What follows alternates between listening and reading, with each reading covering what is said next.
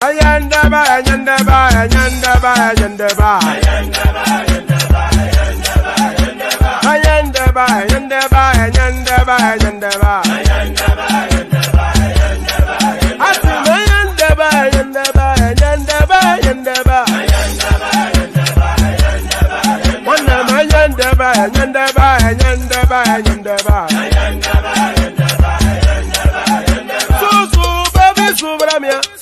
Baby, subramia. Suku, sunu, baby, subramia. Suku, sunu, baby, subramia.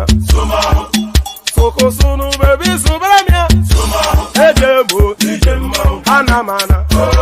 Ejemeje, anamana.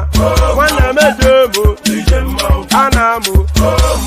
Karatuba jodiri chukuma, tukutuba jodiri ndimo, eguma wego. Karatuba jodiri chukuma, tukutuba jodiri ndimo, eguma wego. Obodo jisike nubo serona. Oyibo, it is everyone, befere. ayandaba, ayandaba, ayandaba, ayandaba. Ayandaba, ayandaba, ayandaba, ayandaba. Atima ayandaba, ayandaba, ayandaba, ayandaba. Wanama ayandaba, ayandaba, ayandaba, ayandaba. Susu, baby, subramia. Suku, sunu, baby, subramia. Suku, sunu, baby, subramia. Suku, sunu, baby, subramia. Ladies and gentlemen, sometimes you just have to act like you are drunk, like you are crazy. Confuse your enemies, confuse them. Oboda say yeah, we mo. Yeah, we mo.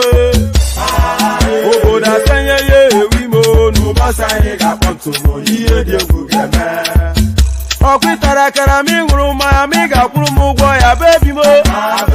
Abe Maria. Boy feeling. Ayandaba, ayandaba, ayandaba, ayandaba.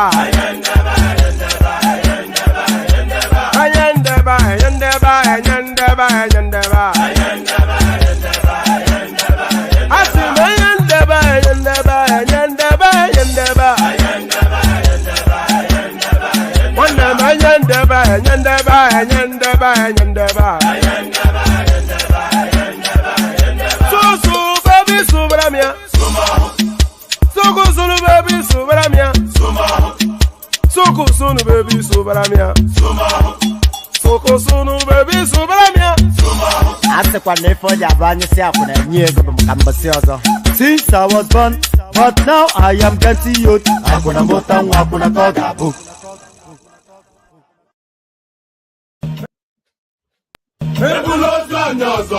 Okay now. To pese between my pen. I see. I see what I want to do when you forget me.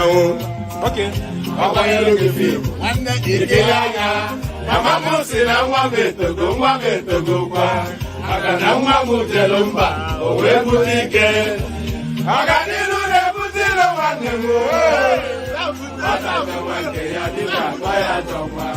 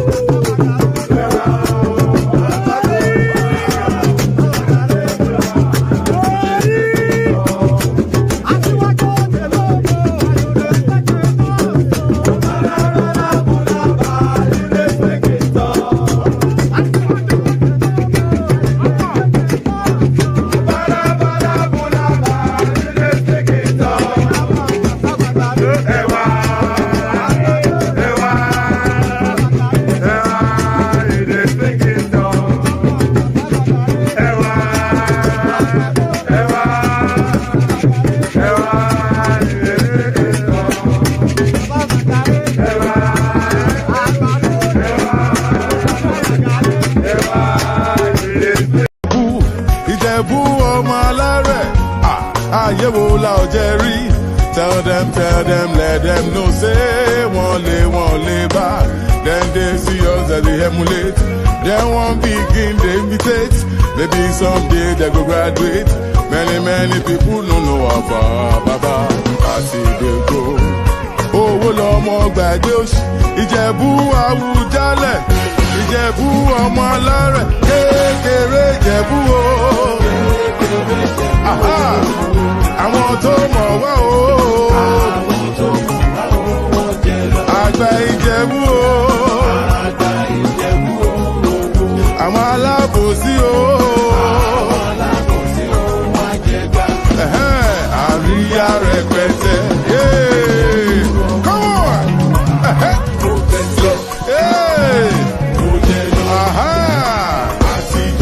Ìjẹ̀bú jó dáadáa.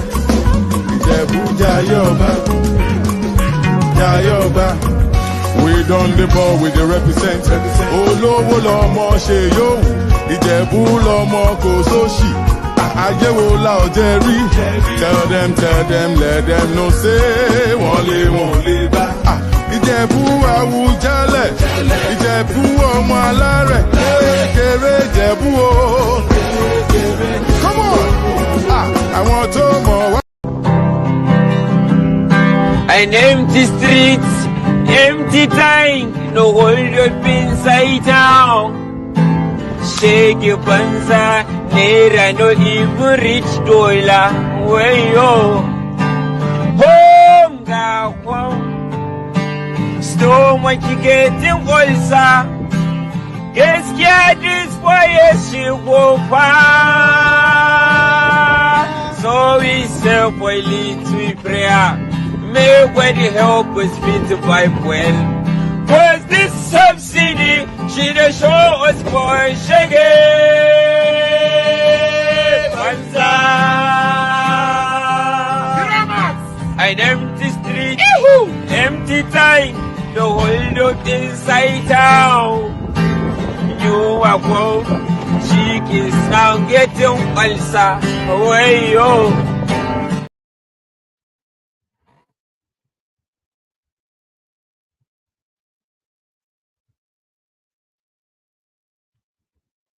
Ẹ̀jẹ̀ mi ni ẹ kí n gbọ́, àkànbí ewé ayò, ewé tún méje, ìtún ló ní ọ̀tún ẹ̀ ṣe, ìfà ló ní kan fà ẹ̀ mọ́ra, àìbínú gbogbo àtàrẹ, gbogbo méjì ọkà bàbà, gbogbo mẹ́ta ọkà wáṣẹ́, orí ló túmọ̀ ẹ̀dùn, gbogbo ọ̀nà ní túmọ̀ ẹsẹ̀. Akọni ìmọ̀ tú ìmọ̀ ọjọ́, ìmọ̀ èmi ni wọn kì í dálẹ̀. Wọ́n bá lọ mẹ́lẹ́mọ́, wọ́n á fi jó ẹlẹ́mọ́. Akọni wọ́n bá lọ gbé fèrè, wọ́n á fi jó ẹrùkù. Bọ́wọ́ wọn bá tẹ̀lé, wọ́n á fi jó aláré. Àwọn mẹ́tẹ̀ẹ̀ta parapọ̀. Wọ́n wá jọ ń pẹ́ mọ́, ẹ̀ẹ́mọ́ olóko jẹ. Wọ́n pa Akíntọ́lá ọmọ Ògún. Wọ́n pa Ìyọ̀dà ọmọ Àtàlàbọ̀bà. Àkànbí wọ́n pa Jíṣà padà dẹ ọmọ ọba Ìjẹ̀bú Mèrè. Aṣíwájú odò gbólùkẹrẹ, ajagun lólòdì ọ̀run. Tó bá ṣe pé tìyẹ, tó bá ṣe pé tìyẹ, lọ bá ń darí jọ wí. Àgbèrò mi kún gbọ́wọ́, ọ̀gọ́ ti ṣìgìdì máa gbé, àgétì ló máa ń gbé, àyàn ti ìlàyàn ewúrẹ́. Ọlọ́run dákun má padà lẹ́yìn ẹ, kó má gbàgbé ọ̀rọ̀ tẹ́. Aṣíwájú Ọlọ́run dákun má padà lẹ́yìn ẹ. Àkànbí Ọlọ́run dákun má padà lẹ́yìn ẹ̀. Ọkọ̀ onúrẹ̀lẹ̀ Ọlọ́run dákun má padà lẹ́yìn ẹ̀. So there it is right there. Ọlọ́run má padà lẹ́yìn ẹ̀. So you already let me actually start with an explanation because it must be somewhat of seeing two images on the screen just when the music stops. So let me explain. I did explain that I was migrating from one system to another, but the issue I'm having is I cannot remember the passwords for my Instagram account and my Facebook account. So I need to migrate both accounts to the second system. So I can't remember the password. So that's really what's holding it up because everything has to be on one space. But the password, I don't really need the password for this system that you're seeing my actual person on because it's already logged in. But I can't remember the password to migrate it onto the next one. So I'll have to do the whatever it is I need to do probably by tomorrow. I think it must be discombobulating seeing two images on the screen. But nevertheless, I do always tell you that it's a one-man operation. It's literally just one guy just, doing this. So there is, all right. So yes, good day to you. Good to be in your company. And how are you? Let's start it off with that. Good day to you. Good to be in your company. And how are you? So we'll start it off with that greeting. The usual protocol, click on the like button. Do that as I'm asking you to do it now. So if you haven't already done it, and you have no reason not to do it, then you have every reason to do it. So click on the like button, do that now. And if you're not already subscribed, please do that as well. So there's been somewhat of a slowing down in activities in that space. So click on like and then click on subscribe. Do that now. Do it now. So click on like and click on subscribe. And then if you want to come and join me on the screen, click on this hyperlink right here that says StreamYard. So it's always a slow build up to the room populating, but if you can populate as quickly as it can, then we can get to the conversations even quicker. So click on that hyperlink if you want to come and join on the screen. If you haven't been before, then you'll be especially welcome. So forever looking for new voices. So do that.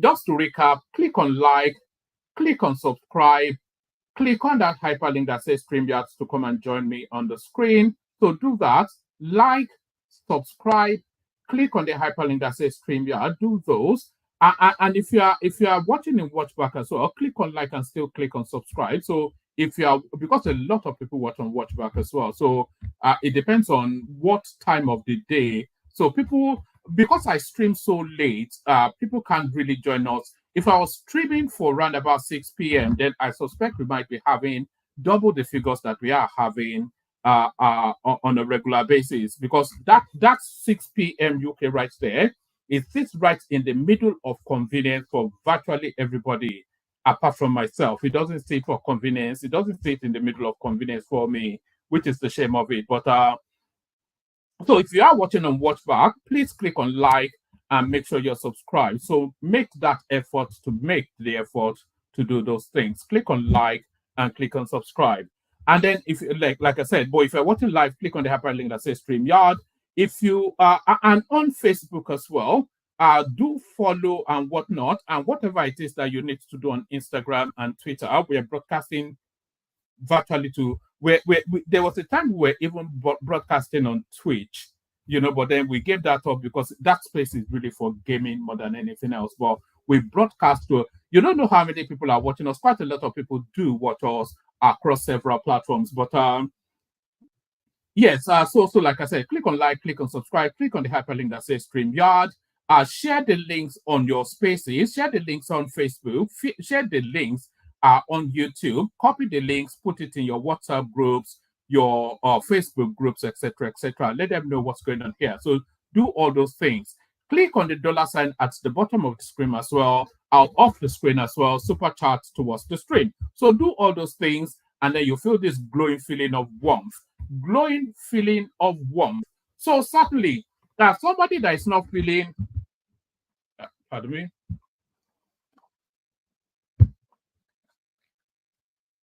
So somebody that is not feeling any feeling of warmth, certainly, is Ajure Ngalale, who summarily has been sacked. So they will give you all manners of descriptions, but what's happened is he has been sacked. Tinubu spokesman Ajure Ngalale proceeds on indefinite leave of absence. So indefinite leave of absence is to tell you never to return. And never to return is to tell you that he has been relieved of his position. Tinubu spokesman Ajure Ngalale proceeds on indefinite leave of absence. So where will he resurface is the wider question. I suspect he might well resurface in that obedience sort of space, but let's see what's going on here. Let's see what is going on here. Special Advisor to President Bola Tinubu on Media and Publicity Chief Ajure Ngalale has applied to proceed on indefinite leave of absence to deal with medical matters affecting his nuclear family. The presidential spokesman in the memo sent to the Chief of Staff to the President, Femi Gbagbabiamila, pleaded that within the period he would be away, his family needs some privacy.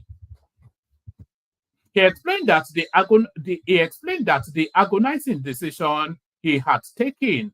Let's do that entirely all over again. I do beg your pardon. I didn't like all of that. Special Advisor to President Bola Tinubu on Media and Publicity, Chief Ajure Ngalale, has applied to proceed on indefinite leave of absence to deal with medical matters affecting his nuclear family. The presidential spokesman in the memo sent to the Chief of Staff to the President, Femi Gbagbabiamila, pleaded that within the period he would be away, his family needs some privacy.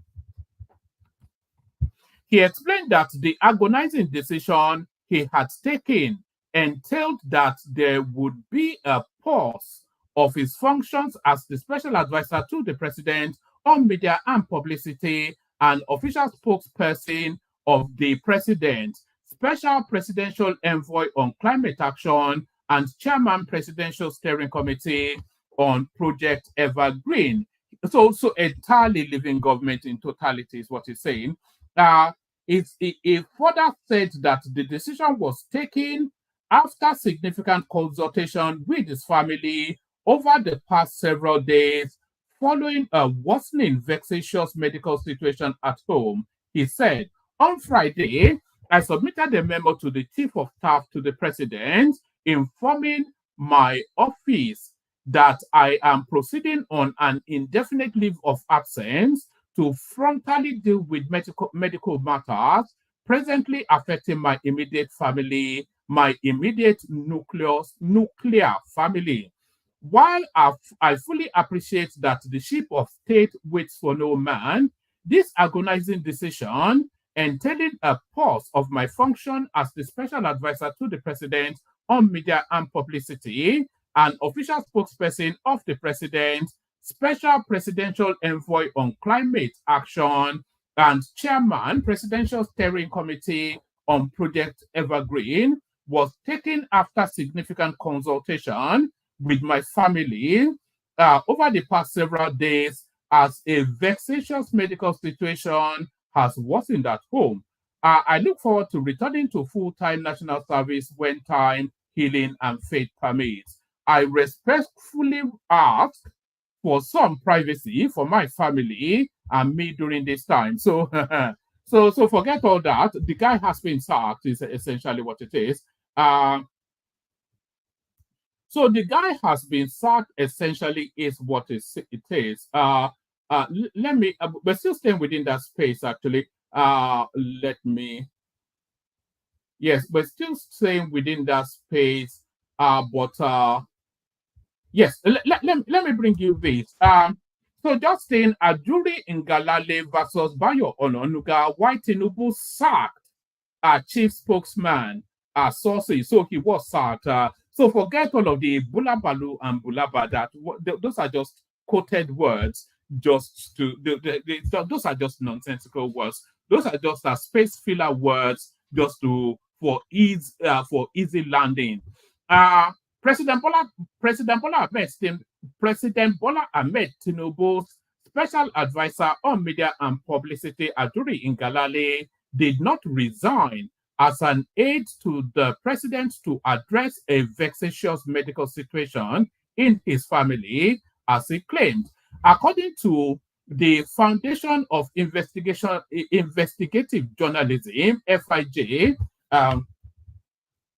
sorry, we take that from top again. Ajure Ngalale versus Bayo Onanuga, why Tinubu sacked chief spokesman. So that's from sources. Hold on.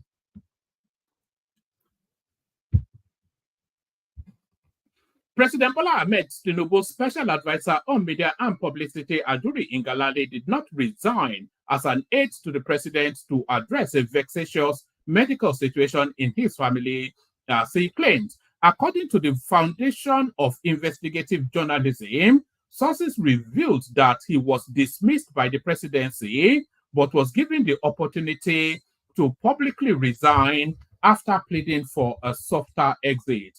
Correspondence report. And by the way, Ajure Ngalale is not a medical doctor, so I'm not quite sure what medical situation, and it's not the one they're going to be changing whoever needs their incontinence part changed or whatever it is. He's whatever medical situation afflicts his family, his only role is to provide funding and show face every so often as work permits. And for him to provide that funding, he needs to be in that situation of being the presidential spokesperson. So it's nothing that, what is it going to, is it going to be sitting by somebody's hospital bed and holding their hand? It's just a nonsense. Ajure Ngalale and Bayo Onanuga, why Tinubu sacked chief spokesperson? This is from sources. So let's see. President Bola Tinubu's special advisor on media and publicity, Ajure Ngalale, did not resign as an aide to the president to address a vexatious medical situation in his family, as they claimed. According to the Foundation of Investigative Journalism, according to the Foundation of Investigative Journalism, sources revealed that he was dismissed by the presidency, but was given the opportunity to publicly resign after pleading for a softer exit. Correspondence reports that Ngalale, who also served as the special presidential envoy on climate action, shocked Nigerians on Saturday when he abruptly announced his departure, citing medical matters presently affecting his immediate nuclear family. Yes, he has said in the statement, on Friday, I submitted a memo to the Chief of Staff to the President informing my office that I am proceeding on an indefinite leave of absence to frontally deal with the medical matters presently affecting my immediate nuclear family. While I fully appreciate that the ship of state waits for no man, this agonizing decision entailing a pause in my functions as the special advisor to the president, etc., was taken after significant consultation with my family over the past several days, as a vexatious medical situation has worsened at home. However, so this is where it gets interesting. However, sources within the presidency revealed to FIJ that Ngalale's departure was not due to a family health crisis, but rather the culmination of a power struggle with Bayo Onanuga, the special advisor on information and strategy. According to insiders, following the election of Bola Tinubu as Nigeria's president in 2023, Ngalale and Onanuga did not get along, largely because Ngalale, who had been appointed by President Muhammadu Buhari in 2019 as a special advisor on public affairs, considered himself superior to Onanuga. Ngalale, 38, began his career with African Independent Television AIT in the 2000s, whilst Onanuga, 67, a former managing director of the News Agency of Nigeria, started his career in the 80s. Although Ngalale served as a special advisor on media and publicity and Onanuga as a special advisor on information and strategy, civil servants found their roles confusing.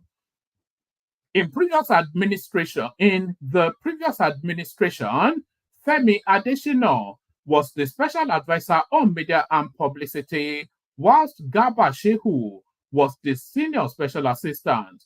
Everyone knew Adesina as SA was senior and Shehu as SSA was subordinate, with both Ngalale and Ononuga holding special advisor roles. The distinction was not clear. By default, the civil service structure reported to Ngalale as SA on media. Ngalale considered himself untouchable because he had the backing of the president's son Sheyi and Femi Gbadabiamila, the president's chief of staff. A source had disclosed. He was fired. I became aware of this action on Tuesday, but I won't rule out the possibility that it happened earlier. When he got the letter, he started to plead to be allowed to resign as a soft landing. He was eventually given a soft landing, which is understandable. News of his sacking in public would have thoroughly embarrassed not just Ngalale but the presidency too. The source added that despite efforts by several top appointees and ministers to intervene in the feud between Ngalale and Ononuga, the conflict escalated. And by the way, we'll recall, of course, in the throes of, in the beginnings of that end bad governance, whatever it is, there was an instance that Tinubu was meant to speak via the parliament. Ononuga announced that, and Ngalale came out and put out a tweet that what Ononuga announced was fake news. So that's when we knew it was open warfare between the two of them. The sources added that despite efforts by several top appointees and ministers to intervene in the feud between Ngalale and Ononuga, the conflict escalated. The Ngalale-Ononuga feud was not a secret in the villa, so several top appointees and cabinet members attempted to intervene at separate times, and while Ononuga was open to peace talks, Ngalale was not. The source continued. For example, Mohammed Idris Malagi, the Minister of Information and National Orientation, called for talks 4 times. Ononuga was willing to attend, but Ngalale snubbed them all, always claiming he was busy. Civil servants also noted that Ononuga, despite being appointed in October 2023, did not have his own office for months, whilst Ngalale had ensured his authority remained intact. One insider explained, when Ononuga was appointed, he had no office. He was squatting in Tunde Rahman's office. It was just recently that he eventually got an office that belonged to either Wale Edun or Zak Adedeji when they were still advisors. Rahman, the senior special assistant to the president on media and publicity, had been appointed in July 2023, 3 months before Ononuga's appointment. Whilst Zak Adedeji, who was appointed special advisor on revenue, and Wale Edun, special advisor on monetary policy, had both secured their roles in June 2023, months ahead of Ononuga. Another source revealed that Ngalale's powerful position was largely attributed to his backing from Sheyi Tinubu and Gbadabiamila. During the 2023 presidential electioneering, Jumoke Oduwole, the special advisor on the Presidential Enabling Business Environment Council, introduced Ngalale to Gbadabiamila. The source said, when Ngalale got there, he met Sheyi. He told Sheyi he would facilitate a CNN interview during which Tinubu's presidential ambition would be discussed. Sheyi thought it was impossible, but Ngalale did it. He secured the interview on CNN. He then told Sheyi the time and date it would be on air. Sheyi promised Ngalale that Tinubu would phone him if he pulled it off. Immediately after the interview aired, Tinubu called Ngalale. Following Tinubu's election victory, Ngalale's appointment was secured soon after his return to Nigeria. In contrast, Ononuga's appointment was delayed for at least 2 months and required intervention from Chief Bisi Akande, a close ally of Tinubu. So the delay of Ononuga's appointment, it cannot be too distant from those commentary that he ran about Igbo people, those um, ethnically charged tweets. Let's put it that way. He could have gotten that position. In fact, he should have gotten the position of um, Minister of Information that was straddled by that Kwara man. Who was that? Mohammed something, the one that used to lie Mohammed. He should have gotten lie Mohammed's post. That's what Ononuga should have gotten. But that tweet that he was rallying against the Eagles to get out of Lagos, that was what damned him. Following Tinubu's election victory, Ngalale's appointment was secured soon after his return to Nigeria. In contrast, Ononuga's appointment was delayed for at least 2 months and required intervention from Chief Bisi Akande, a close ally of Tinubu. Sources confirmed that Ngalale's directive that no statement from Ononuga could be released without his approval had aggravated the situation. The internal conflict and Ngalale's difficult relationship with journalists and the media eventually damaged his standing with the presidency. He did not have a good relationship with journalists. Ask the reporters, ask the State House correspondents, and also ask editors, one source said. Many people consider him disrespectful and arrogant, even the editors. You can hardly find any important editor in Nigeria who likes or regards Ngalale.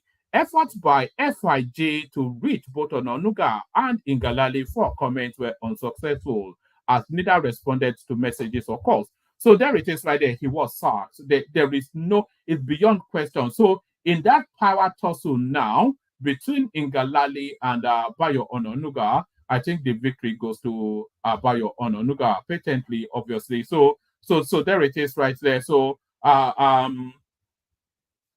there it is right there. Ononuga puts him on a smackdown. Bayo Ononuga, 2 others reportedly battle for Ngalale's position. So the game is now on. The chase is on now to see who now fills that slot. A report has claimed that President Bola Tinubu's close aides are currently struggling over who replaces the special advisor to the president on media and publicity, Ajure Ngalale. Recall that Ngalale had announced he was going on an indefinite leave of absence due to health issues in his nuclear family. He has submitted a memo, blah, blah, blah. However, sources close to the presidency had informed the Whistler that the special advisor to the president on information and strategy, Bayo Ononuga, is hoping to take over Ngalale's job. But Ononuga is facing a tough battle for the position from 2 of Tinubu's closest media aides, Sunday Dare and Tunde Rahman.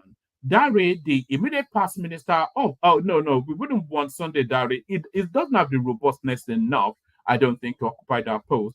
Dare, the immediate past minister of youth and sports, was Tinubu's personal chief of staff before he was appointed minister by former President Muhammadu Buhari. Rahman, on the other hand, has a rich media experience, which saw him work as editor in Punch and these day newspapers before Tinubu appointed him as his personal chief press secretary. The 3 are in contention for the job. They are pulling strings at the villa. So there it is right there. I don't think Bayo Ononuga will get that post because it's just too damaged to get that post. It's too damaged to get that post. Let me take you on to this. Federal government to embark on massive police recruitment drive. So long overdue. I think this will please to Niger, I suspect. The federal government has promised to provide more equipment and resources to the Nigeria Police Force. President Bola Tinubu made the pledge on Saturday at the graduation ceremony of 478 students of Nigeria Police Academy, Woodale, Kano State. He said the equipment and resources was to enable the Nigeria Police Force discharge its responsibility more effectively. Tinubu who was represented by Shetima, stressed the importance of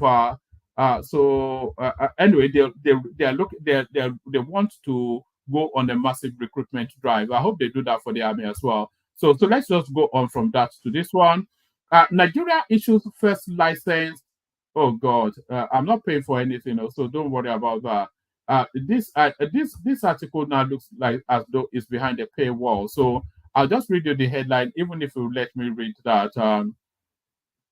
This is Bloomberg UK. Nigeria issues first license to build delayed floating LNG plant. So that's somewhat another quantum leap by the Nigerian state. That looks like another quantum leap by the Nigerian state. So let me bring you this one. This one I will read. Certificate verification, Nigerian nurses in the UK, US forced back home. So all these nurses now using fake certificates. Nigerians and forgery. I think that's 5 and 6, isn't it?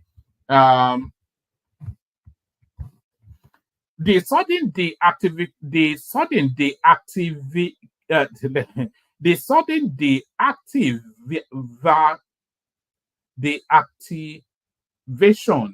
I can pronounce the word, but it's stuck in my head. The sudden deactivation of the verification portal by the Nursing and Midwifery Council of Nigeria in February has plunged countless nurses and midwives working abroad into turmoil.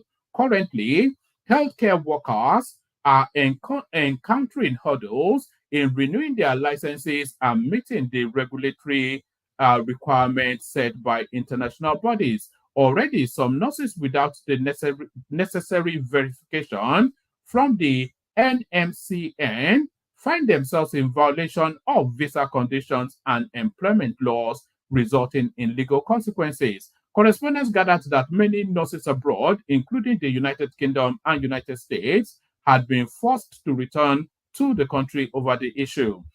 Among them is a nurse who spoke with Saturday Punch on condition of anonymity to avoid being ridiculed. He recalled how he was thrilled to join the UK Trust, a prestigious healthcare organization, to contribute his skills to the country's medical community after moving from Nigeria in September 2023. His hope was, however, dashed when the council deactivated the verification portal. I'm not. It's not actually a matter of fake certificate, but really a matter of ineptitude by the Nigerian state yet again. So Nigeria happens to them rather than them happening to themselves. Right. Amongst them is a nurse who spoke with Saturday Punch on condition of anonymity to avoid being ridiculed. He recalled how he was thrilled to join the United Kingdom Trust, a prestigious healthcare organization, to contribute his skills to the country's medical community after moving from Nigeria in September 2023. His hope was, however, dashed when the council deactivated the verification portal.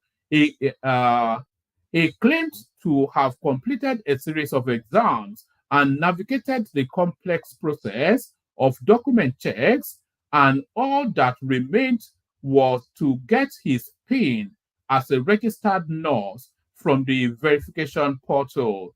Desperate to resolve the issue, he said he reached out to the NMCN hoping for assistance. However, the council's policy prevented any further verification on the closed portal. So there it is. It looks as though they're somewhat victim of circumstances. That's what that sounds like. Fuel price, students are not political thugs. NANS rules out protests. So it looks as though the students will not be joining in our future protest. The forum zonal coordinators of the National Association of Nigerian Students has said that the leadership of the association will commence on constructive engagement with the federal government and Nigerian National Petroleum Company to achieve the reduction of fuel pump price. The forum also warned students across the country against participation in any purported planned protest over the recent increase in fuel price, saying NANS has not called for any protest that hoodlums could hijack. Whilst addressing a news conference on Saturday, the chairman of the forum, Comrade Bilil Kofi, sympathized with the students' population over the challenges posed by well-intentioned economic policies introduced by President Bola Tinubu's administration. So, well-intentioned economic policies is to tell you that they've pumped his pocket full of dollars. So he's been bought off. Aburi tenure has expired. Nenadi Usman, now National Caretaker Chairman. So this is the Labour Party finally hopefully getting rid of the crook that bestraddles that space. Our NNPC, our petrol price has no impact on Dangote's Dangote's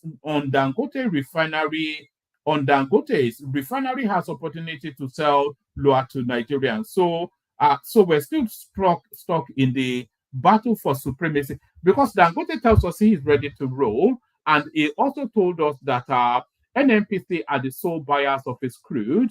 But as we're seeing it now, NNPC are saying it's just to just bring the fuel out and sell it cheap. That's just all we require. Our petrol price has no impact on Dangote's refinery has opportunity to sell lower to Nigerians. So this military, it has to go. The Nigerian National Petroleum Company Limited, NNPC, has clarified that its recent pricing of petroleum motor spirit, PMS, has no effect on the ability of the Dangote refinery to offer lower prices. So is that a price war that they're inviting? This is coming in response to claims made by the Muslim rights concern, MURIC, regarding the Nigerian National Petroleum Company and the Dangote Refinery Limited.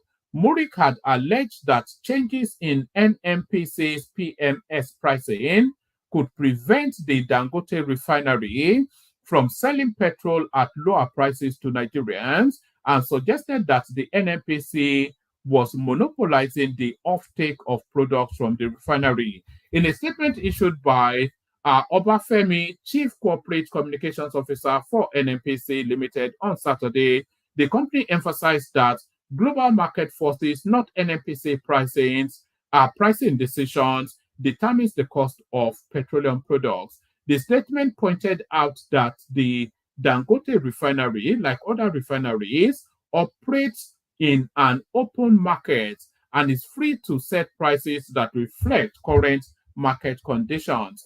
To set the record straight, NNPC Limited wishes to further state that the pricing of petroleum products from any refinery, including Dangote, is determined by global market forces. The recent changes in PMS prices have no impact on the Dangote refinery or any other domestic refineries' access to the Nigerian market. In fact, if current prices are perceived as high, it presents an ideal opportunity for the refinery to sell its products at lower prices to the Nigerian market. So I think they're inviting somewhat of a price war. So let's see how that pans out. If Dangote is allowed to sell directly to Nigerians, then that would help.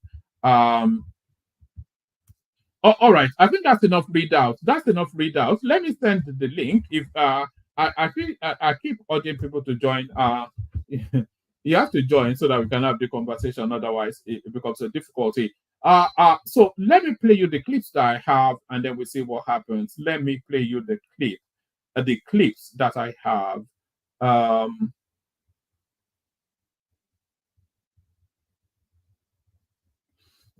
All right. Hold on. all right, let's kick it off. Oh, okay, let's kick it off with actually Obasanjo slaughtering. Let's kick it off with Obasanjo slaughter. Actually, let's kick it off from Edo State because that's one of the headlines. I need to change that headline. US deport nurse for fake certificate. I need to change that headline because the story doesn't quite match that. But let's kick it off with this one. Because this is part of the headlines. This is Aso Igodalo or whatever his name is, the APC candidate. You know those Edo names so difficult to pronounce. The APC candidate for Edo State, the one that they say can't speak English. Here is one of the reasons why they say he can't speak English. Is promising. Listen very carefully to the promise he's making to the citizens of Edo State. We are going to provide you with insecurity.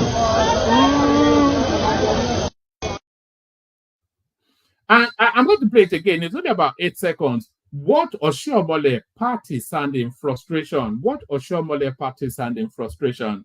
Listen again. We are going to provide you with insecurity. So there it is right there. The one thing lacking in Edo State is security, and the incoming governor promising to provide you with that. So the next one now, here is Obasanjo lampooning Tinubu. You know, you stick a camera in front of Obasanjo, and this is the sort of things that you get. What this? Nigeria. And you love Nigeria, you don't see beyond your nose.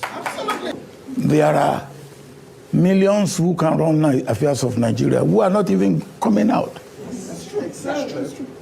Millions. So why should you die on behalf of one who is probably performing mediocre as a mediocre? With all due respect, Nigeria, if you love it, you will look for the best for Nigeria. And I don't believe that at this point in time we have the best for Nigeria. That's my own personal opinion. You may take it, you may leave it. You may curse me about it, you may praise me about it. That is my personal opinion, and I'm entitled to my personal opinion. You are entitled to yours. So if I have my personal opinion and you will insult me, then you are not a well-bred Nigerian. Because freedom, which we are all clamoring for, means that I see, and if you think that what I have seen is what you have seen it differently, come and say it. And if you convince me, I will be convinced. So there is Obasanjo right there. That looks somewhat out of sequence. That may well be to any administration, but you can extrapolate it and project it into this space as well. I'm not quite sure if that was actually launched at Tinubu because it looks slightly younger than he is now in that clip. But let's go to a light-hearted sort of clip. This is Governor Soludo trying to pretend like it's like one of the people who suddenly wanting to be an Instagram hit. Watch this.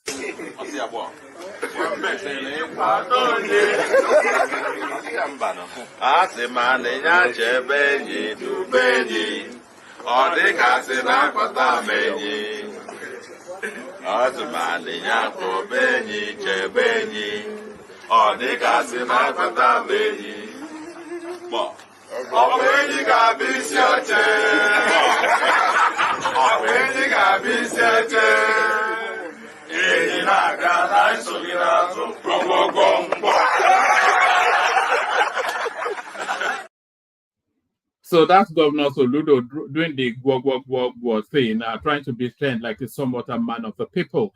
Let me play you the next one.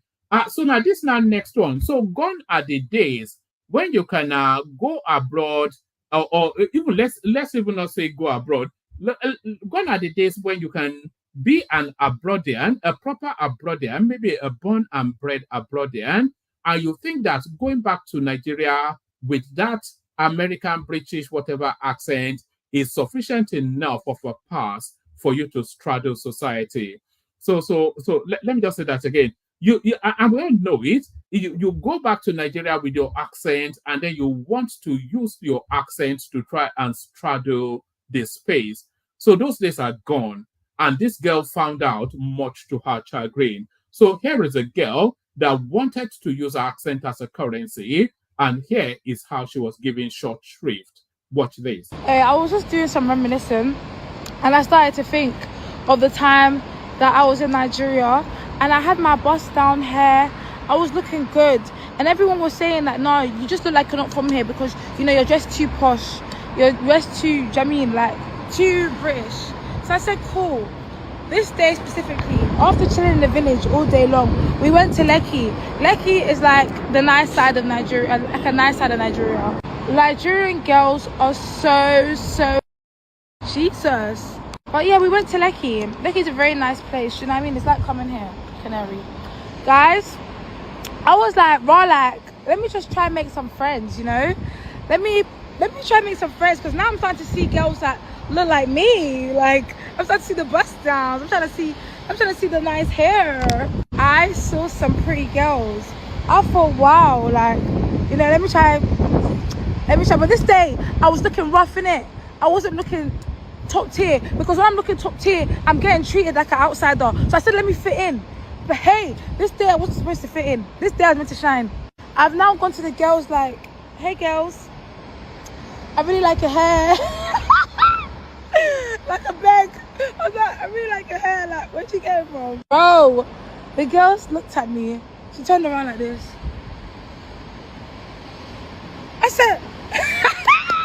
I said, excuse me? I didn't say that. I was just thinking, oh, maybe she didn't hear me in there. I was like, oh, babe, like, where'd you guys get your hair from? They looked at me. You know that meme? Can I join your party? Excuse me, girls, can I join your party? That's what it was given. And they basically looked at me like, I can see you don't know your class anymore. I didn't know my class anymore. When I tell you guys, I turned around and I walked my head in shame. I said, Jesus. I said, these girls are, you know, these girls. That day I was left friendless, no friends. The look they gave me. I said, that day I was humbled. That day I was humbled. Never again will I try and befriend the Nigerian girls in Lekki. So there it is right there. So she thought that going there with a British accent was enough of an entree into high society, but it doesn't quite work like that anymore. You need to come. The only entry into high society now is money. You have to be moneyed and known to be moneyed. There is no other entry. So known to be moneyed. So now this next clip that I'm about to play you is a real eye opener. So we've heard about goings on in the north, especially how our resources are being reaped and harvested by foreigners. So now this next clip speaks to that space. Watch it to the tail end. The tail end is actually the revelation in it. Watch this. EFCC chairman came out and said fighting corruption in Nigeria is a problem. Big man don't go down. So they packed the money, they enjoyed the loot in front of us, no consequence. Dami Crane can wake up and cook a bad story about Davido, and all of us will clap for him. Time for government to hold him responsible for his words. They will say, leave him. This is oppression. In a country where in Sanfara, they steal our commonwealth every day, and they are buying our people. And the police that are supposed to come to their rescue are the ones that are escorting our commonwealth out. There is no hope. Sorry for Nigeria.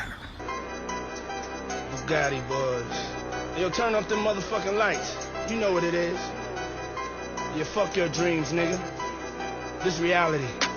Yeah, take that. They say I'm getting money. Must be Illuminati. Talking to the Holy Ghost in my Bugatti. He knocking on the door, don't let the devil in. He knocking on the door, don't let the devil in. They say I'm getting money, must be Illuminati. Talking to the Holy Ghost in my Bugatti. Kidnapping in Nigeria. Bad.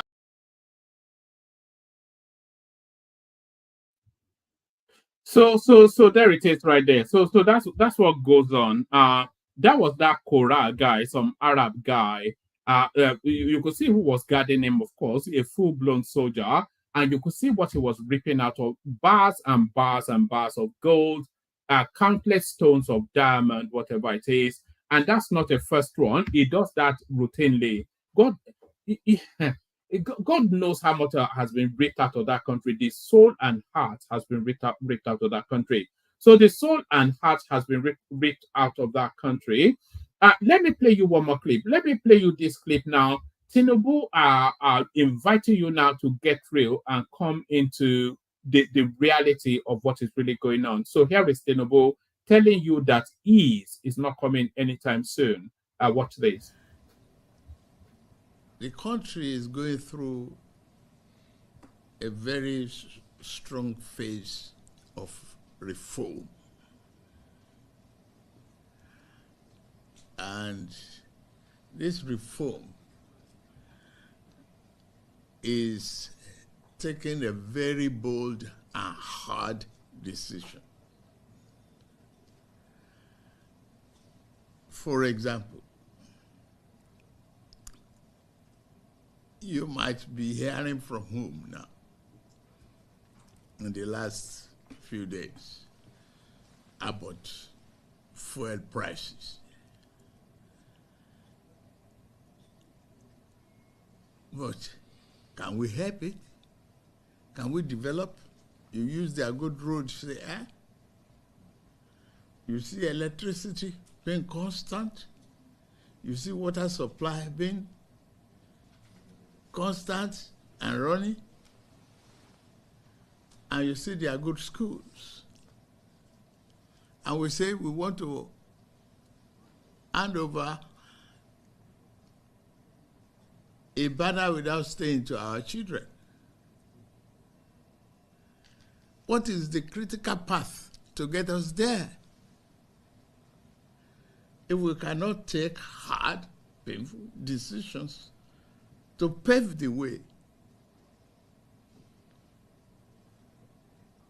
for that country that is so blessed, so talented, so many of you talents here speaking Chinese and all, their language.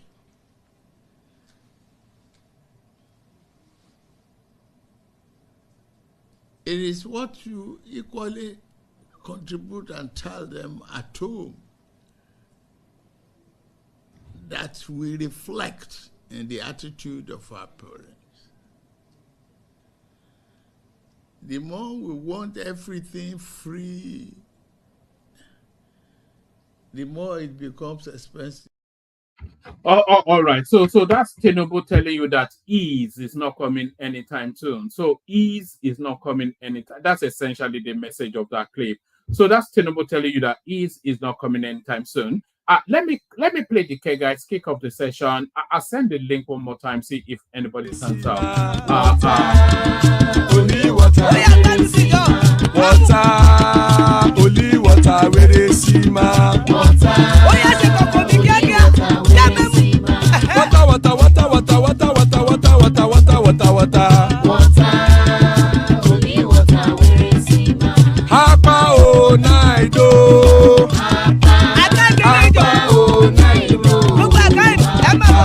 Hapa you don't come oh.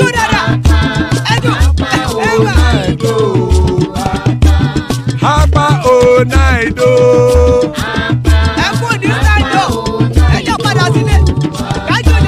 Oro keke elemu ye o. Ide shodi ya keke elemu re o. Bobby master keke elemu re o. Chief Wailati keke elemu re o. Erukulele elemude. Erukulele dodo jàre o. Eruku lẹ̀lẹ̀ Ghana ti dé ẹgbẹ́ bọ́dì o. Ọmọ ẹlẹ́yẹ ẹyẹ o ó dilé o. Odúyẹ̀lá ẹyẹ o ó dilé o. Petrosonana ẹyẹ o ó dilé o. Petrosodunke ẹyẹ rẹ̀ ó dilé o. Ẹlẹ́kọ̀ọ́ ọ̀run mú ìní o.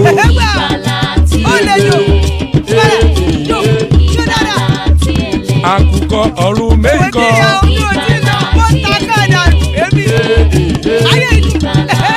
Ikú kò ní ríwà gbéṣe o.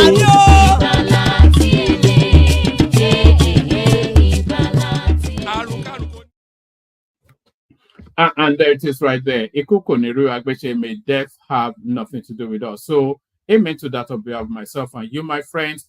Joining us, Larry. Always a delight when Larry is here. Baba is in the house. Good to see Baba always.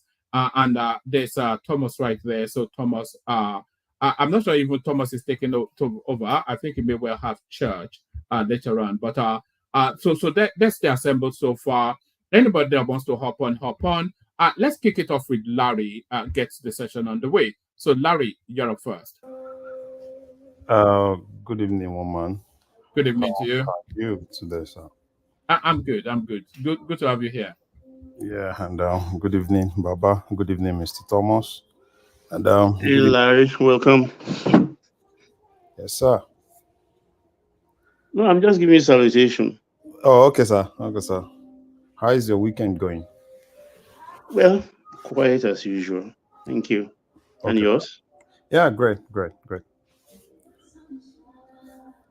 Okay. All right, let's kick it off. This Bayo Ononuga and Ngalale narrative, what's your take on it? Woman, it shouldn't be surprising now. I think we've actually discussed about this, I think some weeks back, as regards what is happening in the villa. So, me seeing it, I knew where that was actually coming from, right? He's been having issues. Ngalale has been having issues with Bayo Ononuga. He's been having issues with, some other guys there. And, the problem is, you see, I like people that know their job and do their job. Or a lot of people, sometimes when you see people that do their job, that love their job, people call it arrogance.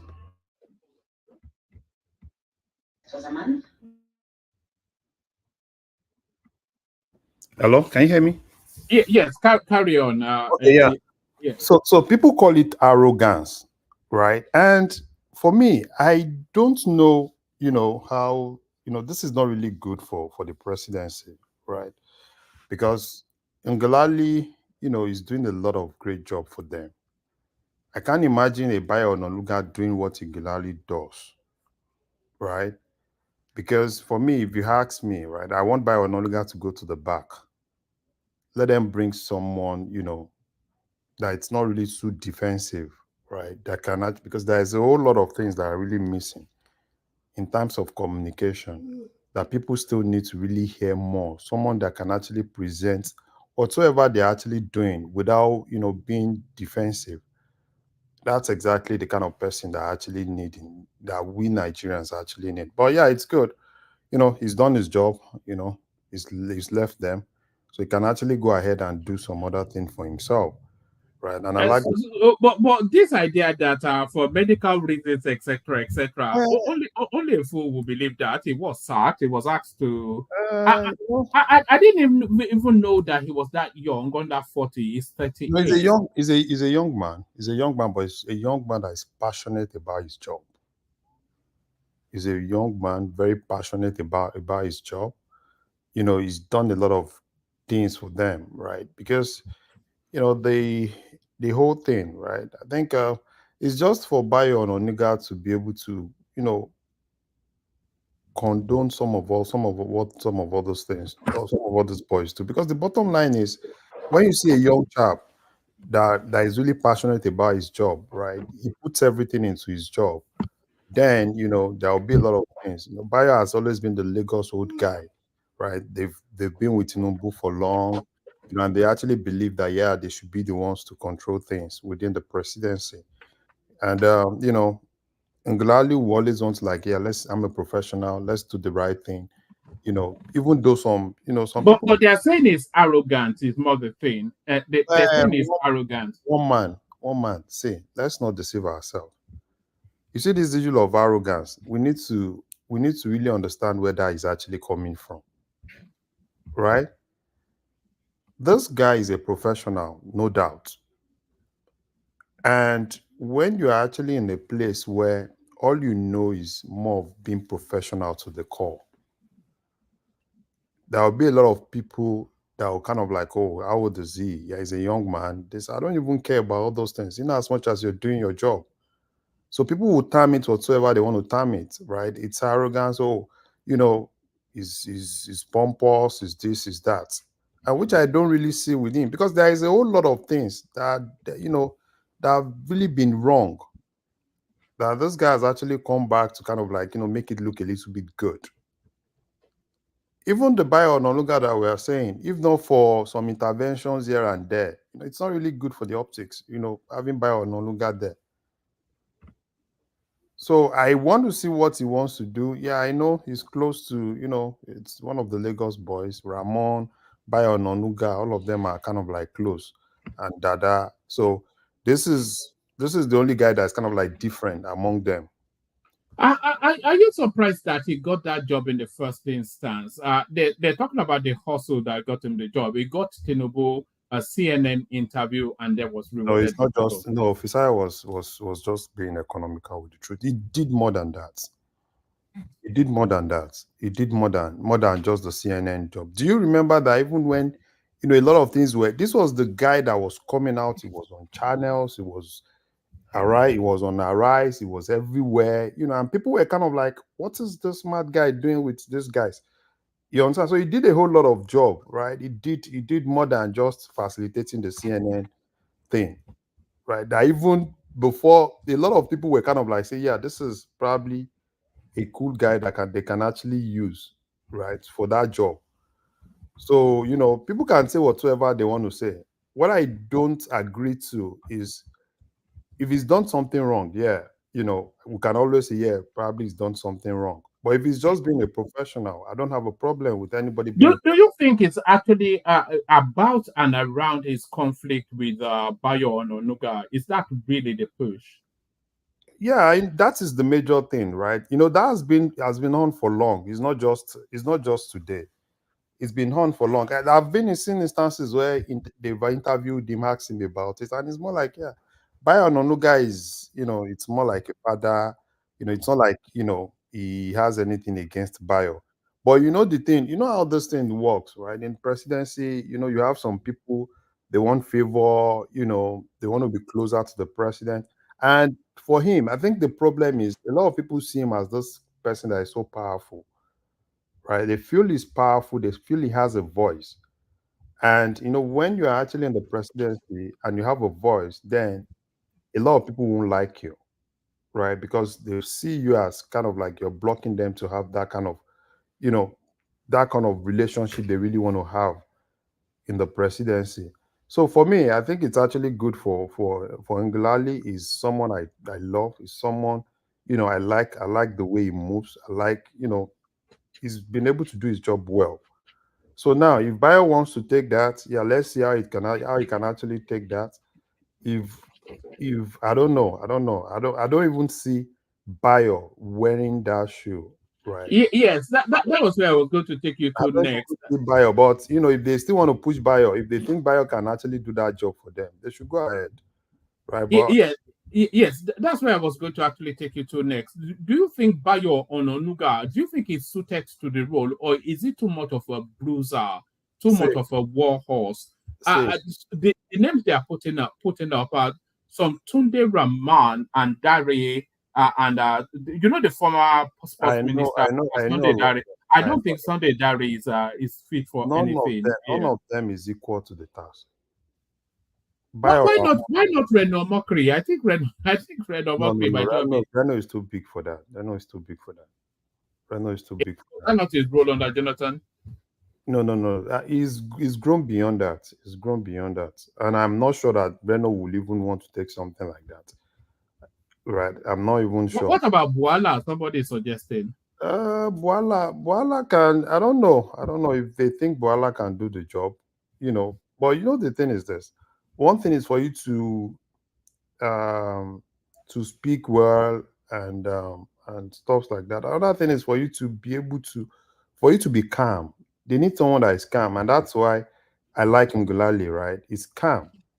He's calm. He analyze. If he wants to put things out, kind of like try as much as possible to put it in a very good way, right? But I don't know. This is more of politics, right? It's more of the old boys, old Tinubu boys, trying to want to take over. And the problem is, you see, one thing is for you to want to take over, but the optics is not right, right? The Ramon, Ramon has always been with Tinubu for long. Daria has always been with him for long. Bayo has always been with him for long. It's only this guy that is just, is a new guy, right? But it's been doing his job. So if they think, they want to come back, they want to get the whole thing, let them see. Let's see how they're going to really manage the whole thing. But it's not, the optics is not good for them. It's not good for them. So that's what I just think. I think the optics is not good for them. But if they think they want to if the worst thing they can actually do is to put Bayo there. And it will be No, what? no, I cannot see Bayo or Noga there. I can see somebody maybe from the outside coming in. Yeah, maybe a Boala. I don't know. I don't know what they are thinking. I think it's between Tunde Rahman and Boala, but Tunde, I think, my Nick 8, because he was the editor of Punch and part of the editorial board of This Day before he joined Tinubu, and he's been Tinubu private secretary, spokesperson for years. You understand? But I but, think but I would say Boala is a more robust personality, though. Do you not need a bit of a bruiser, a bit of a bully in that role? Yeah, the Ngalale thing, I think he is a man ahead of his time. He is not designed or structured for this kind of toxic politics we're practicing right now, where everybody is with their bare knuckles. He's too gentle for that. Yeah, This Baba. is bare knuckle You say it's too politics gentle. that's Did going did on. you see when he took down some CNN lady? Did you see that interview? It's not as gentle as Baba, you think. Yeah. he's not gentle. He's not gentle. You see, this issue of we want someone that is not gentle. It's not what this government wants. Because you see, the whole policy, is too hot, right? You don't need someone like, okay, take for instance now, with what you said, let's say a Bayo Onanuga in that position that is 100% defensive at any point, that feels that anybody that is against the government, they've said something, the next thing is to go after them and stuff like that. And it's too ethnically insensitive as well. But And he hates Igbo people. You Yeah, don't have that's to why worry he's not about going to it. get it anyway. That's why, Baba, let me tell you, I don't even want anybody I don't want the old boys to get it. I don't want the old boys to get it. Because the old boys, they want to do things that, that will make Tinubu happy and all this. I need someone that's a little bit balanced, that can hold not just the Nigerian guys, not just the Arise TV and the likes of them, that can sit down in conversation with the foreigners. And me, I'm not even seeing Bayo. Bayo is an old, but Mr. Bayo is an old, he's been there, fine. But you also need somebody with experience in journalism, somebody that's that knows all these editors and can knock on their door, plant stories, all these sort of things. You don't need somebody, especially a good speaker. You need somebody connected. Yeah, no, Ngalale is good at that though. He's good at that. But they're saying the editors hate him. No, the editor, one man. See, let me tell you something. Once you are an editor, you are working with the presidency, you are working with National Assembly. There is a lot of game that goes on in that place. At least I know a little bit about National Assembly. There are a lot of games that go on in that place. That space is also so dirty, right? That when you want to stand upright, they won't like you. Forget about they don't like him. Why is it that they don't like him? Is it that they don't like him because he's being professional? It Or they don't sticks like out like a sore thumb, actually. It's not structured for that kind of space. That's what I'm trying to say, actually. But okay. if you look at Raman, you look at Dari, you look at Bayo Ononuga and the rest, I think there is also, I can't remember his name there. Uh, he can survive in that kind of situation. Yo, That's Baba, why I said he is a man ahead of his time. I know what you are actually saying. And at the end of the day, they will bring somebody that will be fire for fire. And that fire for fire, I'm telling you, is is one of the one of the things that will cause them problem. Let's not deceive ourselves. I know some people will be like, oh, we need someone that can withstand this whole thing, that can, talk. I'm telling you, it's not going to be good for them. But Larry, I think what the Aso Rock needs right now is somebody that can always give presidential briefing every other day. You understand? Maybe between 11 and 12 noon Nigerian time to brief the people, because that's not what is happening now, because everything is just like opaque. A lot is going on in that space, but we are not hearing anything. But Ngalale is always busy Baba, following the president up and down all over the world. Nigeria presidency has never been wired like that. Unlike, what you see here in the US. It's never been wired like that. Right? Like in the US, if you're a chief press secretary, you are closer to the president, you understand the president at every point in time. The whatever you say is close to what the president is thinking. But that's not how Nigeria is being wired, right? It's a whole lot of things. Even to do a normal press conference, it takes them a whole lot of things for them to even get some of all those things. So for me, I don't know. I don't know what they are thinking. I don't know the kind of person they want to bring. I know the field there. It will be more like, yeah, bring someone that can talk, that can do this, that can do that. Yeah, let's see. Let's see whoever they want to bring. There's a lot of politicking. What do you think about Boala, actually? No, Boala can. No, I don't have a problem with But Boala. Bola is a good speaker, but does he know sufficient enough? Yeah. I don't have a problem. Boala will just be just the normal orator, that speaks and do some things. So I don't know. I've not seen Boala in a position like that, right? I think the last one he did was okay, probably with Atiku. I've not seen him in. So I don't know how far he can actually go. But based on okay, fine, someone that can talk, yeah, he can talk. But I don't know. I don't know if Boala can actually do that. And even if Boala gets there, are you so sure that Boala will not still have the same problem with these guys? Because the problem is anybody that is an outsider, that is not within the core caucus of these Tinubu's old guys, will have problem. But Boala has been in Abuja ahead of them. No, Bayo Ononuga and all the Ramon, and they are all from Lagos. Baba, So, what is happening is beyond Boala. The politics that is happening, it's the Bajabi Amila Sheyi side, and they have their own caucus too. The Bayon Onuga and some other guys too. They have Ramon. They have their own caucus too. So it's more of all of them are Lagos guys. All of them, they've been with Tinubu for long, right? So I don't know if Boala now comes in. Let's say they give it to Boala, right? Which is more like, yeah, Boala is going to be the senior, and basically probably some of the civil servants will report to him, and he will be able to like coordinating. So I don't know if he can actually be in that position and do it well, because these guys will still do the same thing. So I think what will definitely happen is just to push one of the guys, probably a Rahman. If Tinubu feels that Rahman can actually handle it, push Rahman, or probably push. But you don't want somebody that's too much of a gentleman either, do you? No. I don't need someone that is too much of a gentleman. I just need someone that can analyze things. Someone that can sit down, not just rush and, put things out. Someone that is, you know, open to criticism, that can analyze those criticism and give adequate response.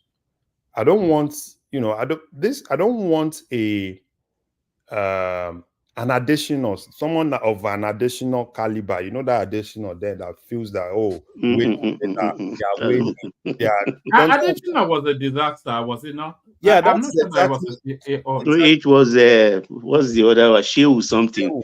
They didn't give him the chance In fact, to Additional actually made perform.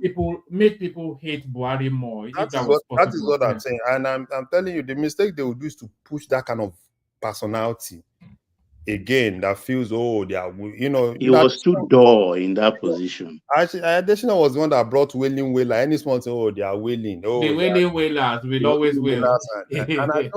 And that's exactly what I don't want, right? And most of the problem they have is just there's a lot of problem in terms of coordinating communication, even from the presidency. There's a whole lot of problem there. So probably they need someone that can, you know, put everybody together, straighten everybody up, and let them have a single line of communication. Have you not seen instances where this other guy, Sorry, Larry, is that not half the problem that they were having? No clear demarcation between who is responsible for what and who is subordinate to whom. Yeah, it's Tinubu caused it himself now. Because if you have an SA media and you have senior senior special advisor or senior special assistant on media, the SA media is supposed to be superior. But in this case, Ngalale is an SA and Bayo Onunuga is an SA, which means that, you know, nobody is superior. And then the people that are supposed to be working with them, they don't even know who they are to report to. So it now turns to, okay, should we go to this? Well, okay, probably, you know what will happen in that situation? Some people will go with Ngalale, some people will go with Bayo. So at the end of the day, you know, it's probably Bayo. Mixed messaging, Abi. And I think Onunuga has the ears of the chief of staff. No. No, Ngalale has the ear. Ngalale is from that caucus. Ngalale is from that caucus, but I think Onunuga is from these other guys' caucus. This principal, this guy that they brought from Lagos to whittle down Gbajabiamila's power. That was former, I've forgotten his name, Baba. He was former permanent secretary in Lagos. That young man. Is it that's the name I've been trying to recall since I can't remember actually. That is that guy. You know, that guy. I think that guy is more close to Bayo. But whatsoever they want to do, me, I don't even care, right? I don't even care whatsoever. They should just put their house in order. Put their house in order. Let's know what is happening so that we kept. Is it Muri Okunola? Yeah, Muri Okunola. Yeah, Muri. So at a particular point, people were even saying probably they are grooming Muri for governorship in Lagos. So, but whatsoever they want to do, a lot of us don't even care if it's Bayo Onunuga, if it's this, we don't even care because the major thing is just get your house in order. Let us know. Larry, good morning. Good morning, one man. Good morning, Baba. Good morning. Bomulero, welcome. Yeah. Sorry. Okay. What actually happened? Are we just saying this just for us to talk, or because all these things that we are talking about, this caucus, we all know that this what's his name, Ngalale or whatever is not performing now. The guy is not performing, and the kind of information is chunking out there is most of the time is misinformations. And I don't think there's a clash of how like the work that they have. I think is one is SA media, the other way is on information and strategy. It's to me there shouldn't be any clash of work. Yeah. But all these things that we are speculating, maybe because some people want to. There was is what we use. There was a clash. No doubt about several clashes. There were several clashes. There were clashes that were even open. That a lot of people started criticizing. I've seen instances even on Twitter that someone will say something, someone will debunk it from that same presidency. I've seen instances. But to me, this Ngalale guy of 18 is too dull and not actually upcoming for my My liking. observation too. It's just It's not that. even when he talks, sometimes even you'll be wondering as if he's just hitting, he's doing something in his mouth the way he talk, and I think we should And he just committed two faux pas that brought the presidency to ridicule. Larry, don't The bring one that all got me these that going was all these conspiracy that some people are against him or what. Let them reshuffle anything they want to reshuffle and let them. I don't have a see. Let me tell you something. As far as I'm concerned, I don't even have a problem. If they want to bring Bayo Ononuga, let them bring Bayo Ononuga. That's not even our problem. Our problem I vote for Bwala anyway. Our problem is to have a presidency that is so coordinated that can give us what we have, what we need at the right time, right? So that we'll stop guessing. Now, as far as I'm concerned, even if they like, they should go and bring anybody. I don't even care. And that's exactly where I'm coming from. You have to kill Larry because that's a very important position. No, but you know why I don't care, right? I don't care because I don't care about the personality they want to put in that position. I care about what is coming from that personality. So even if today they feel like, okay, fine, Bayo will do the same thing. What do Nigerians want? Nigerians want to stop guessing, right? From what we get from this guy, that's where we see probably you can actually understand the body language of probably the presidency. But when you don't hear things, then you start guessing. You start seeing a lot of conspiracy theories. You start thinking of a lot of things. And that's exactly what is happening. Even in this government, there are a lot of some things that they're actually doing that we even ourselves, we know it. We say, oh, probably they are not really articulating it. People don't even understand it. Yeah, we've been saying it here, right? Actually. And that is part of what is actually happening. That's why for me, all this social media, some of those things, sometimes it's caused a lot of visual, a lot of distraction. Mumbo jumbo kind of. It caused a lot of things. So, and that's exactly what's happening. Okay, this one is SA, media and publicity. This one is SA, information, tech information. This one is SA, social media, SA. There are too many essays. I think they are trying to. Do you know a lot of the political opponents of Tinubu in that all those what's that guy that is a lawyer? I'm trying to recall their names. Even Duro Toye, I think he's an even Duro Toye. Duro Toye is still there. Felatu is still and one that's other one I'm one. trying to remember. Tokwe Fashewo, that Tokwe too. It's an essay as well. So I think they're just killing off all just a people. crowded space they have there. You understand what I'm saying? That's exactly why I said I don't even care. Because you just pack all of those people there, and there's no way there won't be conflict of interest. There won't be issues. There won't be a lot of things because it's gonna be like everybody's just there. You are doing, you don't. If you're a civil servant, you don't even know who is doing what. They just give it a name. So probably what they should just do, put all of them into one room, carry one person, let one person be their oga, and let other people be doing things background. That's why I want an outsider, because if they pick one from amongst them, there will still be discordant notes coming from that space. Let's say. So just bring somebody to neutralize. But at what point do you even get to this stage when it's now the SA, the PA that's giving us information? What is the role of the Minister of Information? Those are the people that we used to hear from every now and then those days. We just need a press secretary. That's all. A press secretary. Simba, your mic is a bit crackly, so maybe you want to make some adjustments. But gentlemen, let me signpost people in the direction of Doopsy's show Sunday. Doopsy is back, and she's back with a bang.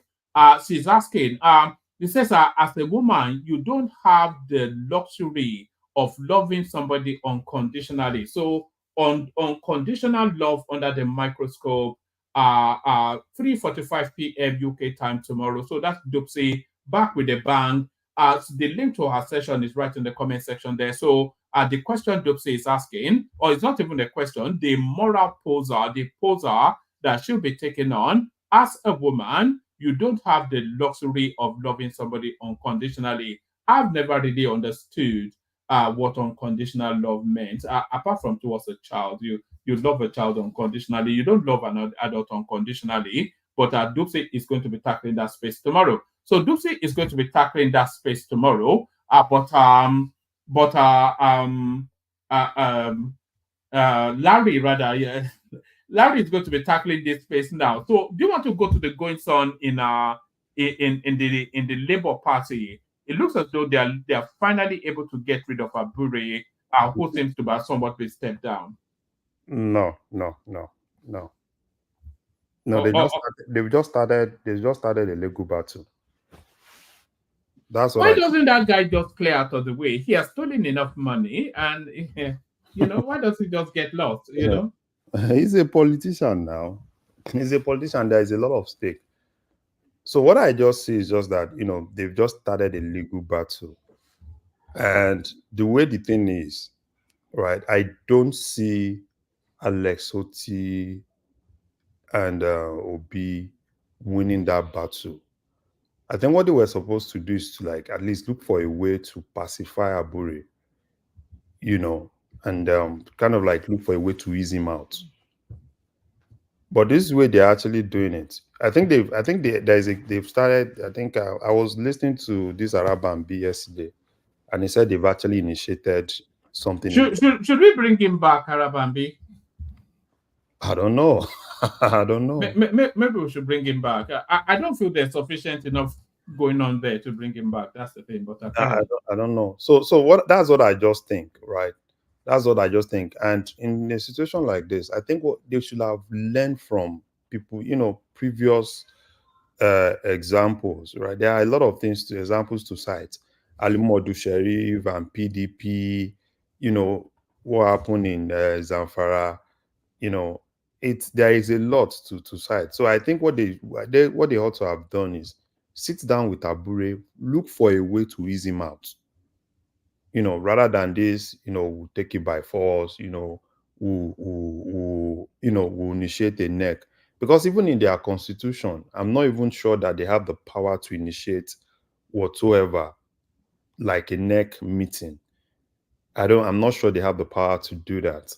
So at the end of the day, it's still going to be the same thing, because I think in the eyes of the law, based on what I heard this guy, in the eyes of the law, to me, I think Abure is still recognized in the eyes of the law, as the chairman.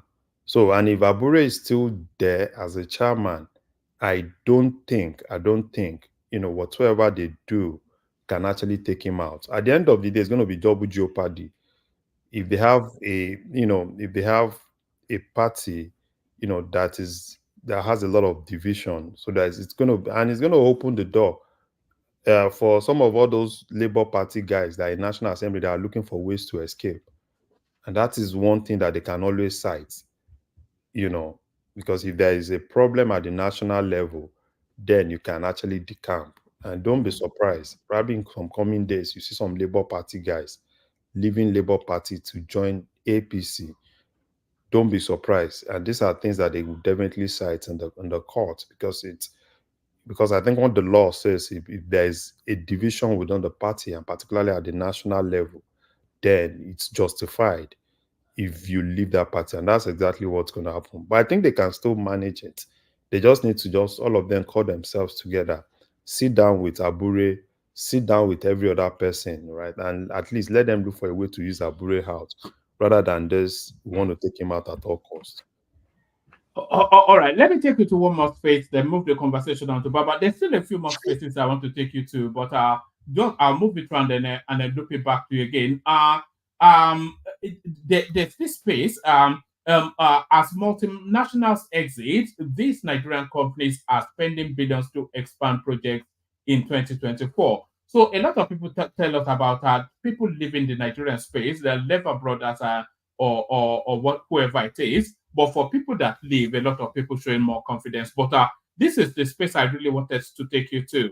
NNPC, our petrol price has no impact on Dangote's. Refinery has opportunity to sell lower to Nigerians. So this confuses me somewhat because I was actually watching Bismarck Rewan on Right TV, and he confused me even more because my understanding was that the NNPC was going to be the sole buyer of the petrol coming out of Dangote for the Nigerian market. That is the international market, of course. He does whatever he likes, but NNPC was meant to be the sole buyer of the petrol coming out of Dangote, and then they then subsequently sell it on to marketers.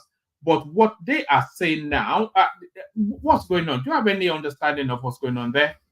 Oh, man, what's just going on is everybody's playing games.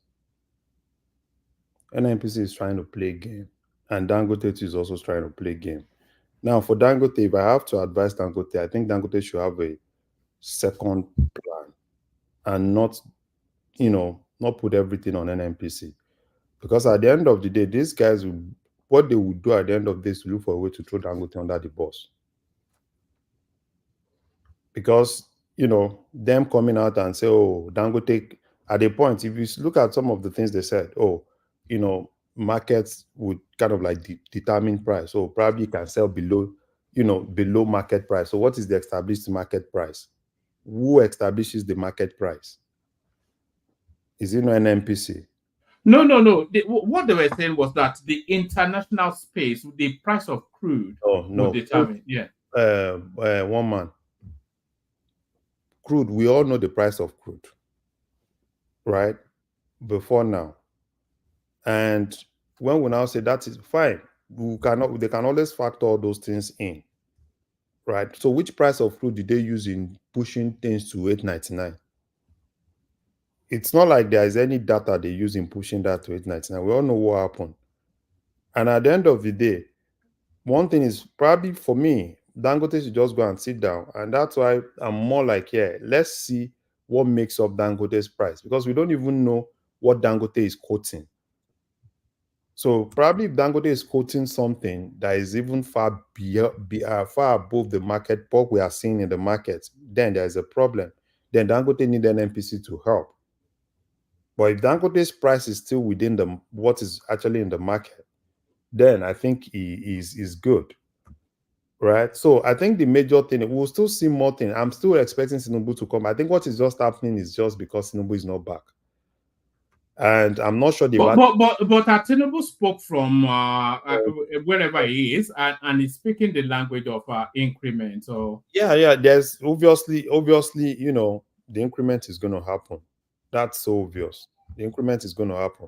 But I think why I said Tinubu, I need Tinubu to be back, Wale and all of them to be back, because I'm not sure they've even finalized that, that Naira to Naira agreement with Dangote. I'm not sure that has been finalized. And I think that's exactly what's still holding things up. Once they finalize that, then they will definitely know what is going to happen. And at the end of the day, Dangote should also be smart so that he doesn't really put himself in the corner. So if we can still maintain its price within the market price, then Dangote does not have a problem selling to the marketers, and it's still a win-win for all of them. But nothing is clear with what I'm saying. It's still, you go to the front and you're going back. And I've not even heard anything from Dangote ever since he said everything is with NNPC. So most times, probably now, I think I want to hear more from Dangote than NNPC. Because he told us that the petrol will roll out in 2 days, and that was 2 days ago. So yeah, he said if NNPC is ready, now NNPC is saying no. So I want to hear more from Dangote, because I would rather want to believe Dangote now than believing NNPC. Let me play you this clip. Sorry, before you change the topic, one man. I don't think it's still within that topic. Or this is Bismarck real one. But say what you want to say, and then I'll play you. No, I don't think. I kind of not agree with what Larry is saying. What I think is about to happen is the product is about to be fully deregulated, because the government is not. I don't think they're willing to continue the consuming subsidy. And the only arrangement they're going to have with Dangote is how he can at least be a bit more competitive with what he sells in the product, which is kind of like the Naira arrangement. But when you look at all the crude he has right now in stock, a lot of what he bought were not, I mean, before the Naira stuff, they also had stock from abroad and all whatnot. So initially, NNPC was going to be the sole the sole off taker. They kind of like ran away from that. So at this point in time, if all marketers will be allowed to buy from Dangote based on the latest information, subsidy is gone. You know why they are running away, Kulata? It's because of that 6 billion debt. NNPC is trying to run away. Yes. They don't want any of this abaco of Dangote thing. They are still at a loss, or they are still at sea how to settle that debt. So And that debt, Baba, that debt, a lot of that debt, a lot is coming from the crude swap people. So NNPC is almost still on the hook to continue crude swap deals, so some importation. So they're running away from that. Dangote is going to dictate the price it sells. And I don't think Tinubu is going to commit extra to subsidize that Dangote. Otherwise, 6 billion will turn to 12 billion by the end of the year. You got my point. So we're at the mercy of Dangote, essentially. Basically, whatever Dangote is going to sell is what it's going to be. If he decides to screw us over, then we're effed. It's not screw, it's a businessman now. If you guys can't buy petrol, just go sell it in Ghana. No be by force now. All right. Let me play you this clip. See if you can hear it. If you can't hear it, then I guess to start, what do you make of what we've seen so far with the NNPC repricing fuel upwards? First of all, let's go back to basic economics. Yes. There's a market. If you have one supplier and many buyers, it's called a monopoly. That's bad. When you have one buyer and many sellers, it's called monopoly, right? That's bad. Yeah. But what you have today is what we call bilateral monopoly. That's the worst form of imperfect markets. One buyer, one seller. They would negotiate and nobody knows. They could fix prices, they could do anything. So one, you have a state-owned monopoly, NNPC, buying from a privately owned, so to speak, monopoly, Dangote. Now, the price. So what is given is that Dangote will producing crude, refined products. NNPC is also importing refined products. NNPC has the opportunity of benchmarking its price against the import, the price of crude. Yep. And NNPC has the bargaining power that they're owned by the government, and Dangote Group are subjects of this government. Now, so they would leverage. But typically in any market, there are what we call price leaders and price followers.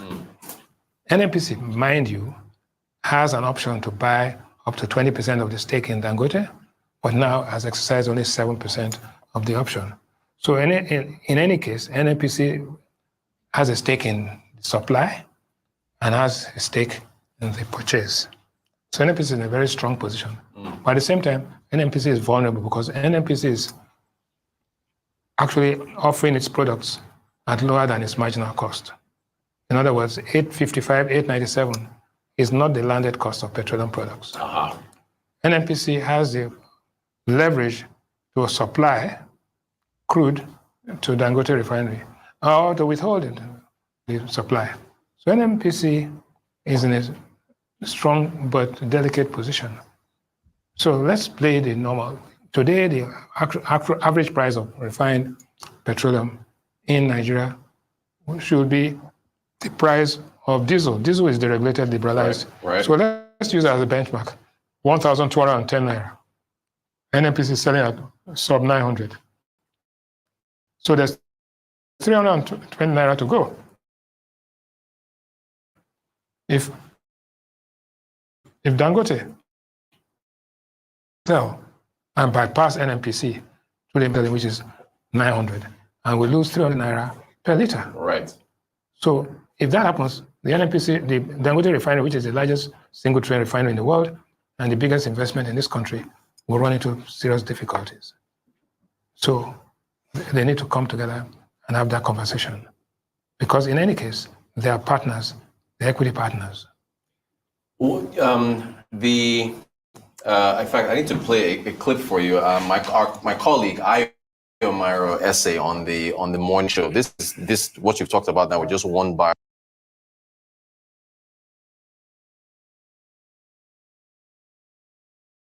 Oh, all right. So that's the bit I really wanted to play you. So it gets a bit more confusing. The relationship between NNPC and Dangote Refinery is not just I don't understand it anyway. No, I think it's I think it's just so confusing. But what I want to know, just like you said, right? Let's use diesel as a benchmark. Probably diesel at probably 1,002.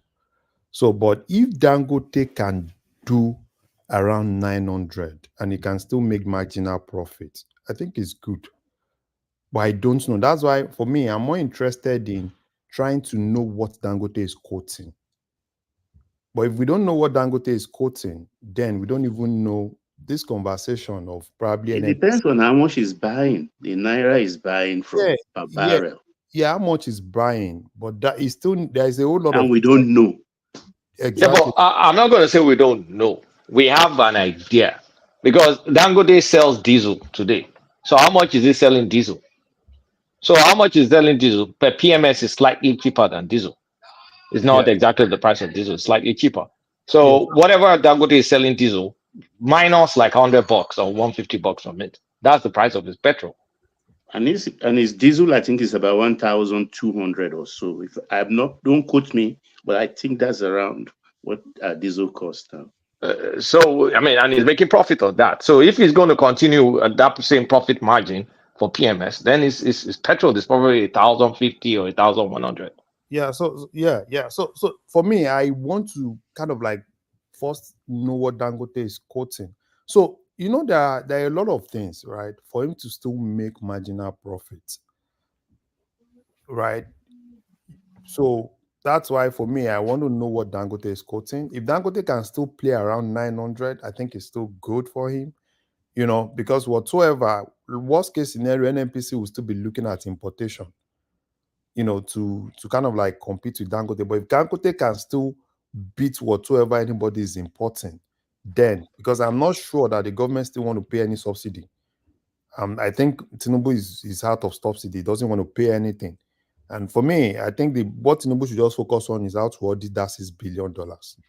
Let's audit that $6 billion and let's look for how to really move out of all those shenanigans of NNPC.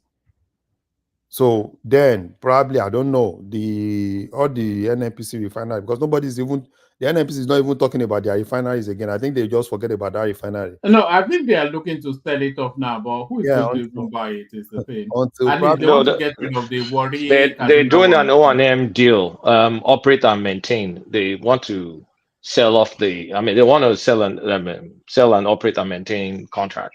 So you're going to get some company that will come and run it, do the running, which is good. But I would prefer they sell their assets to pay that $6 billion so we can finally get off the shackles of crude swap. Kulata, will you do it with Dangote around? Will they do what? Put your money on that or want to? You are a problem solver. Will you be involved in any of? I will not to run the O&M deal. Yeah, to run. It depends. It depends on the deal, though. It depends because if the O&M deal, Kolata. It depends now. Everything always depends. Kolata, that deal will not favor any business guy.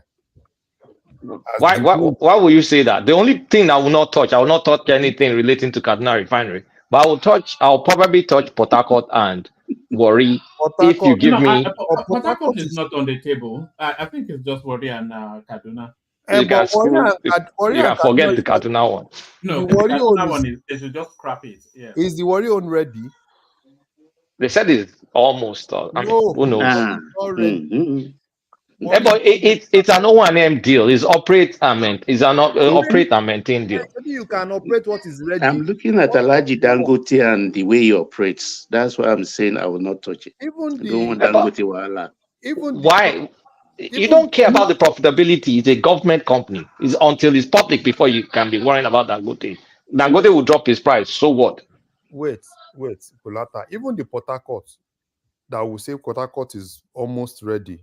Port Harcourt is just 60,000 barrels. Right? That's Port Harcourt. No. One of the Port Harcourt is 60. There's another one that's way The high. 61. The other one is 200. It's the 61 they are talking about. Is the one they are talking about. That's the funny thing. That's the trick they use on us. Forget about the It's other the older one they're talking not about. working. The 60,000 one. Can you imagine? Is the That's one why they spent $1.5 billion. Is the one they put all the money on. That's the 60,000. The day I heard this, it was one they brought someone on. I think it was on channels. It was former MD of that Port Harcourt refinery, and he came out and he told us. I said and he said a lot of them even challenged them. Why are you just fixing the 60,000 capacity? So there's a lot of things. So all these Larry, in many ways, it doesn't even matter if it's 60,000 or not. Because if they can get petrol coming out of that refinery, the Port Harcourt refinery, then it's going to test two things. Is it able to match the quality of petrol that Dangote has been boasting about? That's one. And then is it able to match or crash the price of Dangote? So because it's just really there to have a comparison sort of something against what Dangote is pumping out, So if they can match quality and undercut his price, then they can force it down. Yes, that's a normal. So the volume doesn't really matter. It's just that's more. In a normal situation if every other thing goes on well. But unfortunately, I'm not even sure.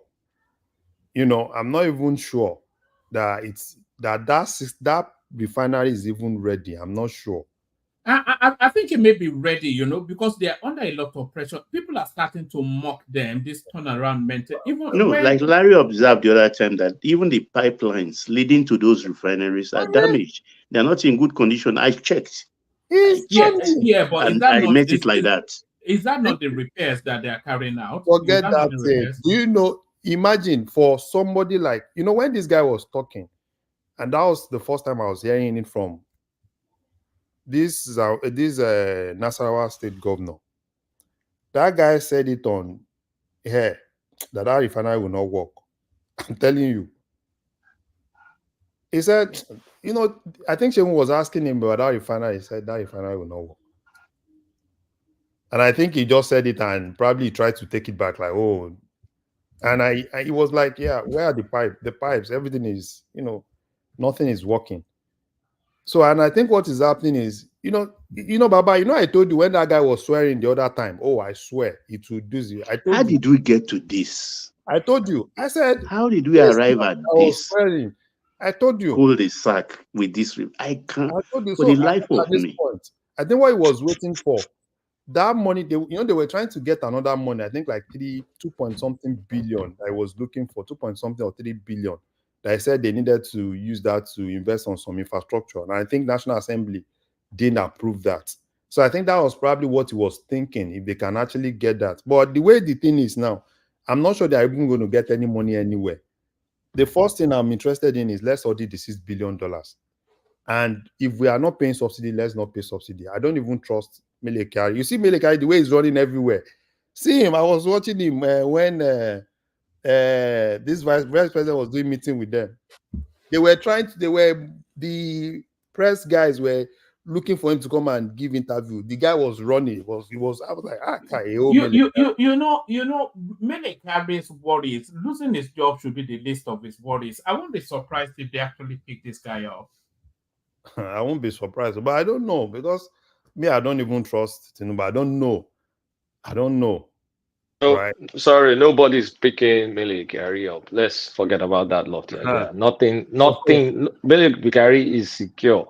Nothing is going to happen to Mele Kyari. Complete your sentence, Kulata. The president is compromised, right? I mean, I don't want to just talk. I don't know why you guys, someone that reappointed Mele Kyari with a new board, you guys are saying, please get rid.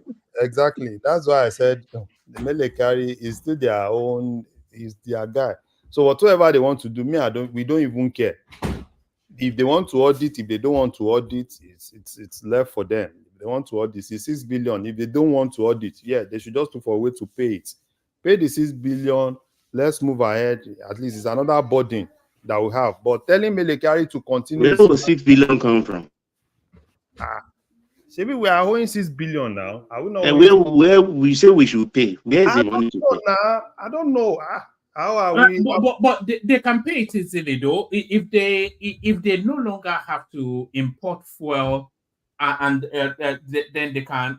That gives them, because they're not paying any profit to the government, and as I think we all know, and that profit that should go to the government actually goes towards subsidizing the fuel. So if there's, and I think that's very, very much one of the reasons why Tinubu just wants to let that fuel go, let it find its natural base, and he'll take the political hit.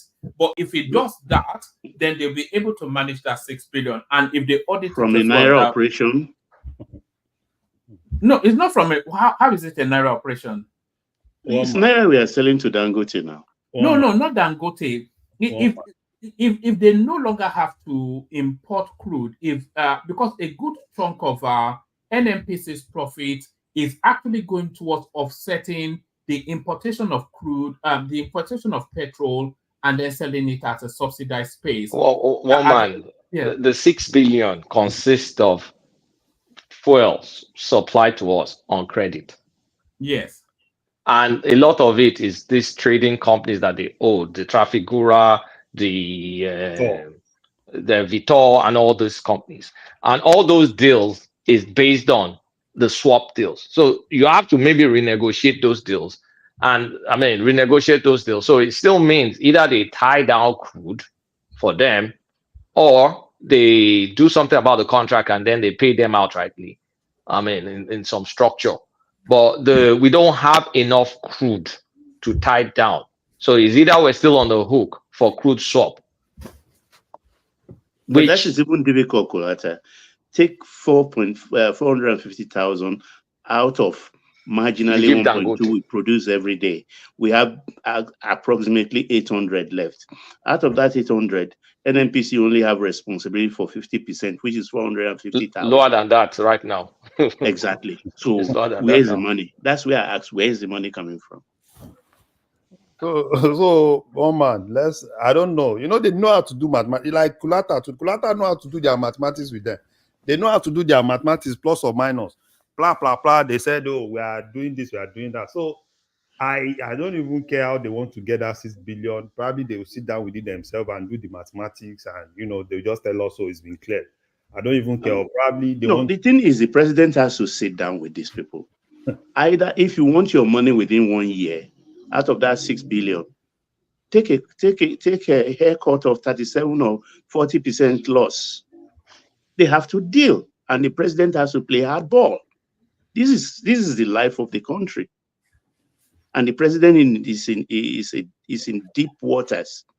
So it is a quagmire the president have to solve. But Baba, are you thinking about the interest that doesn't want the status quo to change? Meaning, we owe you, let's continue this operation until we pay you off because of the money they are making from the swap deals.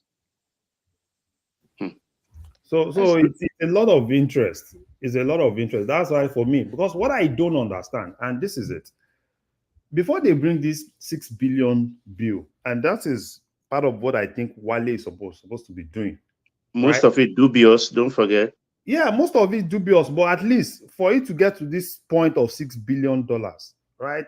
There are a lot of things that you should have known now. That in 1 year. That's what I'm saying now. 6 billion in 1 year. And it's not like, because they're not saying the full truth. It's not 6 billion in 1 year. By the time they were saying subsidy is gone, we were owing, I can't remember, it was over $1 billion that we were already owing those cruise swap companies. Because if one man remember, I was saying, oh, now we're going to stop all these cruise swap deals. Then I now came back on the platform and said, no, not so fast. We're owing those people money. So I believe what I had there was, I think, 1.3 billion. 1.3 billion. So we already had a legacy 1.3 billion. And I think the balance is just the additional. And you remember this Matrix guy when he was talking about they owe them money. He's one of those cruise swap guys too, that they supplied the government since COVID period The balance has come from COVID period that they had to supply us. We weren't selling anything then, and we needed petrol. So a lot of them they've been owing them since that time. So that's why that guy, someone like that guy, that's saying like Dangote just can't come and do this, that NNPC has to have alternative importation and all whatnot. That's the angle I'm coming from, that they owe these guys, and these guys will still tie them by the balls to continue these deals, these swap deals, because they are making a killing from it. NNPC people are making a killing for it. Nigeria is suffering for it, but nobody cares. But you know the luck this government, Buhari has, is because APC to APC government. Do you know Buhari borrowed more money than OBJ, Yaradua, Jonathan combined? All the presidents combined, all the presidents we've had combined, he borrowed money. And what did he do with all those money? He did quite a few things actually. That is the two-tier window for the forex, because they were using 1.5 billion to shore up the naira, apart from subsidy upon which they are paying heavily.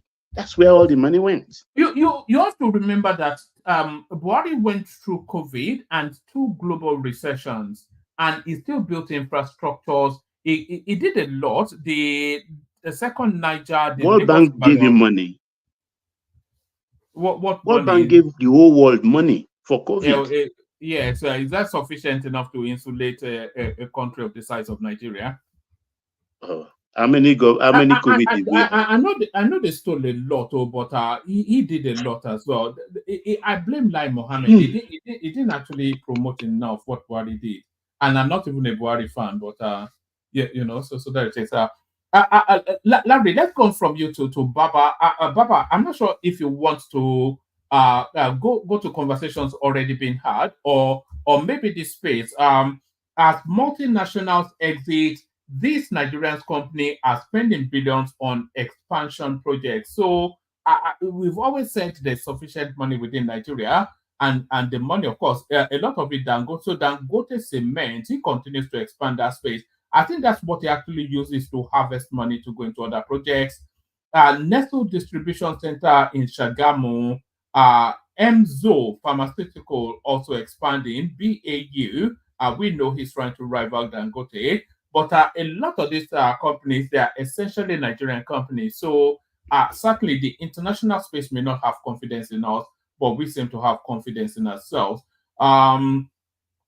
And there's also this narrative. I think it's an offshoot of Kulata's conversation with Gastem up yesterday. It says, despite crackdown, Zimbabwe's gold-backed currency is crumbling too, just 4 months later. So it looks as though now that idea of backing your currency with gold, which was abandoned by the Americans, it looks as though for good reasons. Federal government to embark on massive police recruitment drive. So somebody may have been listening to Niger there, and this one also. I think this one also it's a carry on from yesterday's conversations. Nigeria issues first license to build delayed floating LNG plants. So that sounds like a global sort of possibility, but. And then the Ajure storyline, of course. We're also talking about the students who are saying they are not political thugs and they will not be participating in any other protest. So either to that or anything that interests you. Bye-bye. Yeah, let's talk about the industry, helping ourselves from our own resources. That will be an offshoot from where Kulata and Larry stopped yesterday and who or that. You understand? I've always believed in our people, and I've always believed that there is enough money in this country. Though we are not on an island ourselves, we belong to a committee of nations. But in a situation like this, I always believe we have the men to stand up and build something for us. Besides that, in a situation like this, there are several opportunities. And I said about a couple of days back that, look, the government is trying to discourage importation. The only problem here actually is between the fiscal and the policy, the matrix is not working. So we all talk about Mr. Wale Edun yesterday, that the policy side actually is not matching up. Look, take for instance, when the president said on certain items to be imported, 3 months ago, there will be no duties paid. Do you know the customer has not received any memo as we speak from the office of Mr. Wale Edun so that they can go ahead?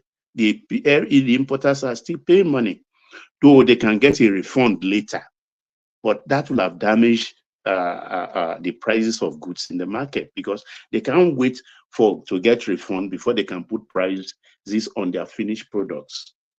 So as they are manufacturing, they are pushing it out at the cost of which they paid. So if this is the stupidity of it, if eventually that directive comes now, the policy side now give them the green light, and they get their refund, they've made a kill. So it doesn't really match. When you say something right now, pass the memo to the president to sign it. Once the president signs it, you cover it with another directive to the custom comptroller general. 3 months. So the EMZOs and all the rest, they are just waiting idly. And they can't wait idly too, because their machinery must not stop operating. So Mr. Wale Edun, like we all agreed yesterday, is not up to scratch with his job or responsibility. We would build back the country. I believe in Nigerian, and I know there is a lot of opportunities. 200 million people, that's a huge market. There are only few countries in the world that have that kind of population. Though our purchasing power might have shrinked considerably, but it is still there somehow. So all these companies that are, they are taking up the spaces of the ones that are living, because they don't just live like that. Take for instance, Procter and Gamble with the Pampers and all the rest. You think they carted away all their machineries? No. As you are moving out, you are selling your stakes, and somebody is mopping it up one way or the other, and life goes on. These are the things we are not seeing. What we are seeing is, oh, they are leaving. They are leaving. Oh, they are abandoning us. But do you think they did the shuka and put the factory in their head and took it across the ocean? That's not what happened. When you are living as an investor, you look for a buyer to buy your stake. So I believe that, look, in this situation, we've been here before. But it's not a new thing. Life is a cycle, generally, for me, as far as I'm concerned. So all we have to do is put our shoulder to wheel, and we roll. The tough times don't last forever. Only the tough do. So the multinationals are living, but they are making a kill. Look at the prices of cement. Look at the price of inhaler and all the things like that. Those are the things government should help these people for. Though they are disbursing a lot of money, and that is why they also have to let the people know exactly who are the beneficiaries. Because some of these companies that are picking these things up, this equity up here and there, they are getting the loans from Bank of Industry. They're getting loans from Bank of Industry. I mean, the other day, we were talking about Innocent and everything when he went to the presidential. How many people knew that Innocent also was being bankrolled to some extent by BOI, just to help and produce enough buses that could serve our purposes for the CNG transportation policy. So a lot is going on, and the government is also helping disbursing, but nobody is hearing anything. Nobody is hearing anything concerning it. That is it. And just is a brief this thing on the Dangote thing. I think this buying and selling of crude oil production thing is a function of arithmetic. The man is buying at naira, whether is what rate conversion rate they are using, we don't know. As of today, I think Brent will be like 70, 71, or 72 per barrel. So if he's buying and no Form M, no letters of credit, all those things that will bring his cost higher, they are all absent, because this is just a pro forma invoice and payment made. How many people even knew that Dangote has in stock about 50 million barrels? 50 million. The federal government, NNPC supplied 30 of it, which is 60% of the oil he has in stock. And they are giving him more, about 17 million barrels more before the end of December this year. So at the end of 31st December 2024, Dangote must have taken from an NNPC 47 to 50 billion barrels. Did he pay? Has he paid? Is he owing us? I think he'll pay. I don't think they are gifting it to him. Can you guys give to Dangote on credit? No, I think it's actually Larry, you paying. don't know what is happening in our country. Even this, look, at the end of the day, the man is, I don't begrudge him. He's a businessman. Don't be surprised Dangote started even selling oil to Amudu refineries, because he has surplus now. No, there's actually, I think I came across a headline that was there was a rumor that I was doing that. I was doing that.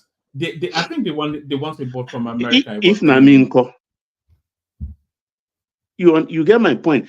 This parcel he has received for this new deal of paying naira for crude oil, where has he paid? How much did they supply? How much?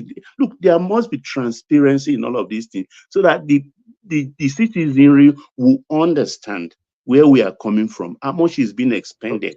So Baba, those who know, have they started the naira for naira routine? If he has produced and said it's ready, that means the naira thing has kicked in. No, I'm not sure they've started. I'm not sure they've started. I think they are still working on the modalities. I'm not sure they've started. So how is it going to price? Exactly. I think that's what they are still working on. You know, the last time we talked, it was more like, yeah, they are still working on finalizing it. And that's why I think that's why they said that's why they said 15. So I think that's 15 is probably when they feel they will have actually finalized everything, submitted the report, and then that doesn't sound like a serious businessman. If I'm not sure last minute that's going to be doing knowing his price.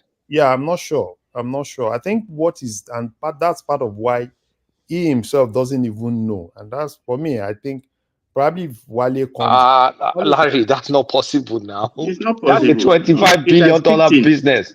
No. You see, the problem we have with some of all these things, just like what Baba said. Do you know when Tinubu have talked about this issue of naira? No, not naira. This import. Yeah. Okay, has that thing kicked in?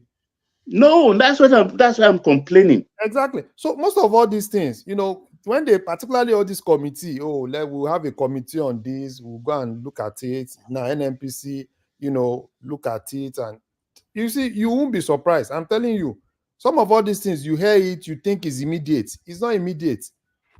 3 months now. They will still. When I saw that thing, I was like, oh, so this thing has not really started. And we've talked about it. Oh, it's a good thing, it's a good thing, it's a good thing. And it's not even started.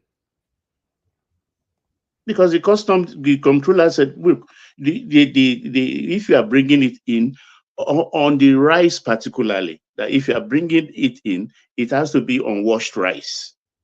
That's what the president means. They add on a lot of other specifics after they come out in the public and make it look as if it's a free for all thing, that it has to be done under license.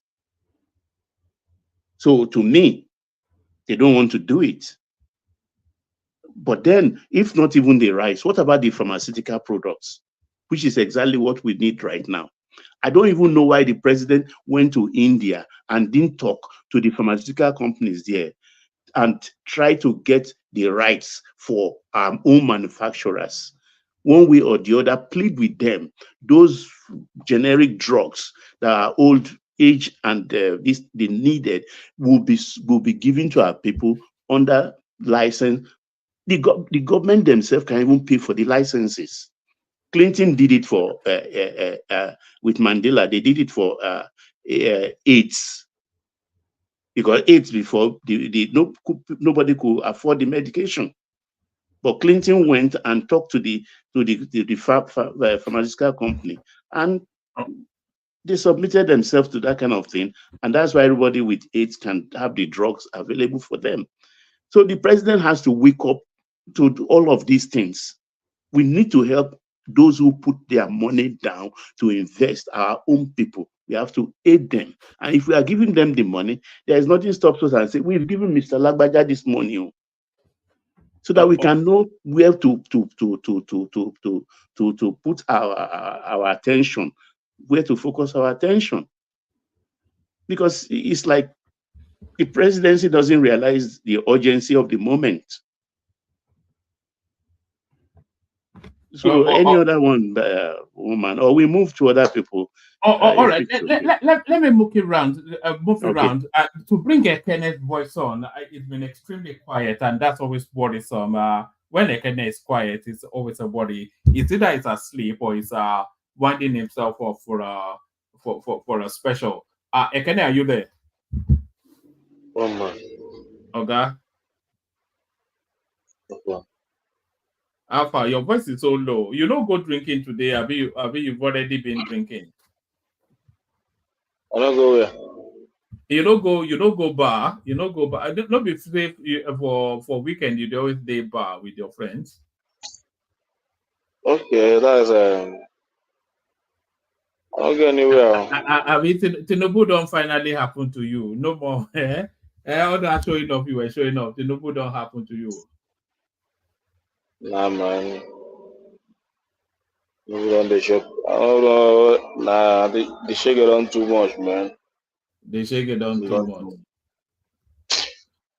As we talk and so, I get one song for you. As we talk and so, say the shake it on too much. No be only you they suffer that shake, but let me play you this one.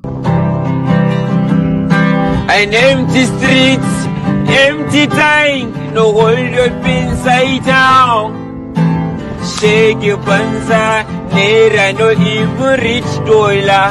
Wayo, honga wow. Stomach getting ulcer. Guess get this boy she go far. So we say for little prayer. May God help us fit the pipe well. Cause this subsidy, she dey show us for shaggy. Banza. An empty street, empty time, the whole of inside town. You are quote, chicken sound. So there it is. I love Nigerians. We know how to catch phone. Everything. The something is when you shake a banza. West Coast catch them, man. You never hear that, do you agree with that? From your Aboki friends, again? Honestly speaking, petrol is somehow a major. Let me come back to you. Looks as though you may be busy. Are you? No, I'm there. I said the petrol is major resources in our economy. So it's really fine. It's really biting, and many people are complaining. But my only problem is I just want to know the end of all this and how, when. You understand? I think the end. I think the end is nearer than we think, because Dangote is starting to produce petrol. So now I think the thing holding it up is how much they are going to sell it to Nigerians. I think Tinubu does not want to carry any more subsidies, but the price that Dangote wants to it can afford to enter the market is going to really hit hard. So I think that's just what they're trying to, how they're going to price it seems to be where they are now. Well, you pay 1.5 per liter. It's you can pay now. Paying 1.5 is not a problem. Yeah, but I don't think Nigeria can afford 1.5. It's a very difficult one. So, but that Dangote say with the news and everything I've listened to, it shows that his refinery is not to just bring out. It's not to bring down the price of petrol. I think so. We are not expecting it. I'm not with what I've heard. I'm not expecting that to happen. For him to just go there, the price of petrol. The luckiest you will get is for the price to remain the same, which may not even happen. But forget it. Yeah, the luckiest you get is if it stays the same. Yes, the luckiest is just for the price to remain where it is. But talking of reduction, no. But my major issue, I don't know. That day he announced it, I bought for 1,000. The next day 1,001. I don't even know what is happening. 1,001, 1,000. From that day today, they are selling 1,001 everywhere. Some places want to. My only problem is I just want to know when will all these things begin to normalize. Because when he was talking in China. Again, don't disturb yourself. Nothing is going to normalize. It's going to continue to go up. It's going to continue. That was what Prince Adebayo said anyway. Yeah. So what does normal mean to Ekene? What does normal mean? No, I think it's predictability. Predictability is what it was. As long as our currency continue to devalue, it's going to continue. The price is going to continue to go up. So don't be expecting anything to normalize. Well, it's a very I don't know. The dollar, that one we know they talk about dollar again now. That one just a climb up. That one just a misbehave. We know they don't talk about that. Dollar just the float. It just the float. Yes, they do it. Nobody's talking about it again. We worry our head for dollar. Nobody they look dollar again. It's just the float. Nobody they look at it again. Naira just the float and dollar just the float together. Do you know how much a pound is now, Ekene? A pound, I don't know, but a pound, I don't know. It's 2,113. 2,113.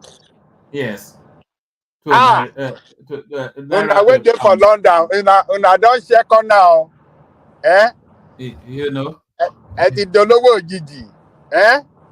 In London, I've got 2 pounds.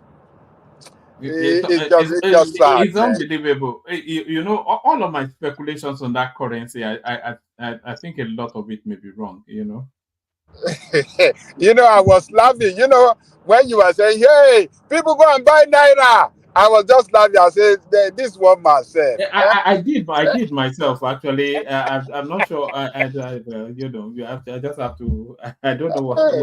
One man, you did a lot of Tinubunomics. No, I'm just going to buy more to average down. That's probably what I have to do, So, but how do you think they affect you now? You're an importer, so you are laughing, but you shouldn't be laughing. How are you able to still stay in business?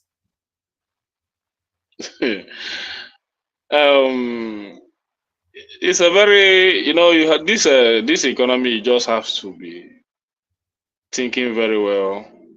The only thing is that as a businessman, this kind of economy, you don't have to keep cash. All your money has to be in goods, so that when the thing is going up, it will be your goods. The price of your goods will be going up with it. So, but when you keep cash, so you are gouging price too. So you are gouging too. it's not gouging price. You are not the one that devalued the naira. You understand? You are not the one that anything that makes the naira to be devalued, definitely it will affect your goods. So, but when you have cash, it's just that maybe you have like ₦1 million maybe to send or use it to buy goods tomorrow. When the dollar is selling like 1,400, then the next day, just for you to send the money, the dollar jumped to 1,600 or 1,005. You have lost a lot of money. You understand? So, but when you have that money in goods, then you don't have much to lose. That's the only thing. But apart from that, your gamble is that the naira will continue to fall against the dollar, because if you keep your asset in goods and the naira starts to appreciate, you might take a hit. Well, you will not lose as much as when the dollar is depreciating. You will not lose as much as that. You understand? So I never knew that the dollar will continue to go this way. Especially, even they're not even saying anything about it again. Nobody's talking about it again. That one, a lot of issues.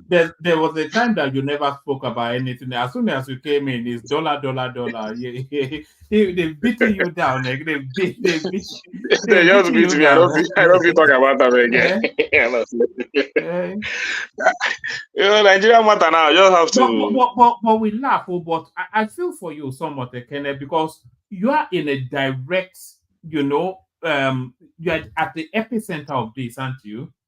Because you import, you put your margins, and then you sell on. But in a market this volatile, how can you? Anyway, I suppose that's why you're a businessman, and I'm not. The only thing, any goods sold on credit, when the dollar is devalued, definitely you are losing money. You understand? Any goods, and the type of our business. Most of the time, you have a lot of people that buy credit and the people that buy and pay cash.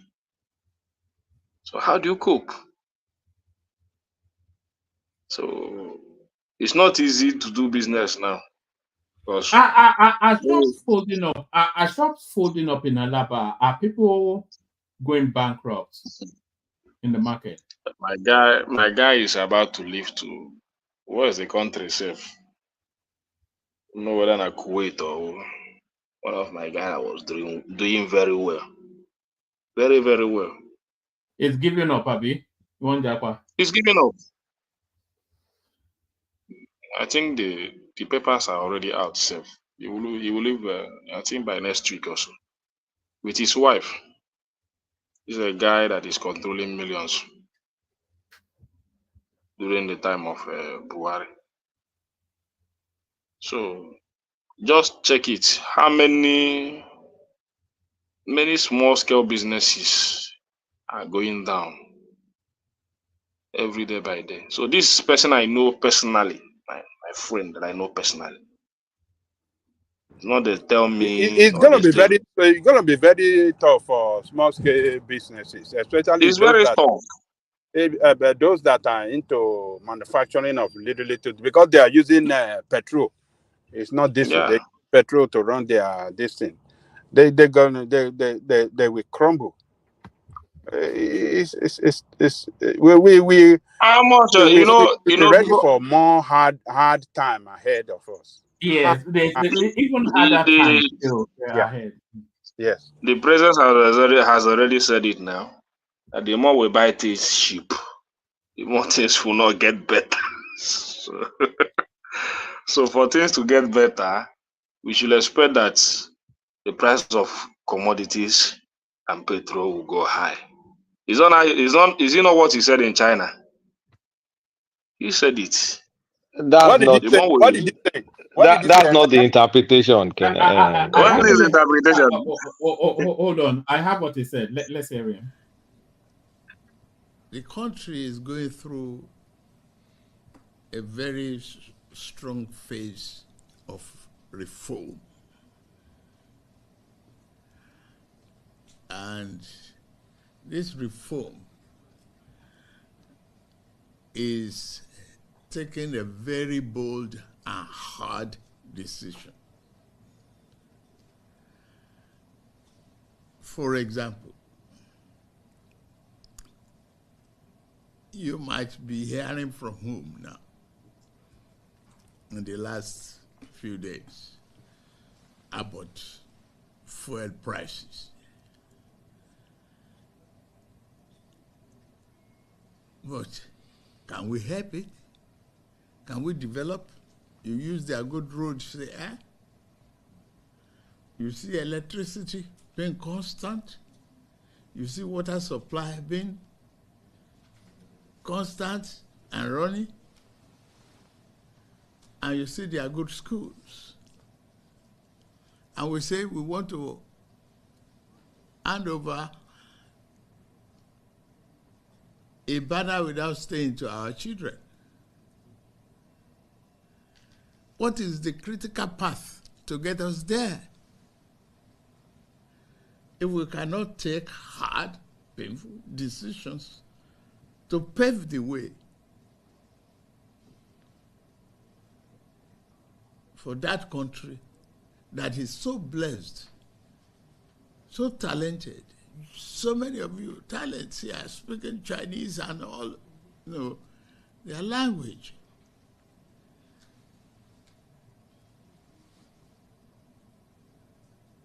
It is what you equally contribute and tell them at home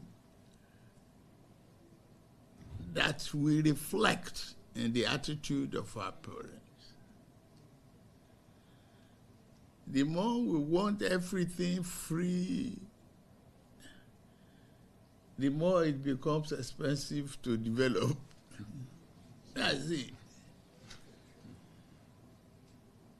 It's difficult. So good roads here. I want to emulate and reflect it back home.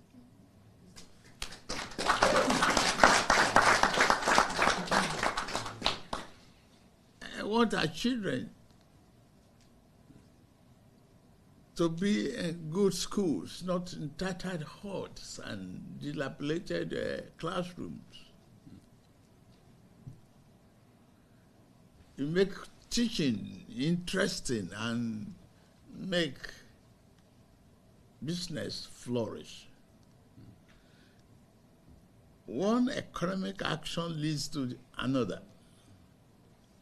It is in your hand to build our nation. Now is to provide the leadership that is necessary, and I'm committed. All right, I'm not quite sure that's the space you were after, but You had the line now. The more we want things free now, the more we remain undeveloped. So you see now that means he's not handing do you disagree with that? It's that we have to go through. It's that we have to go through hard time for better future. For better future or development. I believe. Do you disagree with that? Do you disagree with that? They did campaign on that. The way he campaigned when he was before the election. People will go through. He did say so. He said, he said we will go through stressful period. He said there will be protests and it won't. No, he said owó epo, wọ́n gbówó epo wálẹ̀, à gbówó epo wá sílẹ̀, wọ́n gbówó epo lọ sókè, à gbówó epo wá, à múlẹ̀ ayé dẹrùn. The price of petrol that is going up will bring it down. And will make life good for you, for you people. That is what he promised Nigeria. And now he's talking crap. And it's not even doesn't know what he's doing. the problem is that the leaders are not even showing the example that things are not so well with Nigeria. Because we have the most expensive government in Nigeria today. New jet, new Escalade, new everything new. Billions of naira budgeted for it, and they achieve it. You come to and tell Nigerians that go through hard.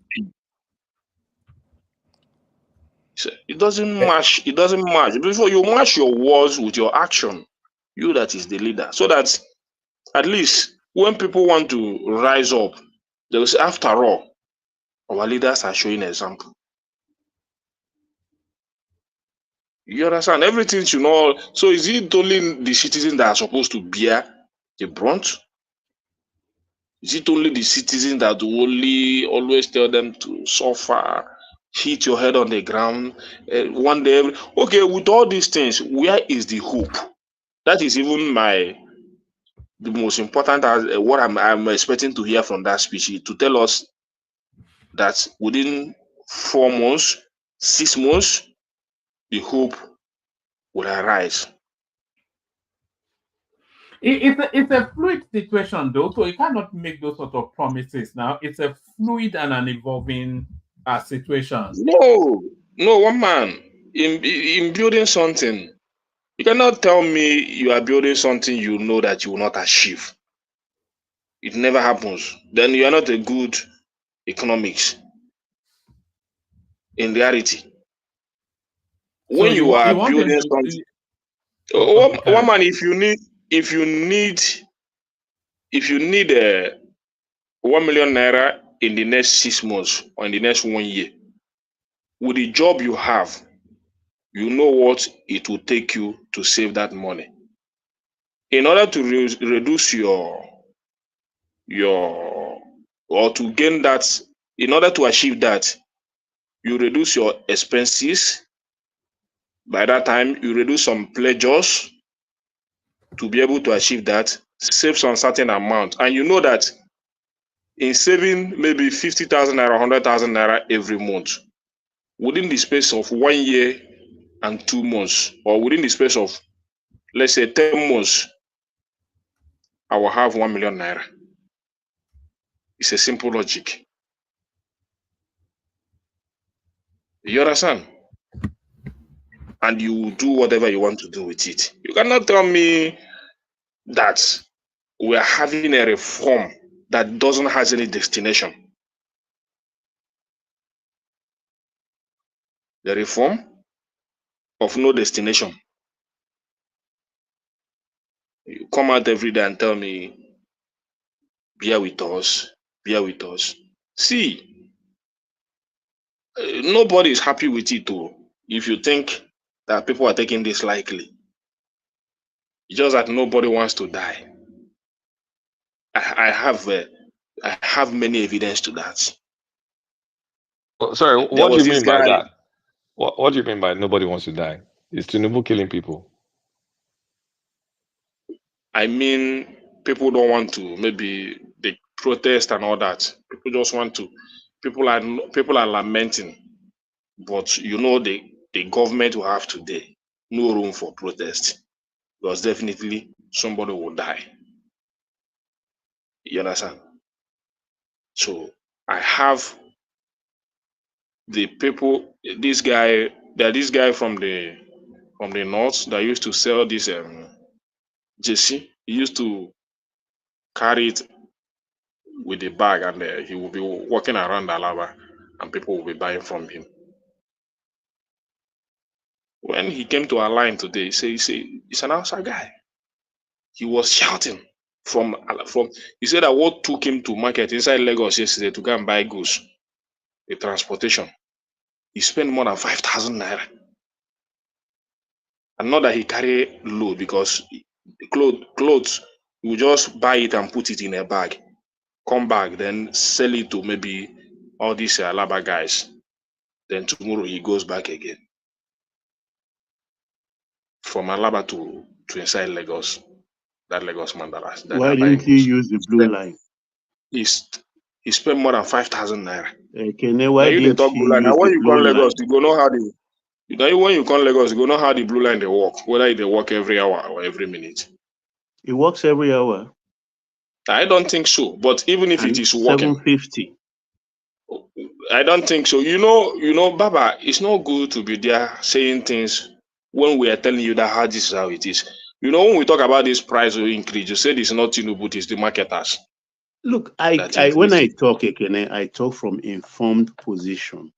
I have a phone, I have families, I have people who serves me, and I talk to them every day. So when I talk, I even at times give them directive. Take Okada, you stop here, you take this, do this.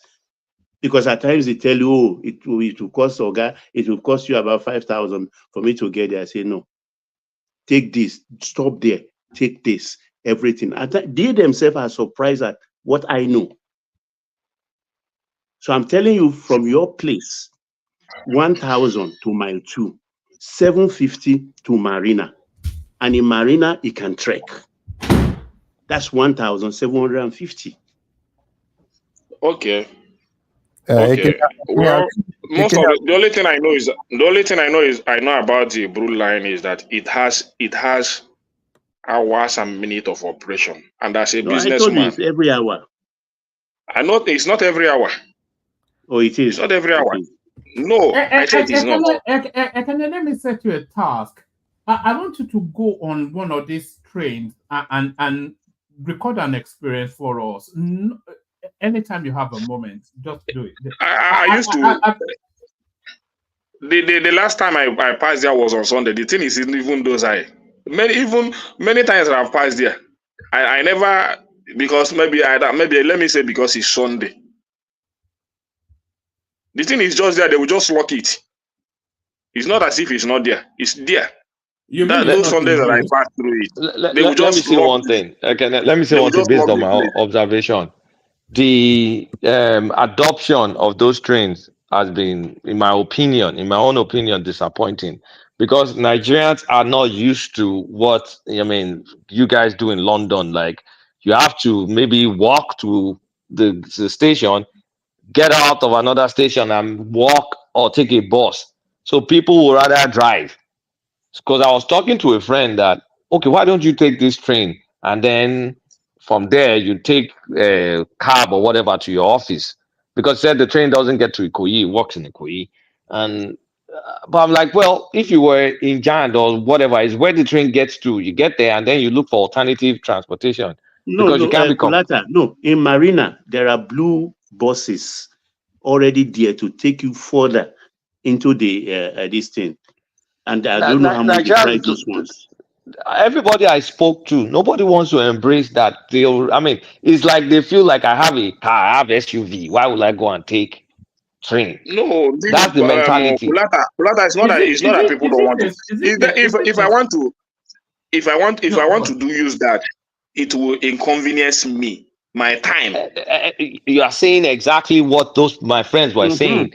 That's the question. That's the cocoa of the matter, and that's why the adoption. Hold on, Ekene, hold on. Okay. How does it inconvenience you? Because in terms of time management, is probably the most effective way of traveling. If you get yourself to the train station, and then that train then takes you through all the way through all of those traffics that you would have encountered if you were driving a car. 27 minutes. Yes, it just cuts you right through. What I mean by it will inconvenience I me think it's habit forming. I think they've not formed the habit yet. That's probably it. No, I just want to clear it out that the train is not running every hour and every minute. It has time of operation. Yeah, because it's not been adopted. If it was been adopted, then they run him off. Yes, it's that time. So if I have a business to cash up by 6 o'clock in the morning or 5:30 in the morning, definitely I will wake up by 4. By 4:30, I'm in my 2. And this train is not necessarily going to move by that time. Sometimes the time may be 10 o'clock, 9 o'clock. Should I be waiting? It'll be a very expensive white elephant project, or if it turns out to be a white elephant. So if they really want to make it to serve the people the way, then it should be every hour, every minute, through and through. You know that within 27 minutes, it has dropped passengers, and within another 27 minutes, it's back. Then you can wait. You enter it. But I even think it has a day of operation, because for me, just my experience, I think it doesn't work on Sunday. Because all the Sundays have been there. Does it because have the only car time I have parks? time. Somebody is saying it doesn't have car parks. I'm sure it does. No, it has a place that it enters in my 2.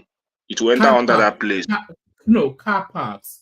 There are no car parks, one man. There are no car parks like you God. can go and park your car like that. No. No, you cannot park your car anywhere. I just checked the Blue Line schedule. It's approximately every 30 minutes. That is you know, that is what they have written there. But I'm telling you the experience I had. If any day I will pass there, maybe on Sunday, because I only go there because if I travel to I used to go to Bagada. It doesn't work on Sunday. It's only Monday to Saturday. It doesn't work. Yeah, on that's Sunday. what I said. I think it has a day of operation. You understand? And the time. So people, if you are in a haste to catch up with your business, I don't think that train will be out of your mind. Honestly speaking, the way Lagos is. If you have time, and as a businessman, I have to work with time. I wouldn't wait with God. You know, government things, there is a way it used to function. It might not serve your interest most of the time. Maybe for workers, I think the people that it will benefit more, maybe you workers. Maybe all these people that work in the bank and all that. I think that is the only people that it will benefit. Yes, I think you may be right. So if it's I think it should benefit people on 9 to 5 or whatever the timing structure is. So if it runs a heavy service from, let's say, 7 a.m. to round about 10 p.m. and then it runs a heavy service from about 4 to about 7, then it commutes the bulk of the workers. So that's really where it is. And if it commutes the bulk of the workers, it's not, if you've tried it, hop on, come and tell us what your experience was.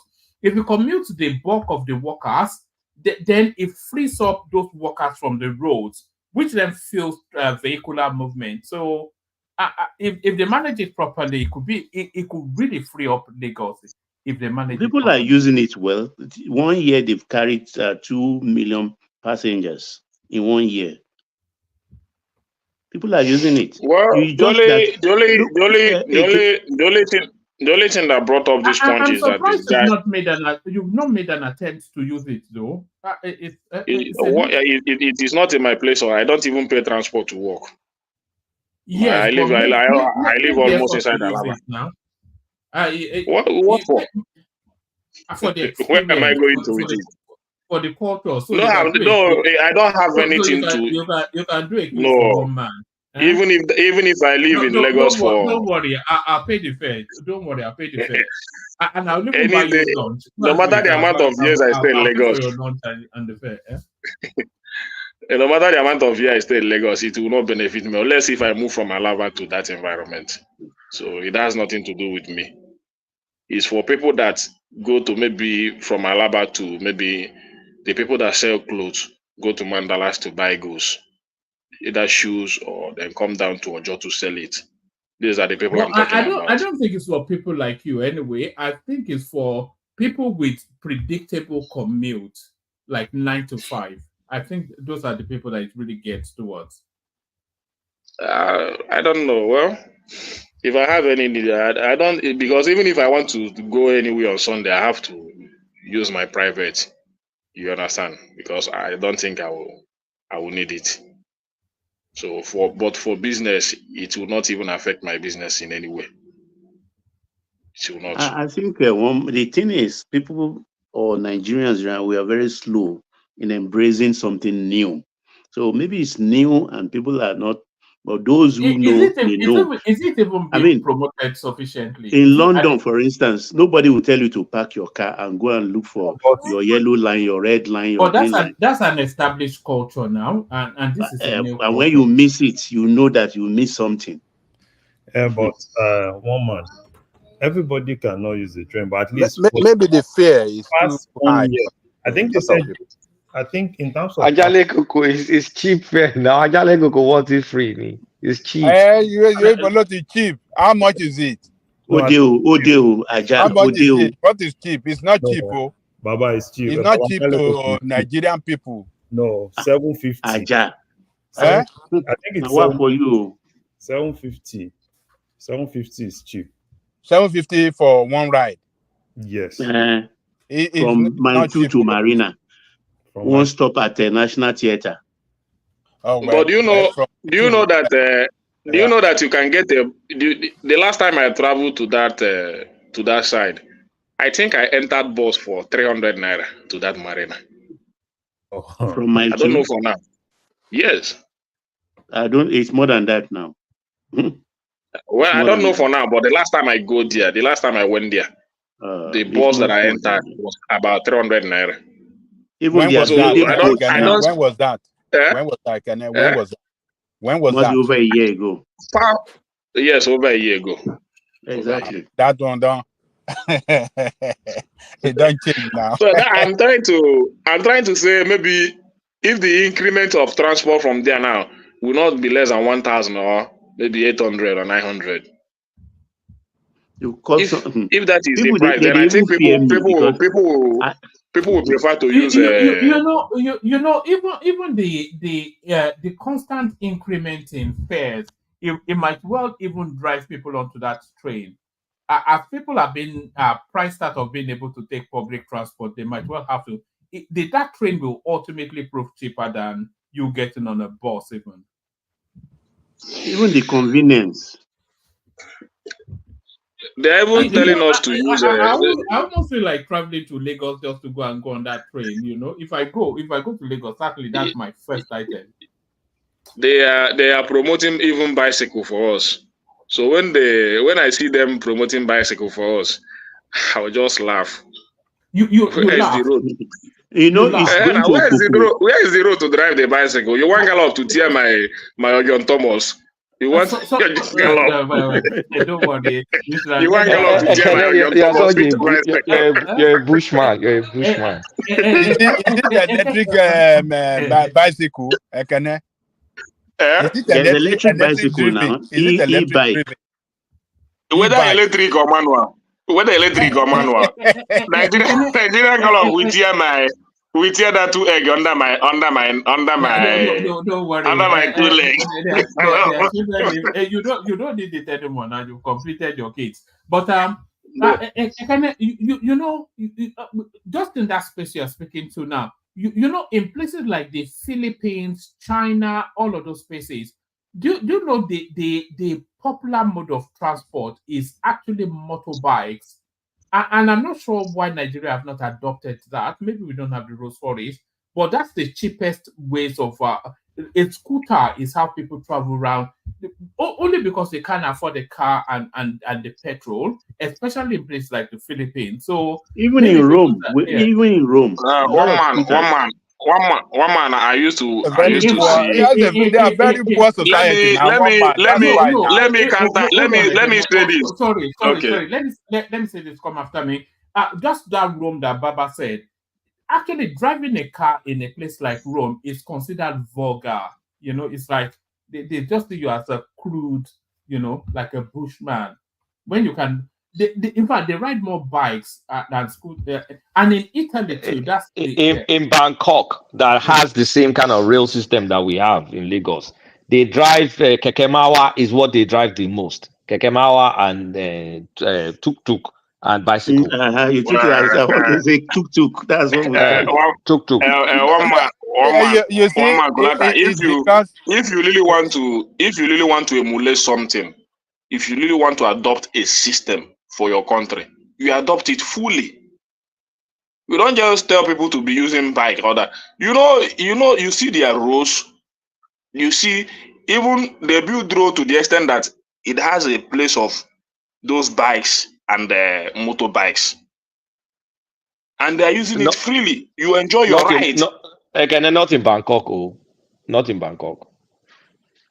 I don't know about, but most of the road I know, most of them, most of their system, they have complete road system. Look, all this place now is poverty. It's poverty. It's a poverty-ridden society where you see this keke napep. I've been waiting the column. All this one that they are doing. We were not like that in the 70s, in the 80s, in the 90s. We were using good buses. It's poverty. It's bad. We have to adopt new cultures now. It's a bad culture. It's a poverty culture. It's a culture that that's what they do in the society. The Philippines is a poverty-seeking. It's a poverty-ridden. So it's a very we were 40 million people in the 70s. 40 million. Look, Philippines. It's just sad that we found ourselves where we are today. We're not richer than Philippines. We were better country. We were better country, better people, well paid workers than all those countries that you people are mentioning. Philippines, Bangkok, and all those things. We watch them on TV in the 80s. They are poverty-ridden society. Compared to not anymore. It's a lower middle income country now. It's not a poverty-stricken country. I don't think you can say that still about the Philippines. Maybe but all this bad culture is a bad culture to ride on bike and be. It's not. If you go to Netherlands, everybody rides a bicycle. Forget about Netherlands. We don't have to. Why can't we build a transport system like they are doing now, the rail system, let have better buses, build good road, and discontinue with all this Okada and all this. It's not good. And the Okada has to waterways. They don't, and the waterways. Thank you, sir. All these Okada and Keke Napep, they are rubbish. Yes, it's not good for humanity. Baba. Go on, Larry. Yeah. Baba, you said they are rubbish. They are not good, as far as I'm concerned. You know how many people died on the daily basis on those Okada? Keke Napep, don't they use it in New York? Where do you see Keke Napep in New York? Go to Wall Street. I see it almost every time I'm in Wall Street. What Keke Napep? You see, they just design is the same thing like that normal Keke Napep. It's used in Wall Street. If you go to Wall Street today, you still see it. Is it within Wall Street? So that they can just New York now. Within New York, I just said Wall Street because Wall Street is kind of like the place that almost everybody. Where in New York? And by the way, Larry, by the way, the Wall Street is the epicenter of wealth globally. Of course, now if you go to Times Square, if you leave from NASDAQ, leave that NASDAQ side, stay in Times Square, you still see those people there. Look, I don't know. When I was in New York, I've not seen one. He wasn't there. I don't know what happened. I don't know what happened now. But there last week, and I still saw it. I don't know. I don't know now. When I was in New York, it wasn't like that. You can't even see it. But what I'm telling you, you see a lot of cab in the Manhattan and all those places you are talking about. Is cab you will see everywhere. So I don't know what operate there now. Because But what I I'm use saying, the Port Authority, and it's close to NASDAQ. I So go through Manhattan. I've not observed one, but I'll try and observe. I've never seen it. Maybe I'm not saying you are lying, but I don't know what. It's my all right, normal, let Larry normal come in. routine, right? Yeah. That's my normal space. So go to that space. You still see some of all Okay, those. if you see it within there, hold on do for you a see minute. it in Queens? Do you see it in other parts of Brooklyn and Staten Island? Do you see it there? Yeah, Baba. It might be for some reason for easy The fact that you don't see Baba Or a promotion. or promotion or something like that. But the fact that you don't see it there doesn't mean that it's bad. I mean, for us, let him come in. He's been there are trying a to lot make a of point. things that you see in New York that you won't see in London. And it depends on every city. The way every city is being designed is different. There are a whole lot of things that you see in some of other cities that you won't see in some other cities. So for me, I don't really think it's bad. The basic thing is for us to kind of like, we want to have, if you want to have keke, if you have keke that is cleaner, that is greener, so that's the major thing. Because Nigeria, the way Nigeria is, like what is happening in Ogun State, I really like it. Now, people are now beginning to look for alternatives. Like in Ogun State now, this electric bike is really getting popular. And what they do is you charge the electric bike for 2,500. That's in maybe 1 naira. When they call electric bike, like say if you go market, you just carry and come out. This is exact. I think the government is subsidizing it. So most of the electric, these Okada guys, right? This is what they are doing now. So they are doing higher purchase with it, and they are working with government. And there's a charging space in Abeokuta. You charge for 2,500, and that will run you for at least 10 hours. So what most of those guys do is to look for a way, work with the government, get that, and it gives them more money because you can't use 2,500 fuel for 10 hours. So what I see is that a lot of people will start looking at those alternatives because we can't run away from the alternatives. If you are not using CNG, if we can have more charging ports and people can do electric, it's also good if you can pay token. If you have some of these, like all this keke, if it goes electric, and probably they can charge for like 33,000 in a day. So those are the things that. Why is all you guys doing all this fancy electric and all this like?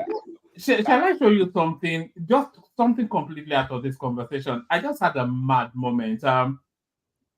As we were talking, my mind just flashed back to. Let me actually show you. Let me show you. No, hold on. This is nothing to do with the conversation. It's just a mad moment. Let me show you. Somebody is gathering evidence as we speak. Is that you, Larry? Do you remember do you remember when War Peace sent this? I think it was was it last Christmas or the Christmas? That was 2 Christmases ago. 2 Christmases ago. I just had the thought, and then I decided to go and open it. And now you're misbehaving because of the drink. So now one man to Shayo. So I'm showing you now. So if the session goes sideways, blame World Peace. I just off of class to him in there, and then I said, why not? One man is a Shayo tonight. I don't know. I probably just. It didn't evaporate actually because I left it there and it started to evaporate. I think I may have opened it inadvertently, but carry on. So, Daddy, let me tell you this. What I'm saying is that we cannot emulate bad culture. It is Actually, not Coco, please culture. now stop calling it bad culture. Excuse me. Let me talk. Let me talk. It is a bad culture. what is worth doing at all is worth doing well. If you want to build a good transport system, we should not go that route. These routes of Keke Napep and all this nonsense. Do you know how many people that die on this Keke Napep every day? Do you know how many people that died on it? Accident. Because if we have better traffic control, we rather, invest on rail, on buses, mini buses, and organize it in such a way that it connected. Good roads. Good road. We give us good transport system. Let us act civilized. Can I respond? Because I'm getting very annoyed. So are we saying Manila, Philippines, doesn't have good roads, good transport, good this, or Bangkok? Bangkok has rail, it has ferry, it has excellent roads. But when you have huge population, there's so much your road can take. There's so much your rail can take. You need tuk-tuk. Olata, this picture. Where do you think this is? That's probably. This is New York. That's New York. That's New York. This is New York. So when I said New York, because this is what I see. But that one is for. I've seen this now. You said Keke Napep. I've seen this in New York. This is not for transportation. This is for hauling, for carrying goods from one place to the other. It's not for transportation. I've seen this in New York, actually. When you say Keke Napep, I thought it's a fully built unit. Tricycle is tricycle. No, forget about. No, it's not for transportation means. This for ferrying goods from one place to the other. I think it all the time now. Come on. When you say, I thought it's fully built. Maybe we call it. Is it not tricycle? No. You are saying it as if it's being used for transportation to carry people from one place to another. I see this one every time now. But sorry guys, if you have, I don't see the problem with having Keke Napep across the place. If it can be, better. If you get a better design, it's even cheaper. And it has a cleaner air. You have less pollution. Even in Louisiana, they have horse-drawn cart like this. In Louisiana. Kini, what is the issue that you have with Keke Napep? What is the issue that what do you hate Keke Napep in Nigeria? Kini issue that why I hate Keke Napep? Yeah. And number one, it is not decent. Why is it not decent? No.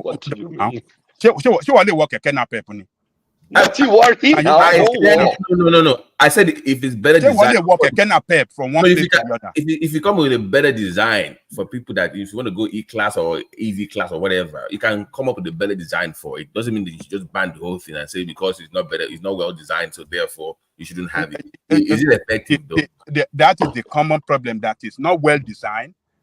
It's not safe. Okay. To ride it from one place to it's risky. I mean, the risk involved in transporting yourself in that is just. I mean, it's. But don't hyperventilate. Can you give me 5 seconds? Can you guys give me 5 seconds? Can you give me 5 seconds?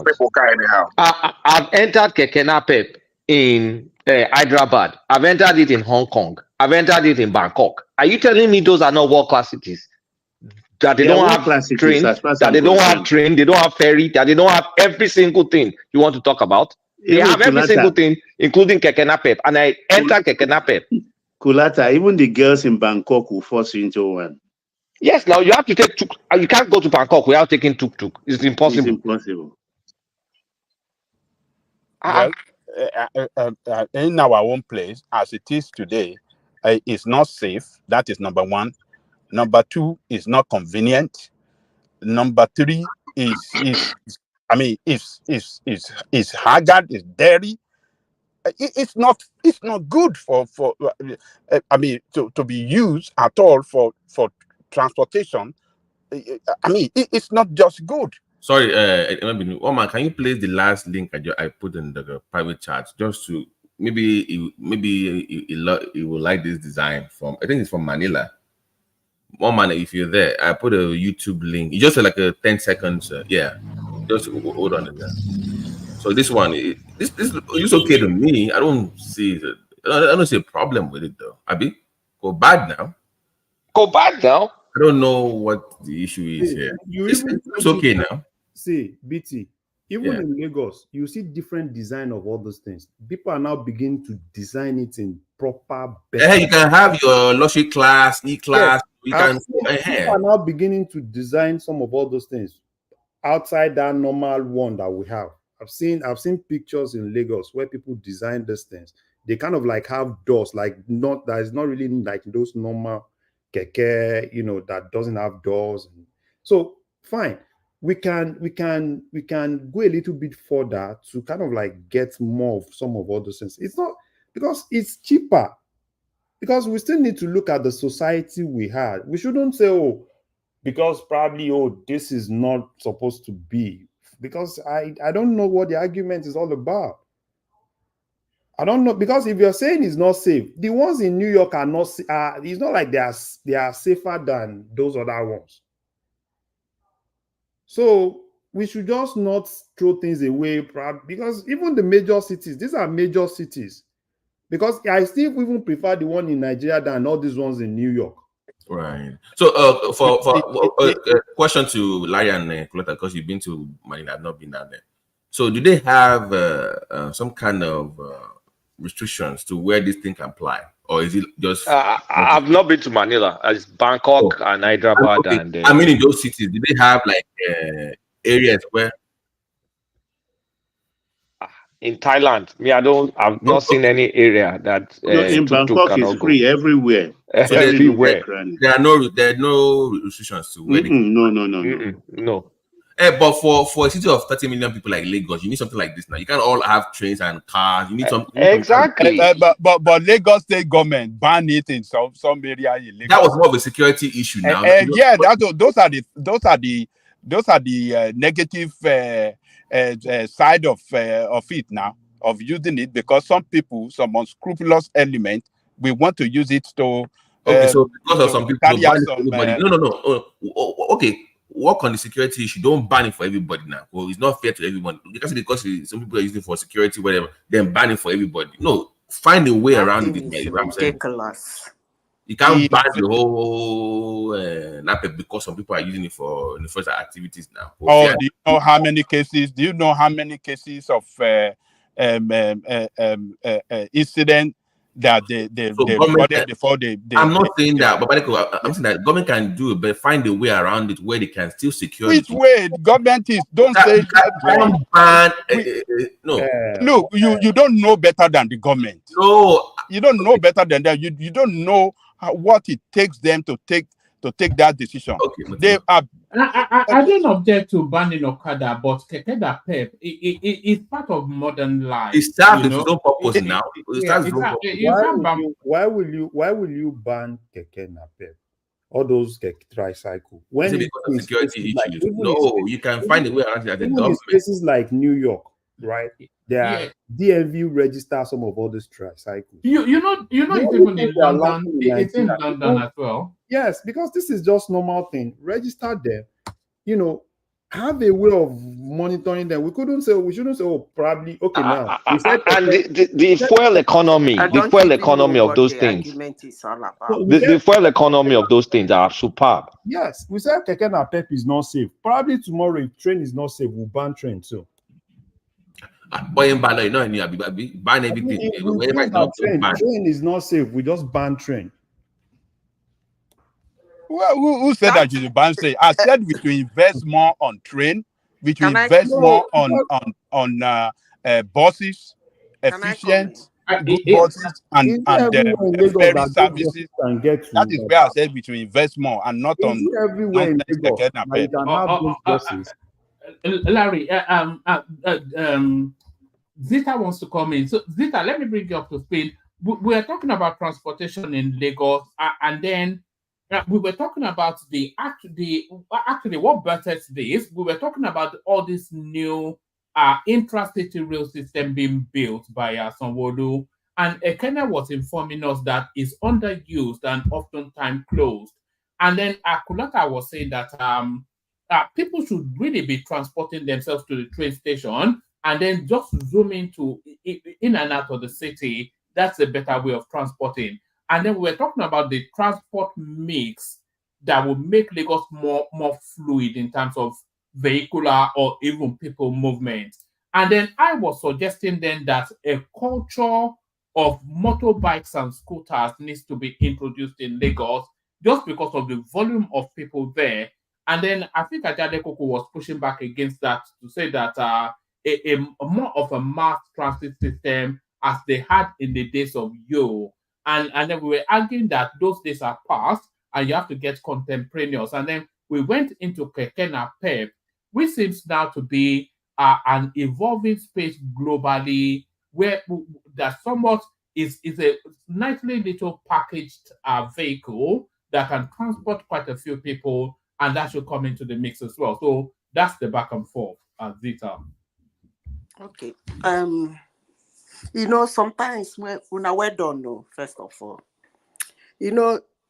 sometimes when we debate in things like this, there are a lot of things somebody like me do look at. I look at my country, our anthropology, our antecedents, who we are, and then our environment. Now, Keke Napep in Lagos makes the city unkept, unhealthy, tattered, and unclean. These are one of the things I have issues with Nigeria. You're not going to like me anyway, but I'm going to say it anyway. By the way, why did Keke Napep? In as much as it's to transport people, it's still some sort of employment to people who are riding it. Now, it's not all about bam bam, but it shouldn't have even been introduced in the first place in countries like Nigeria. It's Obasanjo that brought that thing. I for one, I don't like it. I don't like Okada. But if we have good roads and good rail lines and good buses, like those BRT buses in Lagos that can drop people. And you say it's Obasanjo that brought it? The Keke Napep, yeah. No, it started during the Marwa time in Lagos. That's why they call it Keke.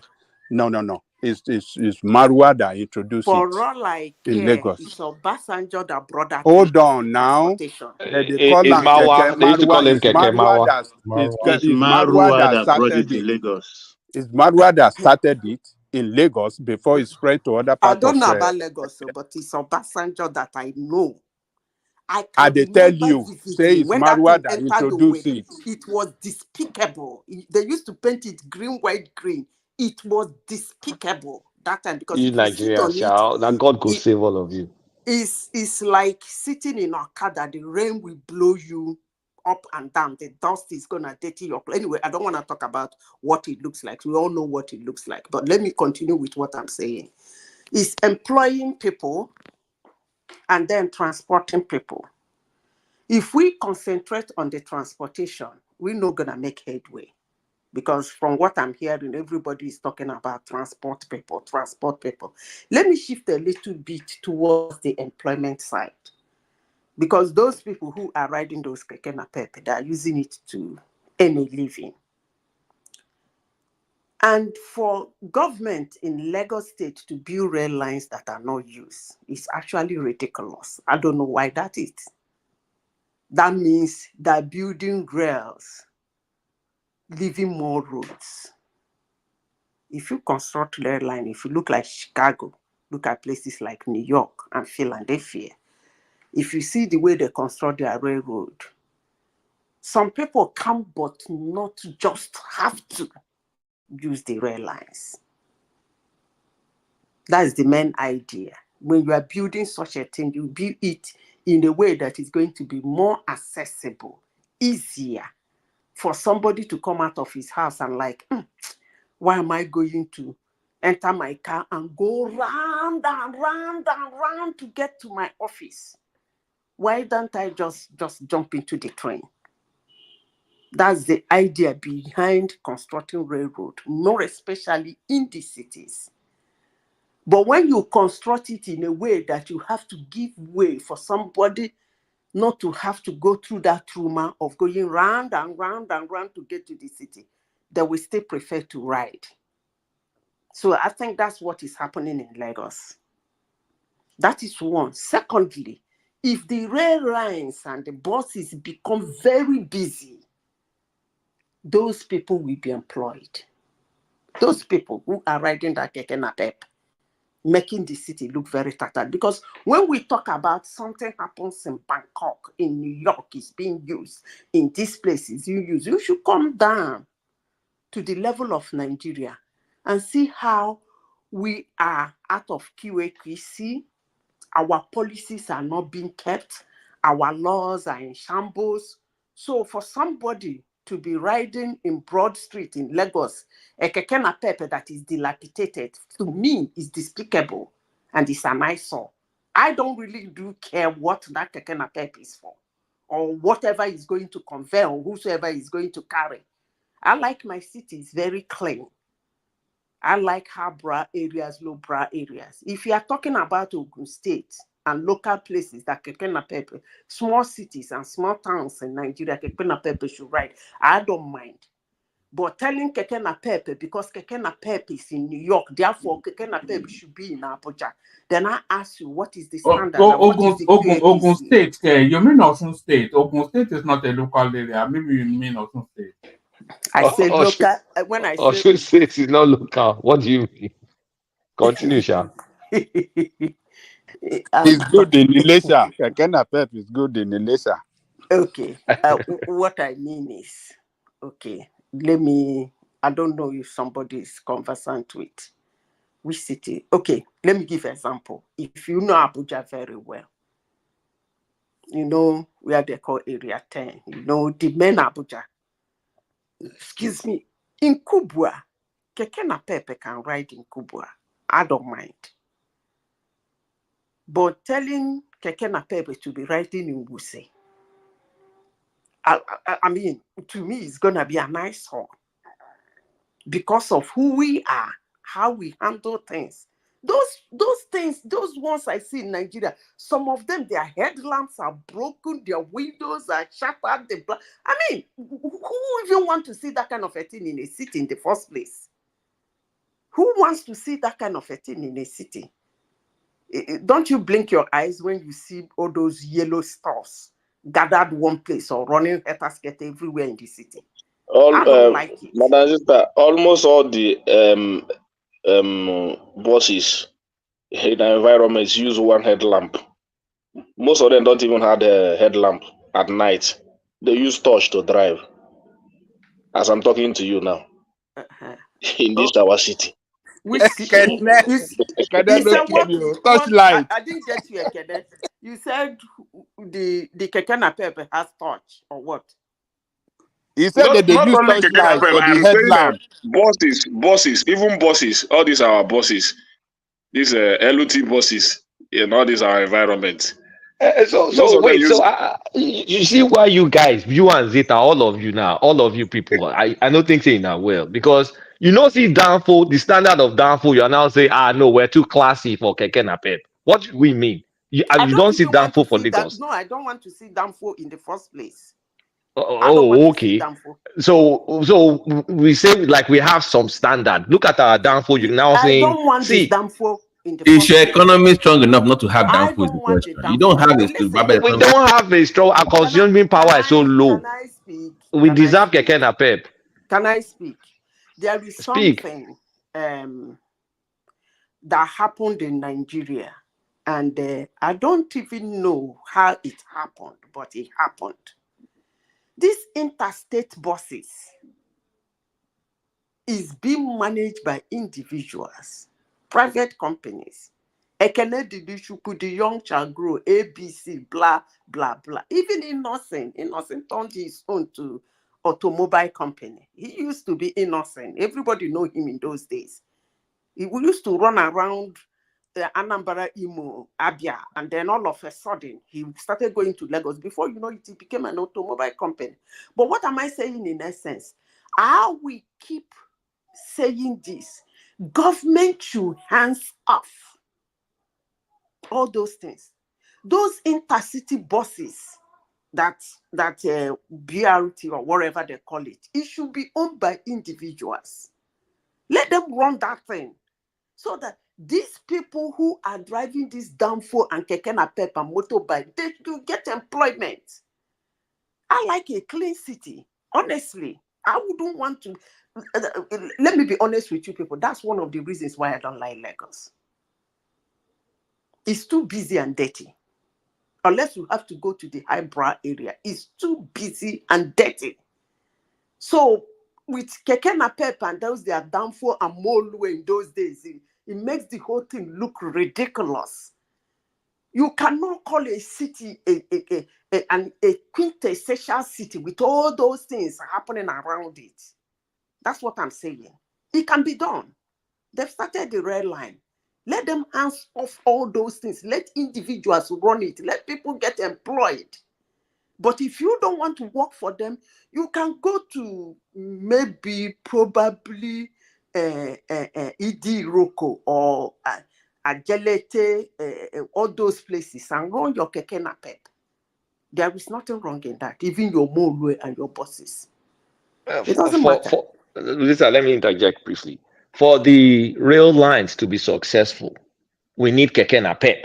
Because the biggest reason where, in my opinion, the adoption is low, you can't just go and park the way you go and park in America or UK, park your car near the rail line and then take the train.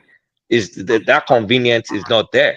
So if you have all these tuk-tuk that can take you to the rail line, once you get out of the train, you want to go to one office in one place you don't want to walk, and you take another tuk-tuk. Now, can we have a standard for tuk-tuks? Yes, we can have a standard and enforce that standard. I don't even want to see it in Nigeria. But tuk-tuk doesn't make a city look bad because there are world-class cities that use tuk-tuk. Listen, let me tell you. Let me be honest with you. And it's high time we become very real.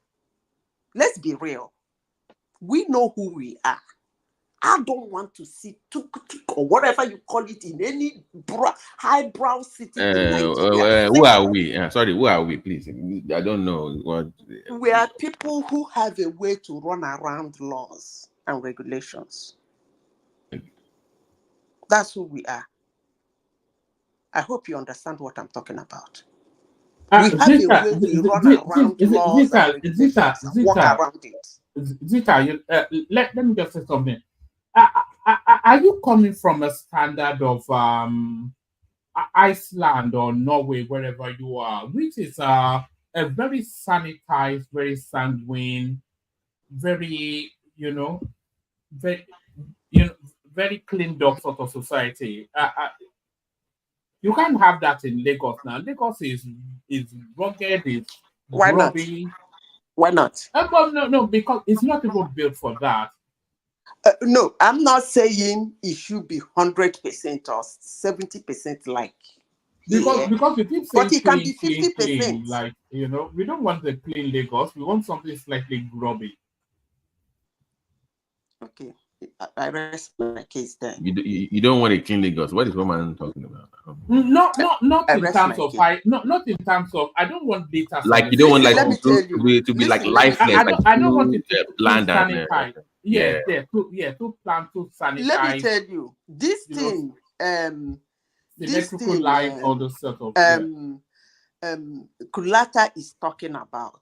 If there are railroads that run into Ogun State or your state, Ekiti State, Osun State, all those places are supposed to be.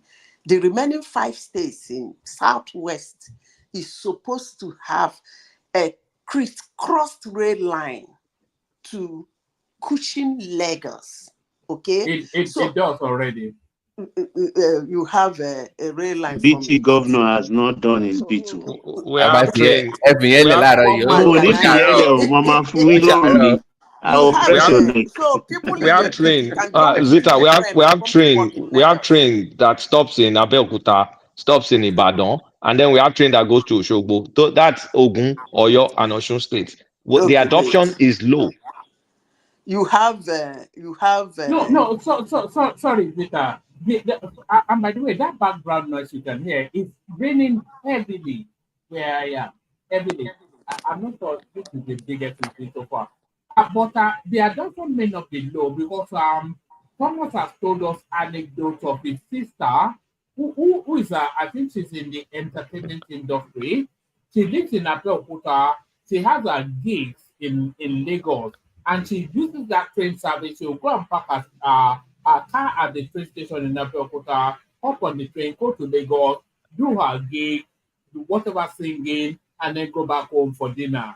So I think the adoption I've only really heard Thomas talk about sister entering train. I've not heard anybody in Nigeria telling me they've entered that real line. Oh, they do. Okay. And the Yaba side of that train going to Ibadan, they have very good car park. The way they even build the train itself is in the outskirts of the city. It's supposed to be within like the major Baba, area. I was in Nigeria last week and I went to Osun State for a day. The number of people waiting on the side of the road, they're trying to enter Danfo, or people trying to hitchhike, they plenty anyhow. So Even if I'm people amazed. They're ignorant. Even a Kene didn't learn of that thing until, or it's only on one-man platform. A Kene learned about it. That train from I was wondering why. That's a casino area. Why will all that roadside in Lagos Ibadan be full of people trying to enter Danfo, enter all these private It's cars? amazing. Nigerians are to go to stubborn. Ibadan. They don't embrace change. We don't embrace stuff. Yes, because they have downfall to enter. If they don't have downfall, they won't be waiting around. They will be forced. That's That's why true. I support Baba Ajani Koko for banning all those things. If they are not there, they will enter the train. And by the way, this question of Keke Napepe to pick you from the train station, there should be buses at the train station, for all I cry out loud. No, in Every Marina train there is. station should have a bus. No, Zita, that in takes mile you 2. to the In mile next 2, stop, for to instance. the next stop, to the next stop, till you get closer to the one close to wherever you are going. You get up and use your God-given car to get into wherever you are going to. They're not going to take you into your bedroom. The bus No, Zita, what happened? Baba, my point is that. Baba, my point is that as far as that train has their time limit and days of operation, it will still have the limitation. You understand? They rest it. See, even the car park, is coming to Okuku with barracks, Lasso, and then Okuku. And already, maybe by next year, it will launch into that place. But the Mile 2 car park, the Mile 2 car park, they are doing the water transport terminal there. So that water terminal, if you see it now, they've put a tarpaulin kind of to round that place.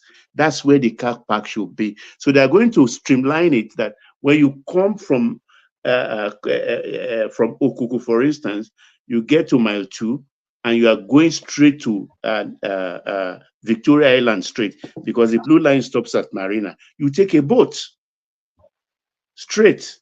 You take a boat that will take you to Victoria Island. So you boycott the blue line. You are coming from Okuku. So it's well planned out. But within the next 1 year, I think everything will be fully operational. It's the boat one that is disturbing the boat terminal. They have enough boats already. Baba, the way you explain this, it looks very easy. No, I want to, Ekene.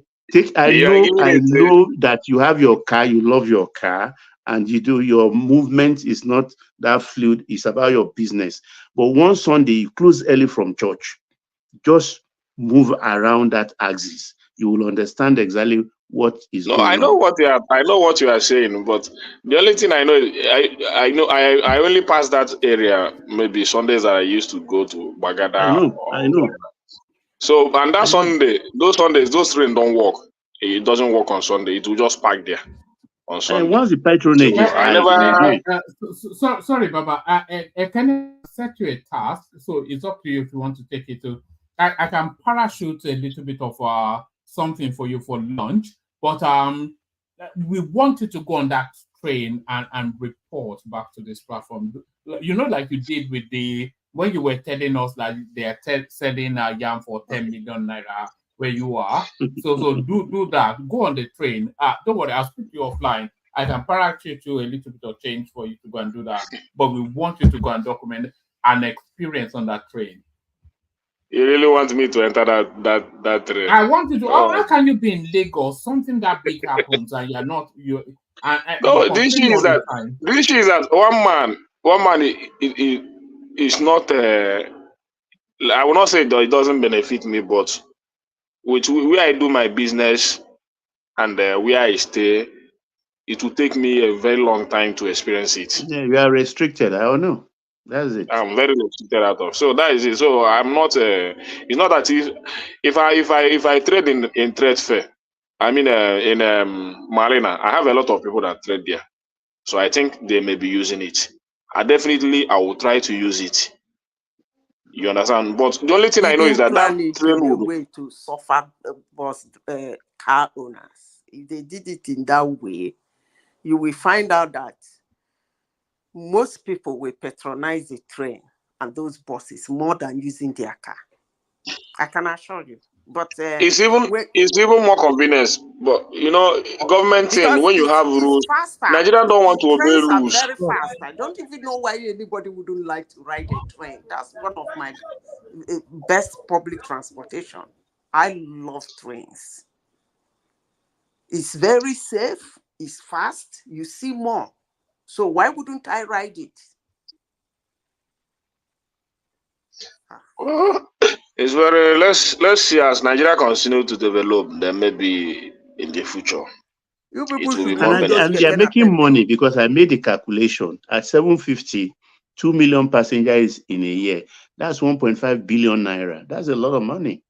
Seven what? 1.5 billion naira, Baba. At least for the last 2 million passengers. 750. What do you mean by 750? 750. The price.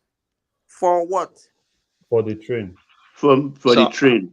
How much is that? I don't know total? what you mean by 750. What do you mean by 750? Sorry, is that no, that's for the pass. That's for the travel on the train, on the new trains being built. But what I want to know is that a day pass or is just for one trip? No, just drop with your priority. Hang on, Baba. You said it's 1.5 billion naira. Oh, you have checked arithmetic. No. 750. Is that not too much? So you are telling me the train is making $1 million in a year? $1 million peri? I'm even afraid that can they really break even with that? So that means the adoption is ridiculously low. $1 million in a year. They are subsidizing it apparently. No, please. Hold on. Let me. Is it the Lagos No. The mile 2 to Marina. 17 kilometers. But that will change. That will change. You know, they are building the phase 2. Or they will make more money on that one. Hold on for BT. Sorry, BT, what did you say? So I'm saying that I didn't know. You say $1 million. So if you look at the route for the blue line, for it to really make money, they have to finish the second phase. That is where the people are really. My one, no. Once that go by, where does that go to? The second phase? Michael. That's where you have the crowds coming in. The crowd. That is even the one that will benefit them the most. That is where you see the crowd. That one will benefit more than this Marina own. Marina is just workers, more work, but that is where you see business people. All this. That one will be more beneficial. No. I think you may be wrong. You see that mass transit is not for business people; it's for workers. The way it works, the Americans will tell you. I can certainly tell you where I am. If you go from 7 a.m. to 10 p.m., that's called rush hour. So they all stream into those trains. It takes them into the city. So they go about, they tap at their keyboard, get bullied by their boss. By 4:30, they stream out, get on those trains, and then 4 to run about 6, that's another rush hour. So that's really what, it's not for business people now. Mass transit. You don't carry heavy load inside, though. No, but they don't allow it because the stations are too fine. And like Zita is saying, I don't want to say it here. At times, I'm sorry to say, don't be annoyed, please, panelists. It's too fine for our standard. I don't know. I'm sorry Baba, to say that's called wow. Baba, what one man just said now? What one man just said now solved the issue when I was telling you that guy that used to go to peak hours. Yes, to go and buy clothes in Marina, then come to Ojo side and sell it. It solves it now because I made the point here that I think that train is more beneficial to the workers, not necessarily businessmen. And there is no cash. You use your cowrie card, no cash. It goes past Lasso as well. I think it's back the university back to Michael. So you are a university grad too. They have some kind of discount for them too if you're still. There is a big market in trade fair, and what's the name of that? The money back, one man. Again, what's the name of the other market by trade fair? I think I'm not even getting the pricing very well, Baba. I forgot it. Say it's trade fair market now. We are not getting. We are not getting. It's trade fair market now. Very well. There's another name. That one that will take you to this thing. I will remember the name you people call it. There are two basic let me say something. Hold on, Zita. Let Larry come in after him. Larry. Yeah. So I think we are not even getting the pricing. I think it's cheaper. That 750 that we said is basically from mile 2 to Marina. That's 750. But there are still some within, like from they said from mile 2 to Alapa. That's like 200. I think the minimum is 200. The maximum is 750. That's a station also at the National Theatre. Yeah, so if you have like all those short things, you can still get like to 200. I think it's just the maximum that is just 700. And for them to have actually done 2 million in terms of passage, I think that's key. 2 million in 1 year. So if they now do the rest, where are you getting those figures from? We are just taking these figures on trust. No, I'll put it in the chat. 2 million in 1 year. Yeah, it's low now. So low. Yes, it's low. No, it's very low. For the pilot, it's not low now. They do we call that a pilot? I mean, for a phase 1 project, and look at the capacity of what they have. Then they need more train. They need more coaches though. If they want to expand, they need to go. But they have to buy more coaches. Do you know what they really need, BT? They need promotion. They need to make the people understand what it is and what it's for. One man, I dropped it in the chat. Even one man, do you know the issue as well? That even the design, there's a fault in the design. I've always said once it came up to the island, it should have hit that old Leventis area where people can just walk in from the market and just because the way they designed this one, you have to walk backwards from the main hub. Very close to the Nitel, this thing, but they have the blue buses on that. They have downfalls that can take the traders to back of Mandilas. They have all that movement there. But that place needs if you look at the original design, they need it was supposed to also have a red line. There's supposed to be a crossover bridge from that train to the other side. You know what the way it was designed is even for there's a problem with the design of the I did it with the boat. Hold on, Baba, just hold on. What you said, there's a fault with the design. There's one thing that I noticed with a lot of this. The stairs they're too steep and they don't seem to have a lift system. They have this very steep stairs. Because anytime I see any of these facilities, I always think that can my mother use it? Because it has elevators now, and it does. Yeah, it does. It has elevators. Yes, they do have elevators. Escalator. They have escalators. I want to. But my issue is that if you look at once that thing hits the highland, there's this Leventis area. If you put it over because that's where the crowd is. But where they have the train system now, of course, the plan was that when they have the red line coming, right, It was supposed to meet the blue line, but they have changed the design where everything meets at the Wale Soyinka National Theatre. The Arts Theatre now. That's where they want. So they've redesigned it where everything. But the problem They is are bridging the red line through. Before it was Otto. Through Otto. Yeah, now they're supposed to have a loop. That's what I'm saying. As Panda Market. Market. But they also have one issue. They also want to start the green line from that same area. So from that same theater. Where is the space? That's the loop now. That's the loop. Some of the lines are supposed to. It's called a loop. No, they want to do that. And that's every rail line has a loop. Yeah, if it doesn't have a loop, it's going to be, I don't know. I mean on the island, the way it was designed is a problem. I don't. Yeah. It's too far away from some the of them main. are because they don't want to destroy too many houses. Well, that's a problem. They don't want to destroy too many houses. Maybe you can do maybe from that hub in Wale Soyinka stuff. Maybe like a underground water into the island. People still use ferries. Like make more. Why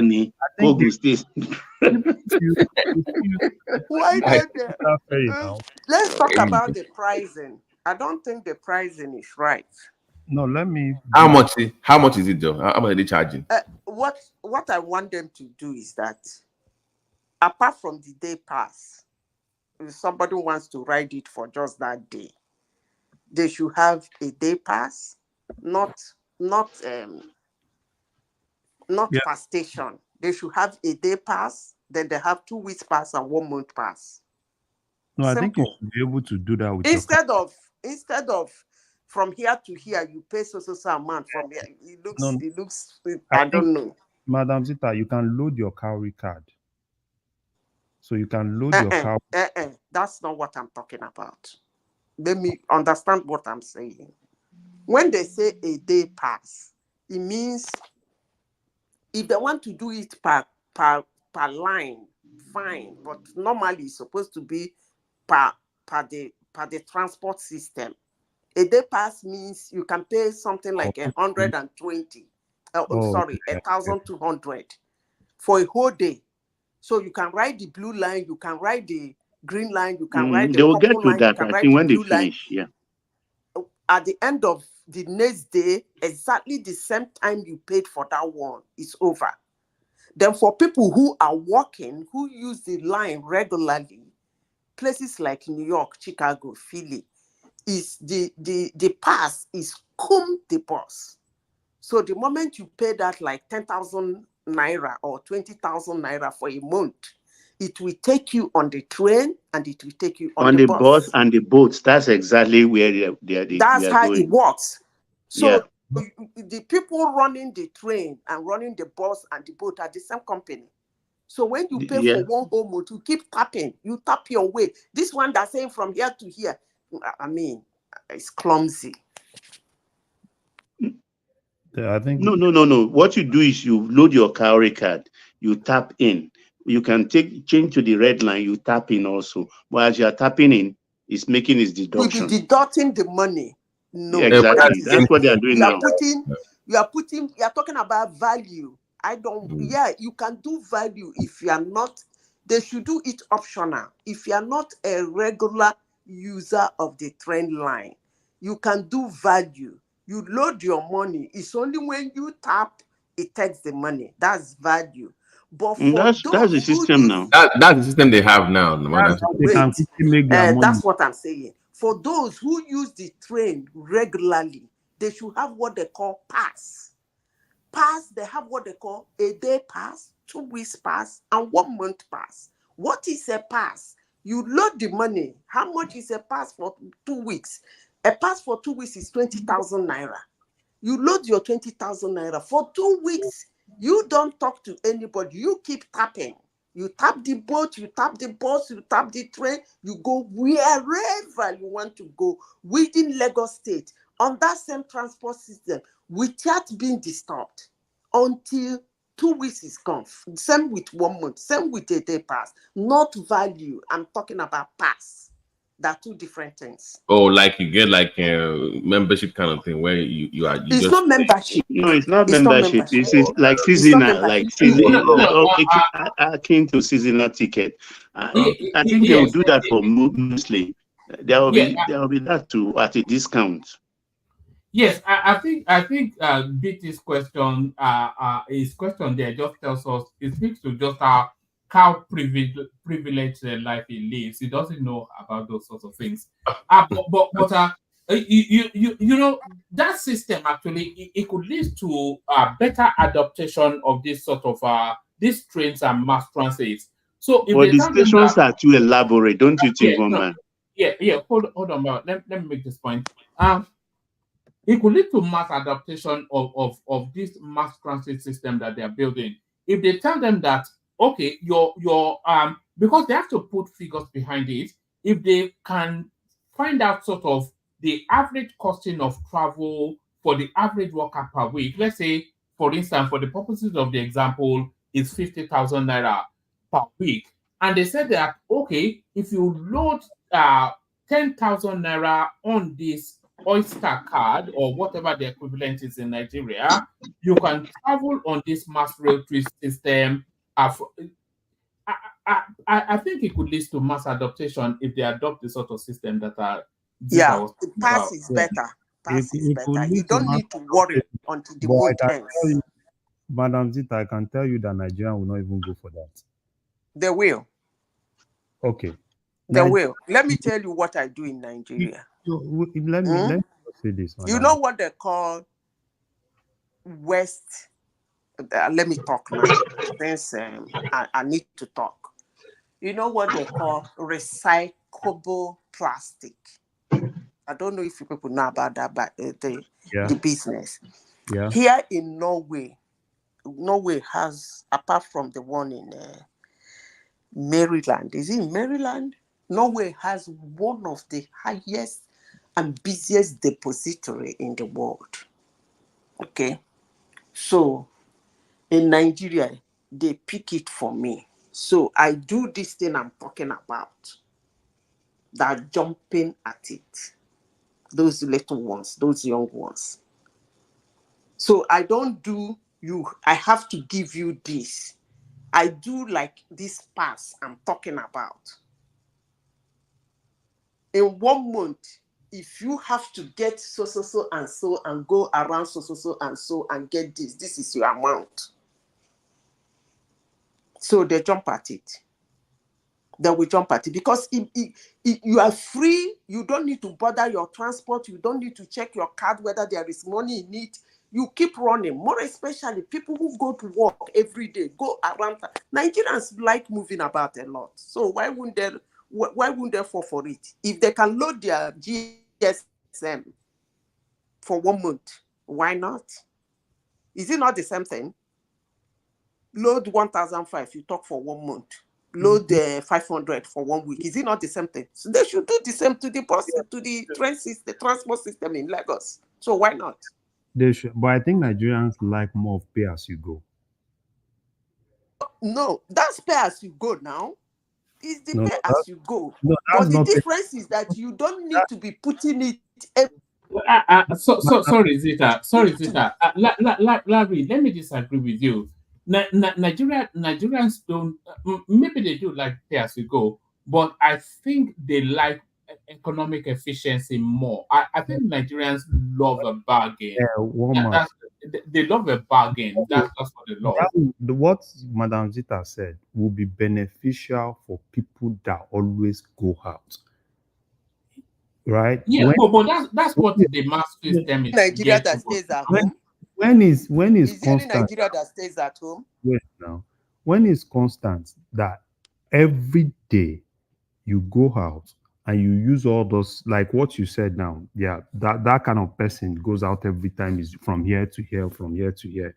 Now they can also say, okay, fine, for 2 weeks, I've paid for 2 weeks. But now look at some of those some of the normal things in Nigeria. People will kind of like say, okay, fine. Why not, instead of paying 2 weeks and probably something happened, I'm not using that 2 weeks, which means that I can't even transfer that 2 weeks to another 2 weeks.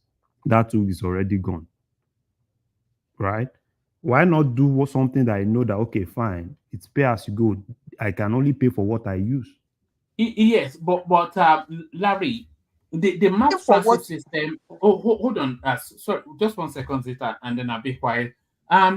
The mass transit system is primarily geared towards people that make predictable movements. So it's not a matter of I might use it one day, I might not use it at the other.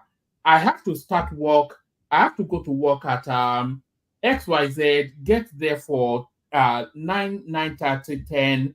So and that's my weekday. That's my Monday to Friday. That's what I do from Monday to Friday. So usually I get an Okada from my house in Oregon to the bus stop. I get on a bus from the bus stop from Oregon to Ojota. I get a bus from Ojota to Marina, and then I get a bus from Marina to so all of that. But then what that system offers you then is that you get that Okada. It drops you at the train station. You hop on the train and you are at work at a cheaper rate. So that's the predictability that sort of system offers. Yeah. Let me explain the past to you. Let me explain the past to you. When you understand the conditions, you know that Nigerians will definitely jump at it. When they were doing pay as you go on our GSM, they said 1,500 for a month. Most people don't actually use that 1,500, but they keep their phone alive for that 1 month before the money vanishes. You see some people towards the end of the month when they make it, but that is kind of different because that one is a kind of comfort and not necessarily a necessity. It's kind of luxury. But let's talk about necessity, which is transportation, human movement, mobility. You see, the pass, the way they make the pass is in the sense that if a day pass might be more expensive, in the sense that a week pass might be, a 2 weeks pass is 14 days. It might be 8,000 naira for the 2 weeks pass. A day pass might be 1,200. So you choose the one you want to need. It's ridiculous. So for people who have children who go to school, like high school, you will prefer the 1 month pass, which is about 15,000 naira. Okay? Yeah. Instead of giving them 1,200 every day to jump around the train. So you give them a card of 15,000 naira. You know that for the next 1 month, they can go to school, stop by in your office, go home without any disturbance. As long as the train comes, as long as the bus comes, as long as the boat comes, they're on their way home or their way to school or their way to your office or to even visit an auntie. Okay? Yeah. So which one would you prefer? No, I think to be paying 1,000 example that you use, I agree with 1,200 a week, a day to travel around, or to be paying like places like in state of Illinois, you will be paying $2.25. That is a $2.50. If you are not paying a day pass, I want to go from here to here, so you pay $2.50, which is way too expensive. Meanwhile, their 1 month pass is $75. Yeah. So you can just pick it and keep it around if you are not somebody who like driving around town. No, I think I agree with you, particularly for the students. I think I agree with that. I think the major thing is at least let them have that option too, right? Why they have the other. They should have that option, and I believe they can make more money. That's how MTN grew in Nigeria. That's how all these telecommunication companies, they make so much money from Nigeria, giving them that. You know, this will be the biggest step for someone who get. It's all well and good for him to be building all this O2 Nigerian version and all this. So now this mass transit system, if he gets it right, it could generate such a huge amount for Lagos, free up the roads. You know, a lot of things could come out of it. But let's see if he has the brains for it. The problem I have with the Lagos rail system is that they are actually, that thing is supposed to be a city, but what I'm seeing is like an interstate. You get the point. City train stations are not actually that flamboyant. Yeah, They are spending so much money building all those train stations. The city train stations are, because city train stations are something that is, the train comes every 5 minutes. So no. the stations are not really. Zita, sorry, let me help you here. They said the design of a city train, you must be able to get in and out within 5 seconds. Yeah. So it opens wide, you move out 5 to 10 seconds, everybody has to clear. But this one that they are buying, it's but like, that's an American standard now. No, but come on, but look at the train that's city train station. Look at the red line. No, the blue line is more of a city train. That's the way it's supposed to look. Big doors, everybody moves out. 5 seconds, people move in. That's it. But the one they have for the red line is like you're going to a different city entirely. The red line and the blue line are not the same now. Yeah, it's just no. But they bought Tego trains meant for Milwaukee to I think Kenosha or something But like they that. told you that that red line is basically done for more of interstate from Ogun State. Just pick people from Ogun. But you have stops now, don't you have stops? Sorry, Larry. Can you clarify what you mean by city train? And let me tell you what I'm asking. Where I am in the UK, in London, for instance, if you are saying city train, you are talking about the square mile, which is where the central financial nav hub of the city. So that's the city train. But if you are talking about a London train, that's a wider spread. So you mean a cluster around about Broad Street, Marina, sort of? Is that a city train, or you're talking about the whole of Lagos State as a city? Lagos State is I don't know if Lagos State is as big as Chicago. So I'm talking about city train like Lagos. The whole of Lagos. I'm talking about when you go outside of the city. Like, I'm using Lagos as a city because it's small. I know it's a state, but it's small. So I'm talking about when it's going out of Lagos. That's what I'm seeing on your screen here. Yeah, but you cannot expect but you cannot expect a westernized efficiency in a third world country now. But they're spending so much money building something. I don't know, but it's okay. At least they're spending the money to cultivate a culture. They're not wanting to. They cannot. There's a lot that doesn't even support it. They've had to build their own separate power something to power these trains because the infrastructure is not there. So there's a lot of missing parts. But I mean, we'll get there. But by the way, I do like their they new. need more race inside Lagos, huh? Yeah. I like their new proposal for the marina. The marina, they're going to build a bus system and also a boat close to that. So as you're coming from the train line, you can then step down to either take a bus or take a boat. Yeah. So I like the design.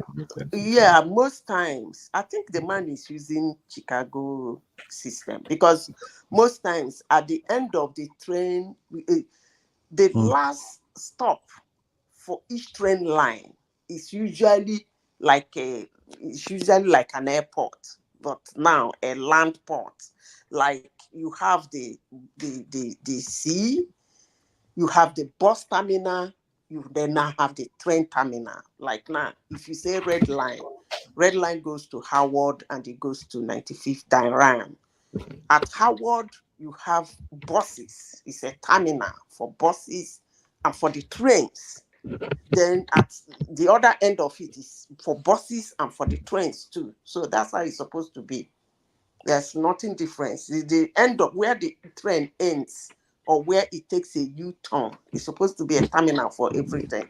Where it turns, where all of them meet and turn, like the loop is supposed to be a terminal for both buses and everything.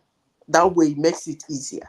The moment you got out of the loop or you get out of the last station for the train, you can find any bus that is going anywhere in the city. That's how it's supposed to be. Yeah, I think the only problem for me, the only problem I have is the fact that it's highly subsidized. So, and the fact that it's highly subsidized, will that encourage private people? Because will you even recoup your money? You know, you have a trend that has been highly subsidized, you know, I think for like, since they've started, it's been. I understand what you're saying, but let me tell you, you have to clear. That's why I am against Molue, I'm against Danfo, I'm against what you call Keke Napep and Okada. You have to clear out all those things. Those people who are riding those things and handling it, what does it mean? They now have experience of transportation. So you are going to now move them into the transportation company for employment, for wherever they can fit in. For those who cannot work for anybody, because I hear a lot of Nigerians say I can't work for anybody. I hear a lot of people say that, who cannot work for anybody. They can find another line of business outside of the Danfo driving, the Keke Napep, the Okada, and the Molue. They can find other business. When you clear those ones out, these gray lines and these buses and these trains are not going to be a waste. From time, before you know it, it becomes a very big business. I'm telling you, because some people will even have cargo buses, like buses that all these traders will have to cargo their things in the evening. And that evening, the thing is already in the market, the other side of the town. And in the morning, they have their bath and dress like a worker, join the train and go to their work. These things can be married together and life is easy, but littering the town with all manner of rickety transportation littered everywhere. And the one man is telling me that he doesn't need Lagos to be clean. I don't know. No, you know, the thing is, you may be too and you hear this from the Americans as well. Maybe we are getting a bit too civilized for who we are. You know, when you're used to the ease and the efficiency of wherever it is that you are, you forget that Lagos doesn't have the budget of your space. It doesn't have the infrastructural, backup of your space. You know, there's a lot of missing parts. You know, to pull the whole together. But you said one all year. humans are equal. So why can't we be like it? I thought 1 year into the argument is that operations. we should not be looked down on as humans. So why can't we have things they have? I'm impressed by the infrastructure maintenance anyway, because the stations and the train, they are well maintained. Why can't we maintain it? You know, we have to be real sometimes. I've seen so much damage in our country that I don't know how to say it. If you don't have a vibrant economy to fund these things, I don't. So we can scream that we want infrastructure, we want world class A, B, C, and D, but do you have the economy to support it? You're supposed to help. It is not the economy. It is not the matter of economy. Once you build something, you should be able to maintain it. It's just a bad. But it's based on what people can afford. Is my point. It's bad management of resources. That is what. Okay, so and it's corruption. You want world class. You want world class transportation. It's expensive to maintain a world class infrastructure, right? No. You maintain that? I am not. We are not saying you should build world class better than that. Yeah, but what we are saying, hold on, the little you build, you should be able to maintain it well, and after some years you can upgrade it. I'm discussing standards So only. it's a matter of management. If you lack the capacity, or you don't put people in charge that have the capacity to manage things well, then you're going to have this kind of problem. They are And it's really all boiled trying, down on actually, corruption. Yeah, they are trying. Because on the platform, they have security men on the platform. And inside the train, they have permanent security men too. So they are really, and then inside the terminal itself, a That lot of is not what security will men. solve the problem. It's only now they are having some food canteen. Initially, they did not start with food canteen, so that people Where? don't mess it up. The train stations. Why would there be food canteen in a train station, if I may ask? No, it's takeaway actually, wahala and I don't know be why this they now? allow that, because they said they would not. But No, I could see. Which kind of wahala be this now? First class. That is first class. Hold on. Are you saying on the train or in the terminal? In the terminal. Well, yes. That's a universal norm now. That's a universal norm. You can buy coffee and other snacks. That one is nice. That one is nice. That's excellent, of course. If you go to Times Square in New York, you will see it now at that. You are saying Central station in New York. You see also, even it look like hold on. Yeah. You have to come out. Every train station has a subway now. Can I finish? One man, I know you want Lagos to look busy. Are you saying outside of the terminal or on the terminal? Inside. On the platform. Okay, let me. No, not the platform. On the inside the station itself. In the waiting area. Yeah. Yeah, that's good. That is commendable. You have a standway. I really need to see it to understand, because I know that if at the train station, buildings around it turn out to be canteen, it has nothing to do with the train station, but they are on the walls of that train station. No. We're talking about within. We're talking about within the premises itself. It's the universal norm. It's a whole experience, by the way, that travel experience. So you are at the train station, you bought your ticket, you are waiting for your train, they're telling you it's 10 minutes away. And then you'll be eating amala and the wedu soup. No, not amala. It's gala now. No stick. It's all standing. Nigerian meat pie. So you have a meat pie and a coffee as you wait for your train, so that's fine. One thing I want to say is this: you see this maintenance culture that we keep saying, maintenance culture. I think the problem is the fact that most of all the infrastructure are not privatized. Because if it's privatized, it will be maintained. It's just going to be like probably banking infrastructure in Nigeria. Do you go to any bank and you see problem of maintenance? But you see this culture of it's government owned. We can do what we like. And that's why in most cases, we have most government infrastructure not being maintained. Until we leave that speck of, let's move into privatizing some of all those things. Because once I know that this is privatized, once I know that this is a business, and I know that in order to keep this business running, I need to ensure that this infrastructure is also as clean as possible, I will do the right thing. That's what I see with some of all those things.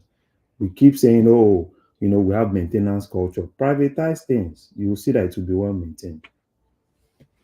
Ultimately, they will anyway. All these cross-state rail systems and all these intra-state rail systems, they will sell them off, especially the one in Lagos and the one crossing Lagos Ibadan. But no, one man. They will not do that. They can just release the track out to people, where if you have different companies that want to just have their own train system, so they will just lease the track where they can use it and pay to the government. That's the one way to make the money as well, like they do in some cities where you have sorry, Zita. You think the government can run a rail system efficiently They've never done it in any country that I know No, of. not the train service. They own the tracks, but they lease the right of way to use the track to private companies that will now come up with their own train. And Yes, but even the trains talk, you know, they have to set it up. In fact, they should not be in anything other than regulation. But you know, in Nigeria, they will say it's too expensive. You know, like they will start crying about pricing and all that. Like it's going to be more expensive. That's the bottom line. Baba T, let me tell you, the privatization is important, and this their price reduction and whatever you people call it, subsidization, should stop. Subsidy should go to people who need it, like students, the elderly, the military, disabled. Those can get the subsidy. And the subsidy should come from, like if you're a student, the transport card will come from your school with your passport, your picture on it. That's how they do it in everywhere. It's not the company that will give it to you. It will come through your school. Then we subsidize it. So all this subsidize here, it's not working. You should give subsidy to people who cannot afford it. It's not supposed to be a round figure like telling one man in Nigeria, visiting Nigeria, instead of one man to pay 100,000 naira for a pass for 1 month, you subsidize it for one man. How the heck would you do that kind of a thing? One man should not get a subsidy. That's what I'm talking about. Subsidies should go to people who cannot afford it, not for everybody. And until we come to that level, it's not going to work. One man. Aja, are you listening? Aja, are you listening? I'm here. I think Dewale wants to come in. One man. I was just trying to ask one question. You know, I sent you one video that I came across on Instagram of National Art Theater being renovated. I didn't know there's a massive renovation going on there. You showed it yesterday. By the way, Dewale, do you have any real line in Ekiti? Just asking. No, just asking. As close as your own state to Lagos State. Hold on, BT. That's the wrong question. Hold on, BT. That's the wrong question. Do they have vehicles in Ekiti first before? So we have. Oh my! We have at least we have airport. Do you have airport in Ogun State? Yes, we do actually. Yeah, they do now. They do. Road, you know, get not to talk of airport. Isn't that shameful? As close as your state is they to Lagos Lagos State. Dry ports. You can't even post of one single good road in your own state. It is sorrow níbi tí Ogun State. We are just starting. I made it just one sentence. All of them gang against me this evening. Can you imagine? Ogun State is even talking. Who are you guys in Ogun State? Ekiti. At least there's a train in Osogbo now, right? So the poorest state in the whole of Southwest. It's sorrow níbi tí Ogun State wà. Because of our proximity to Kwara and Abuja, it's coming to Ekiti State. Don't worry, it will soon get there. But by the way, I support the even though I'm a little bit, when it comes to the economic impact of NAPEP, I think it's because of that employment aspect of it. But to be honest with you, that's the sight of seeing them kind of constitute nuisance to me. It doesn't befit that city. It's like a sign of a failed state when you have. I don't blame people riding it. I blame the government that allowed it to be imported. As a matter of fact, it doesn't even support Ekiti is Dubai now. Ekiti is Dubai, right? Ekiti is Dubai, so you need to be driving. No.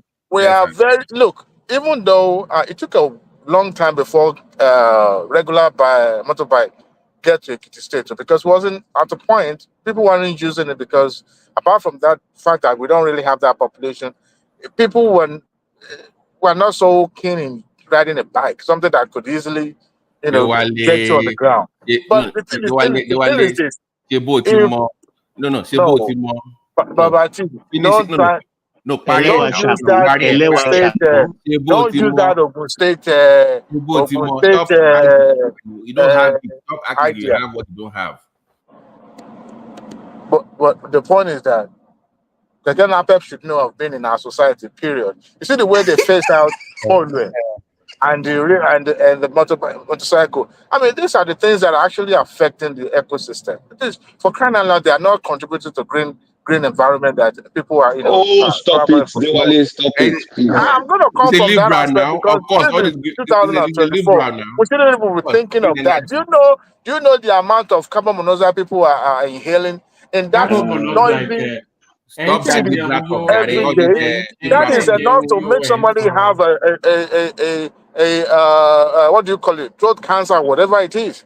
I mean, people are inhaling dangerous fume every day. And some of these people don't even know how to maintain their equipment. And there's no policy towards that. Nobody cares as long as somebody is collecting bribe on one side and the police is collecting their own. But everybody does what they like. So they should have faced them out. You see what I mean now when I say we're a bit too westernized for the Nigerians way. Let me play you this 10-second clip. I saw it. It made me laugh. It's just for it's nothing to do with what we're talking about. But I saw it earlier in the day and it made me laugh. But watch this. Please, your money or your life. I not get money. I not get life. Come on for road, make I pass. Your father.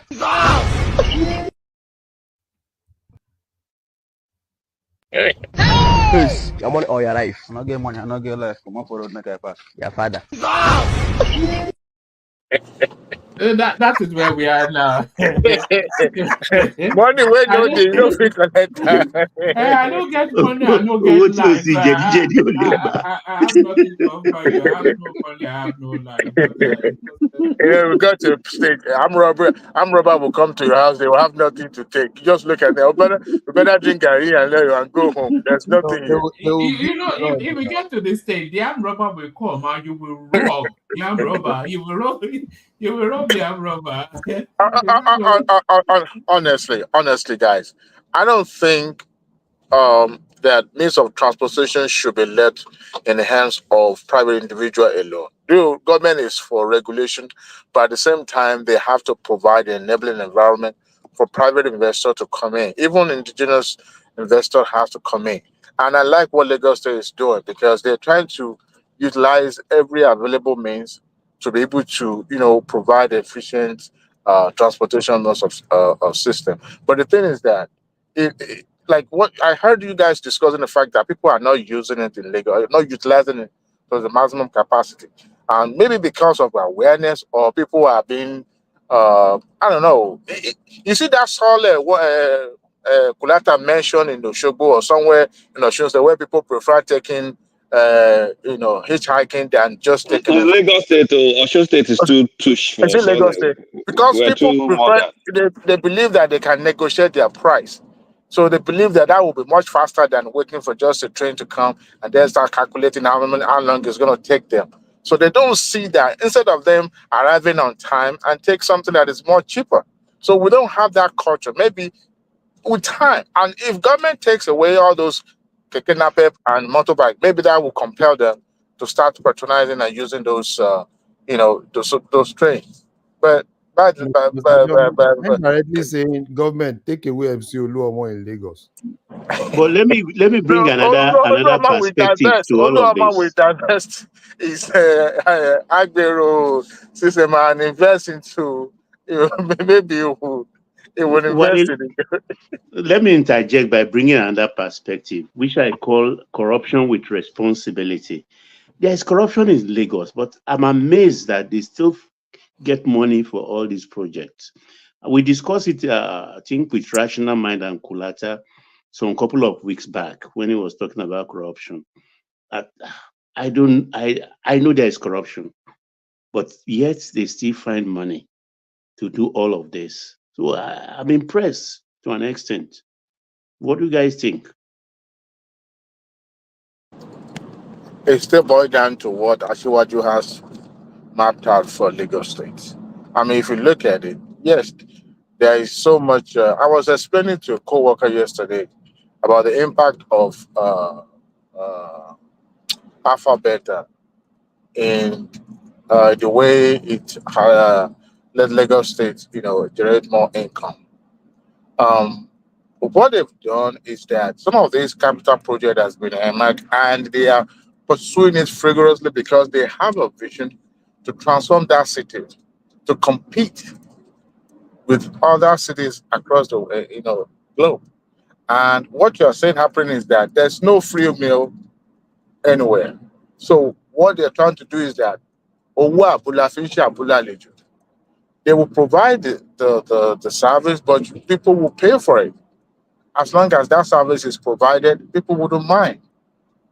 But at the same time, road the what do you call it, the Lekki Korodu Road now will also be built.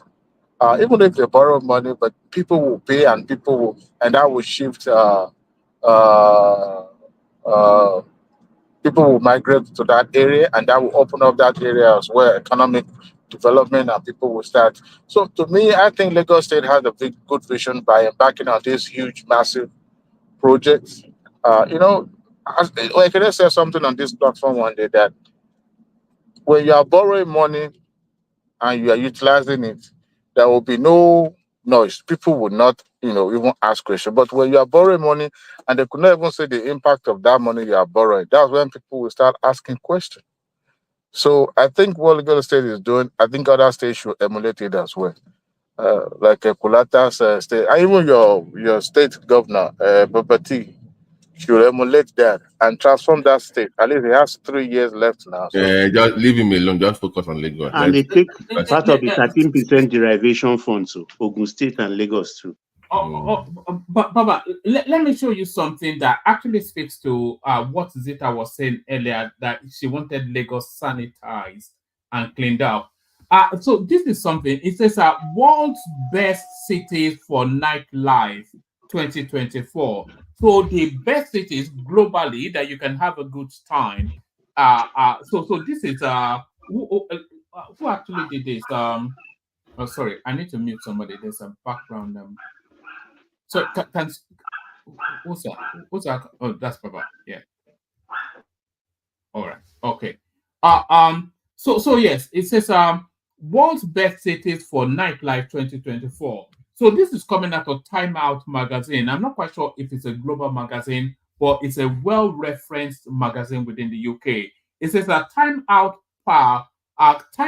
compiled a list of the best nightlife cities for 2024 by surveying thousands of locals in top cities worldwide. Cities were evaluated based on the quality and affordability of nightlife, excluding those with lower scores. I don't know what that quite what that means, but this is really what I wanted to show you. So what's best cities for nightlife, and this is the list. So Rio de Janeiro is the best city for nightlife globally. So that, let me push that back. Hold on. Yes. So Rio de Janeiro is the best city for wildlife, for nightlife, maybe wildlife as well. Some of the girls there.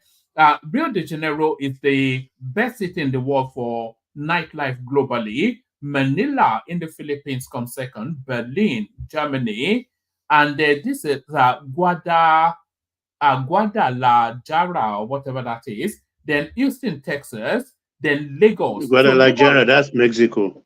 That's in Mexico. So Lagos is the sixth top 10 global cities for nightlife, for the grumpiness and the dirtiness of it all. So that's what the data is showing.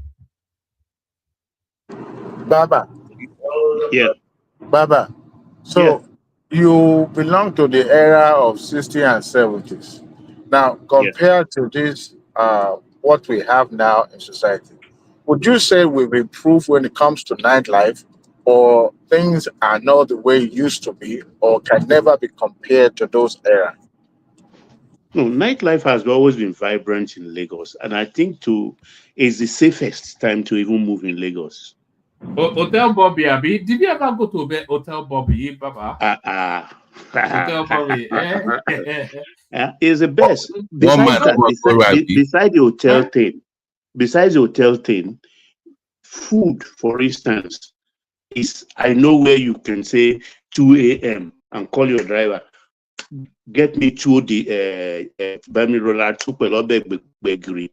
It's so and so place. Straight, they will get you hot 2 at 2 a.m. The same thing, Asaro and all the rest. Or it's always there, one place or the other to buy this thing. Apart from the club life and just name it. We can say, okay, I want Obalende Suya now. I want Allen Avenue Suya, or I want Apapa Suya. These things are always there. Lagos has always been like that. Has always been like that. I don't think it's like that anymore. It's No, it is. It's It has not changed. Amajeri Central now. No, they go to sleep. That's why I say night is the safest time. They go to sleep. And one man, nightlife in Lagos, the only thing is that it's more expensive now. More expensive. And more dangerous. Larry, you remember in the 90s when the tobacco companies were doing some shows and promo? Best in ages. Yes. So it happens that I went to National Stadium in one of those shows. And so we're trying to leave early. And that was when we entered the gate and we were beating Blue Black.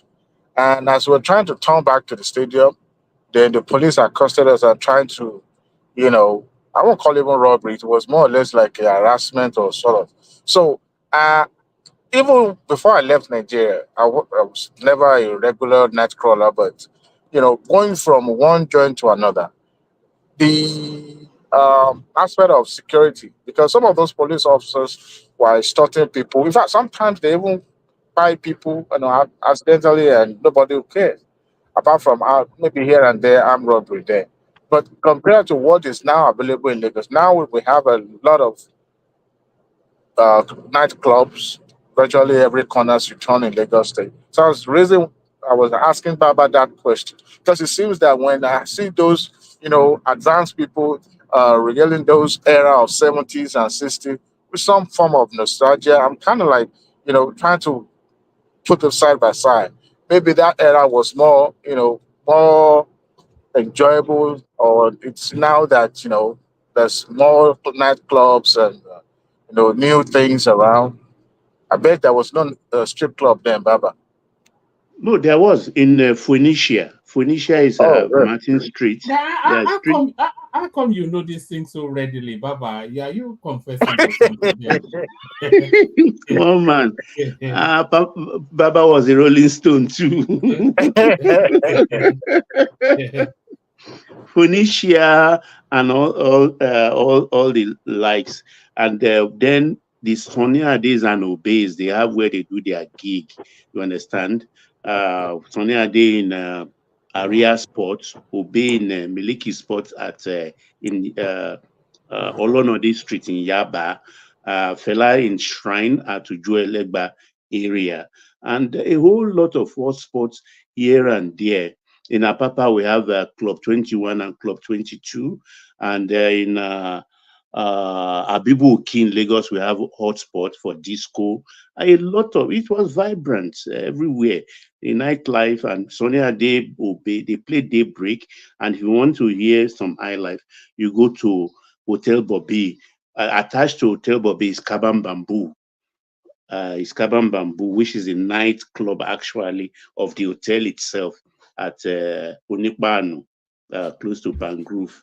And that Kabam Bamboo, it lasted for a while. It's a name that resonates. I think I've heard it before. Is it still going on? No, it's attached. It's a club attached to Hotel Bobby.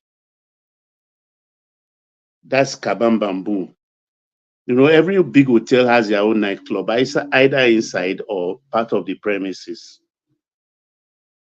So Bobby plays there every time. A lot of club, I think his children even have a disco house around Fadeyi. I've forgotten the name of the nightclub too now. That is Bobby's Children, where Tony Benson played. And when you go to a lot of Lagos has always been like that. Baba, I expect Lagos State to have done something, especially to the impact of night shift in Lagos. Especially, There is night shift also. Thank you. Yeah, The because Coliseum. Coliseum, and it's trying to bring the era where there's decency in clubbing, and people could go And there. Wazobia.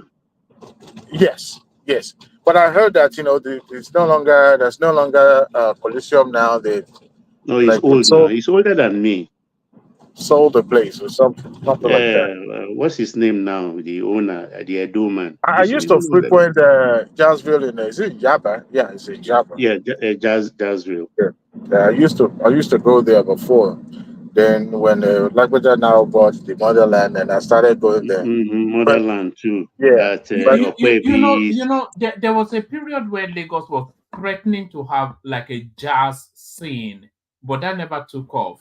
Apart from Fela Kuti, which it wasn't even jazz, but there was a time that Lagos was actually wanting to. There was almost like a jazz scene. Yeah. Just once they build that arena, when it comes to like UFC or boxing, you will see Lagos becoming a main the city to reckon with when it comes to like combat sports. Just watch. This guy there will be a focal, because even the chairman of the UFC says, because they asked him, why didn't you come to Africa? He said, no, I want Lagos. So the guy will rather wait for you to build what is needed than to come to any other African country. He wants your country because he knows. So there's people like Paul McCartney. Paul McCartney came with one man. Do you know during that period, only Michael Jackson did not visit Lagos? Everybody from Paul McCartney to Ginger Baker, the drummer, to delegates, Sky Group, all Third World. Sky and Third World came to Ife too now. They all came to Lagos. Only Michael Jackson did not come. Even James Brown. Yeah, Shalamar too came. Shalamar, Jeffrey, he didn't even go back. He did not go back. Jeffrey Daniel stayed in Nigeria since then. No, he came back later. When Shalamar came, it was in the early 80s. Baba. Yeah. Baba, you will agree with me that high life kind of make nightlife thrive in Lagos. Yeah, by the way, I just heard of this Nigerian band. They sing high life, Cavemen. My goodness, one man, if you have time, they're called the Cavemen. They are amazing high life. They're young guys, but it's like listen to like a Victor Wifo and some Ghanaian. They are amazing guys, man. That's the best high life I've ever had. So I've had it on repeat in like a week now. They call the Cavemen Nigerian high life. It's amazing, guys. So the late 90s to early 20s kind of the boom in high life, modern high life in a way. Sorry, Dewali. Let me use this window to bail out hand over to Mike. Mike wasn't even fully on board, but I had to twist him a little bit. So go gentle on him. That's Ayo right there. Eva G, and that's Eva G again. So that's Eva G twice. That's Choma right there, dipping her foot in the waters, and then that's our chairman then coming back to take the full crown for the day. So that's Choma at the lead position. Anybody that wants to surpass Choma, feel free to do that. So thank you to everyone. Thank you, Choma. Thank you, everyone. Let me bail out as World Pieces Japanese forces is about to take hold of me. So let me bail out. Hand over to Mike. Thank you, everyone.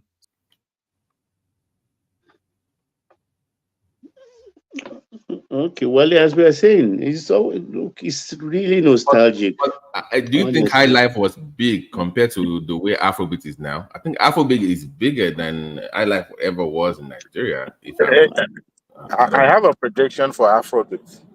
Yeah, it won't last long. He's lost it's not the same. It's kind of evolved into something else. I don't even know what it is now. It's don't even Fuji know. music they are playing. Funkified Yeah, Fuji as far as I'm concerned. it's not that I jam it. Okay. Wait, you don't like Fuji? Why are you talking like that? No, but like Afrobeat, Fuji. like Daybreak, Papa. I mean, it's Fuji, Funkified Fuji they are playing, Fuji long honestly. play more. Tungba play, Tungba music long. Bani, I don't even know what If you Afrobeat. listen to Olamide, listen to Ashake and all the rest of them, if you listen carefully, you will see traces of Pasuma, traces of K1 and all the rest inside. They just kind of funkified it and people are rocking it at the moment. I think everything with its own time. The kid of nowadays, they are rub off of quality music, where the lyrics of the music itself make you more sober or make you think than when you are just hearing a beat and you're already shaking your head. It's just, I don't know. It's the beat that makes people dance to Afrobeat, not the lyrics or the message in the No, music it's a itself. bit, actually, yeah. It's a bit not what they are talking That's because they why are not it's even lost making in sense. originality. They were like, the modern sound is about the beat and the hook. So if you have a nice beat and a nice chorus, nobody cares about. That's the only thing you need. One nice hook and a good beat. That's what they listen to now. Nobody Even cares. the students' band in those days are better than all these boys because I remember Ofege St. Gregory's College, they made wave in the 70s. Only God knows where. No. These boys are way better than what we had before. Let's not. You mean, have you listened? You remember the Ofege album? They're better. They're better. The composition is In which way? better.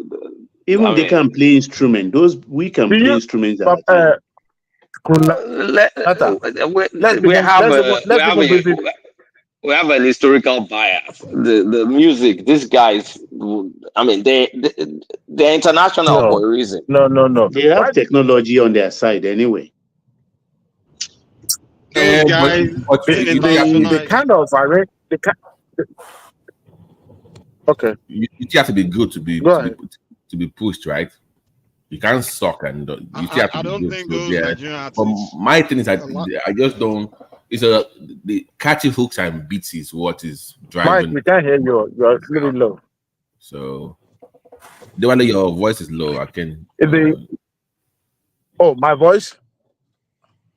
I can hear you now. Go ahead, man. Can you hear me?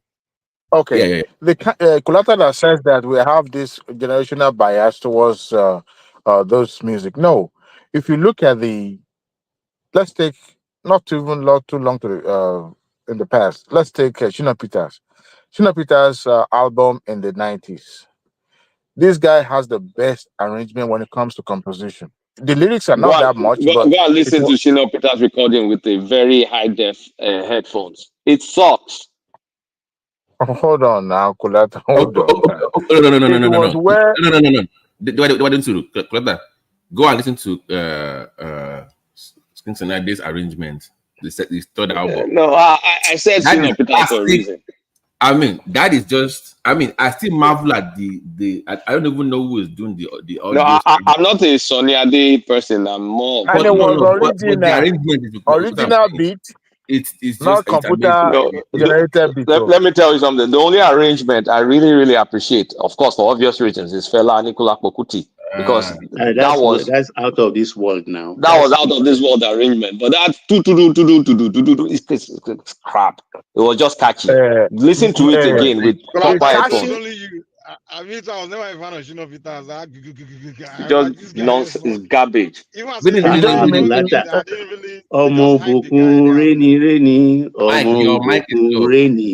your mic is low. You don't like that of Shina Peters. Baba, don't mind that. We're not. I just said something now. The music itself, there's no message in the music. But when you look at the arrangement, they will leave music now. They're music for messages and they're music for vibes. Yes, as at that time it was limited to what you guys these singers have now. Then there was just what you call electric beats. That's it. Let me do it this way. Back then, even if you were good, you had to be selected. You had to go to A&R. Now, I can go to I can go online and for with $400 I can buy. Is my mic still low? Or is it And better I can now? just produce on my Better. own. Better. You don't need. Oh, it's better now. Yeah, it's better now. Yeah. So now I can go to Bass, and with $400 I can set up a studio in my house and produce world-class music. Yeah.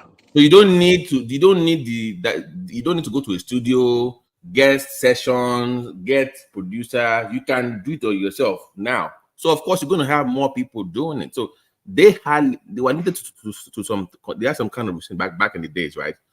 That's what happened. Not because people didn't want to sing or now you have.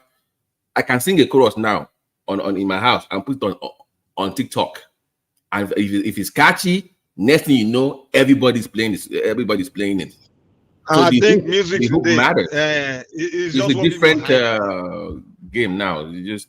It's not really about what anyone is singing, whether you're making good song or not. You just hype.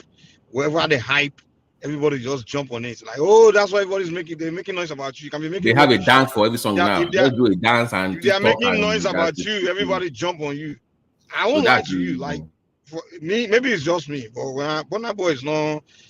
No, that one is a push I now. really, It's good though, boy. I don't It's gbadun the guy push, like the way the guy is Is it, promoted. Like, Mike, I don't.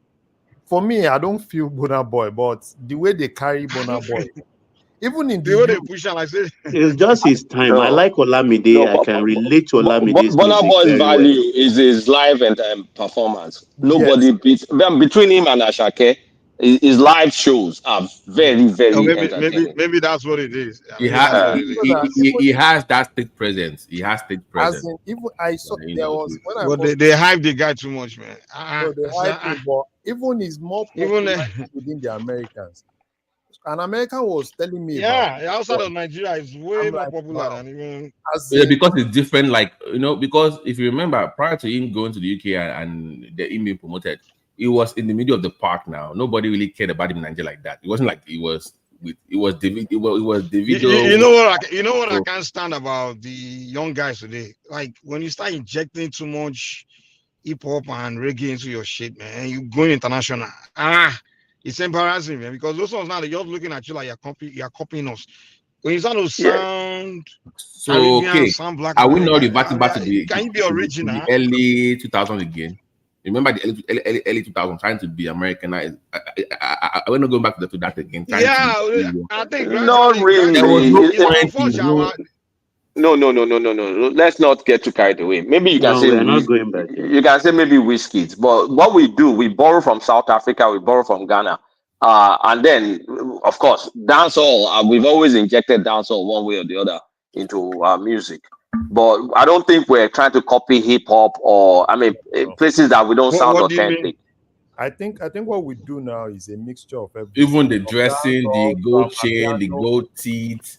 All this. Look at Burna Boy. The guy but that's the dressing, not the music. Burna Boy. Can you guys hear me? We can hear you now. Can you hear me though? Yeah. Yes. The only problem I have. Burna Boy would dress up like one black American guy from the hood. I'm like, guy, why you? I'm like, what did they do this guy, man? Now they're accusing you of copying them. I'm like, dude, those of us that live in America, we just feel embarrassed. Like, so go on, be original, man. I want people love your sound. They want your sound. Just be trying to be okay. Look at what they are. Okay, wait. You guys are forgetting my Jack for check. I know, but guys, wait. Look at what they've done. Aaron Star and that girl in the UK, the Thames too. Look at the way they're like horse now. They're like what? The way they dress now is like Nicki Minaj and Cardi B. That's the but it's. I mean, you have to. His image. See, to your Africa. If you are saying you guys are too old. That's your problem. Is the? I mean, that's. I'm too old. You guys are too old. One voice. One voice. Kulata, you need to understand something. The reason why the world is turning to Africa, you understand, is because they want to know Africa. You understand?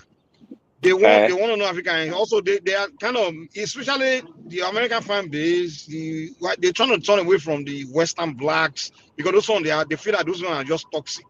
They all would like black people's entertainment, but they see Africans as people that are more clean, more clear. You understand? So they see that that's the origin of the black people. So they are turning to us like for entertainment and vibe. But we are turning to them, to the Western blacks, and trying to be. I'm like, dude, the reason everybody dump and the hip hop and all this thing and look to Afrobeat is because they want to hear the African sound, African, things. But our artists want to, like for example, the reason why white Americans will go to Burna Boy show, but they don't go to hip hop concerts. Oh, so you want Burna Boy to be wearing Abeti Aja and Agbada Kaki? Yes, he doesn't have to wear Agbada. No, he just have to. No, that's not what I'm saying. That's not what I'm saying. He doesn't have to be dressing hip hop. He can dress normal, but don't have to be hip hop. I think what changes they have an image. They have image makers that study all these things and recommend it for them. Nobody is studying anything, man. They are not studying anything. Trust me. Mike, the only problem I have with these guys now is the fact that they are putting more drugs. As in the drugs? Yeah, crazy. Now they all want to. They will start carrying the bill, smoking, trying to look like a black American ghetto guys. They have gone past all that ego that you're talking about. It's those guys crazy. Really, it's Hard crazy. drugs. Yes. That's my worry, though. I worry that Fashek. Each time I see Burna Boy, it's like what Burna Boy needs to be careful. Is he only Burna? Yeah. Do you know the problem? Do you know the problem now? It's really not about just them. It's about the influence about the young. If you know what's happening with the young people in Nigeria, that thing. Babati, can you hear me? All the small boys. See Rema, Charlie Poppy, all these small boys. See they smoke Igbo, okay. No be Igbo, Baba. They forget It's everything now. See this, and they've casualized it as well. See that boy that is with Naira Marley. What's that guy? Okay, that Naira Marley guy. That one is a bad influence. There is this boy that's when I begin to like, hold on, where are we going, man? The fact that they are still Naira Marley and Zenolisti or something like that. Yes, see that boy. He's a Naira Marley artist now. That one is. It looks like he's drugged. I mean, it looks drugged up now. You know that gaunt look. Yes. Kolata. Sir. So, has any of you guys seen any of these guys perform on stage, or especially say Burna Boy? Has any of you gone to see any of these guys perform on stage? No. Not me. No. I've seen one or two, but I've not gone to their shows, but I've gone to concerts where they perform. I attended Burna Boy's live concert. Listen, if there's any money that I've spent that I feel like I still hold the guy money, that was Burna Boy. I'm telling you, the best money I've spent to watch anything in my life was Burna Boy. It was worth it. That guy was electric. Like when you pay your money and this guy perform. When you go there and some people will be playing DJ and they will be singing after their own song. Never, every single word came out of his mouth that night. Everything was live performance. That guy he's not just there. He's not a hype. Okay, forget those dressing and this thing. No, forget about all those. Those guys are unreal. Especially Burna. Burna is unreal. I said that day, even I knew people who never liked Burna Boy who went to that show. And they said, wow, I never knew this guy was this. He has a traveling band. I don't call him Arrow. I don't call Burna Boy Afrobeat artist anymore. At some point, it's like because if it does hip hop, it can do any, it can sing R&B, it can sing hip hop, it can sing reggae. Yeah, he's quite talented. It's not even Afrobeat. You can't even call him an Afrobeat. But technically, it's not really an Afrobeat. He calls himself Afrofusion. Yeah, So it doesn't it's make not sense. really Afrobeat apparently. He can sing anything. He's just that's just pride, John. He's just talking nonsense. He's just taking a lot of fella and just mixed it with other stuff, really. Yeah, His grandfather promoted fella now, Odion Iroje. That's the father of the mother. If by any chance you can see, but you can go and watch Burna perform in your very close to where you live. Just try and just try it and see. I'm telling you, man, that guy is fire. That guy is crazy. Like I don't do crowds. And I think Asake is kind of like taking that. Wait. Why don't you do crowds? Why don't you do crowds? I just no, I just it's no, I just eat crowds. I just eat I'm still considering if I should go and see it, because like one artist I thought was kind of original was The Bunch, honestly. That one no come for the Okakidi is your church. Feel it. No, the guy is finished now, but back then he was original. He wasn't trying to be hip hop kind of. He was just singing. His style was very original, very Afrobeat. I was like, yeah, this guy. Nobody can look at the band, reggae artist, and say, oh, you copied me. Or Black Americans say you copied me. The guy was just himself, just straight up performer. His songs was. But it's only Whiskey that is copying Black Americans. The rest copy South Africans and other African influence. No, Whiskey and Burna Boy kind of. Whiskey sometimes like, this guy, why are you doing this? Like Burna Boy is still not copying. No, hold on. Let me tell you. He's not. Wait now, calm down. Let me say this. When he make that song of Burna, like the first verse, second verse, but then when he gets to the third verse, he decides to inject Beanie Man lyrics. I'm like, come on, why do you have to inject Jamaican shit into this, man? I'm like, come on, the Jamaicans now say, oh, you copying us. It's just annoying. Stop. Look, I know you guys grew up listening to all Jamaicans and Black Americans. Well, be yourself so they don't start looking at you like these Nigerians are just the problem. Flavor, which would they talk flavor for? That one. He's actually very talented. Very talented. Flavor is actually talented, but the guy don't lose gadget to beg. The guy is doing. I like Flavor. The guy needs to shed that whole like Igbo Nabania. You are looking for trouble. You see, you guys are saying I actually like him. I like him, but the guy. You guys are contradicting yourselves. You guys said they're copying. You guys said you're copying African Americans. Now Aro is now saying he needs to shed Igbo. No, the guy. No, I'm not talking about his music. I'm talking about his mentality. You get? I don't. He's an Igbo guy now. What's wrong with that?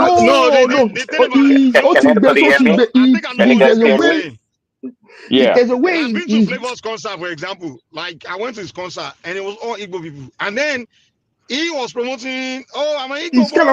I'm like, dude, yeah, I like his music. Like his music's actually he's actually talented though. Sing for his people. He's almost like very talented. Doing for his people. Yeah, you have a big music. He's close. He has a close mind. Can I chime in now? Mike, because the case, I think what happened is that's where he sees money. You're not being fair. What do you mean? If you allow me to know if I'm fair or not. Flavor sings. Let me clarify myself. Mike, hold on, Mike. Can we have one voice? We're having about 3 voices. Yeah, I'll be trying to organize. It's because I run somewhere real quick. Once I get back my computer, I'll start regulating. You guys have one voice, man. Prince Daddy. By the way, one voice. Let's do one at a time. Mike, you're not being fair. You're not being fair to Flavor. You're not being fair to him. Look, Flavor is just okay. It's just not the same thing like what Asake does.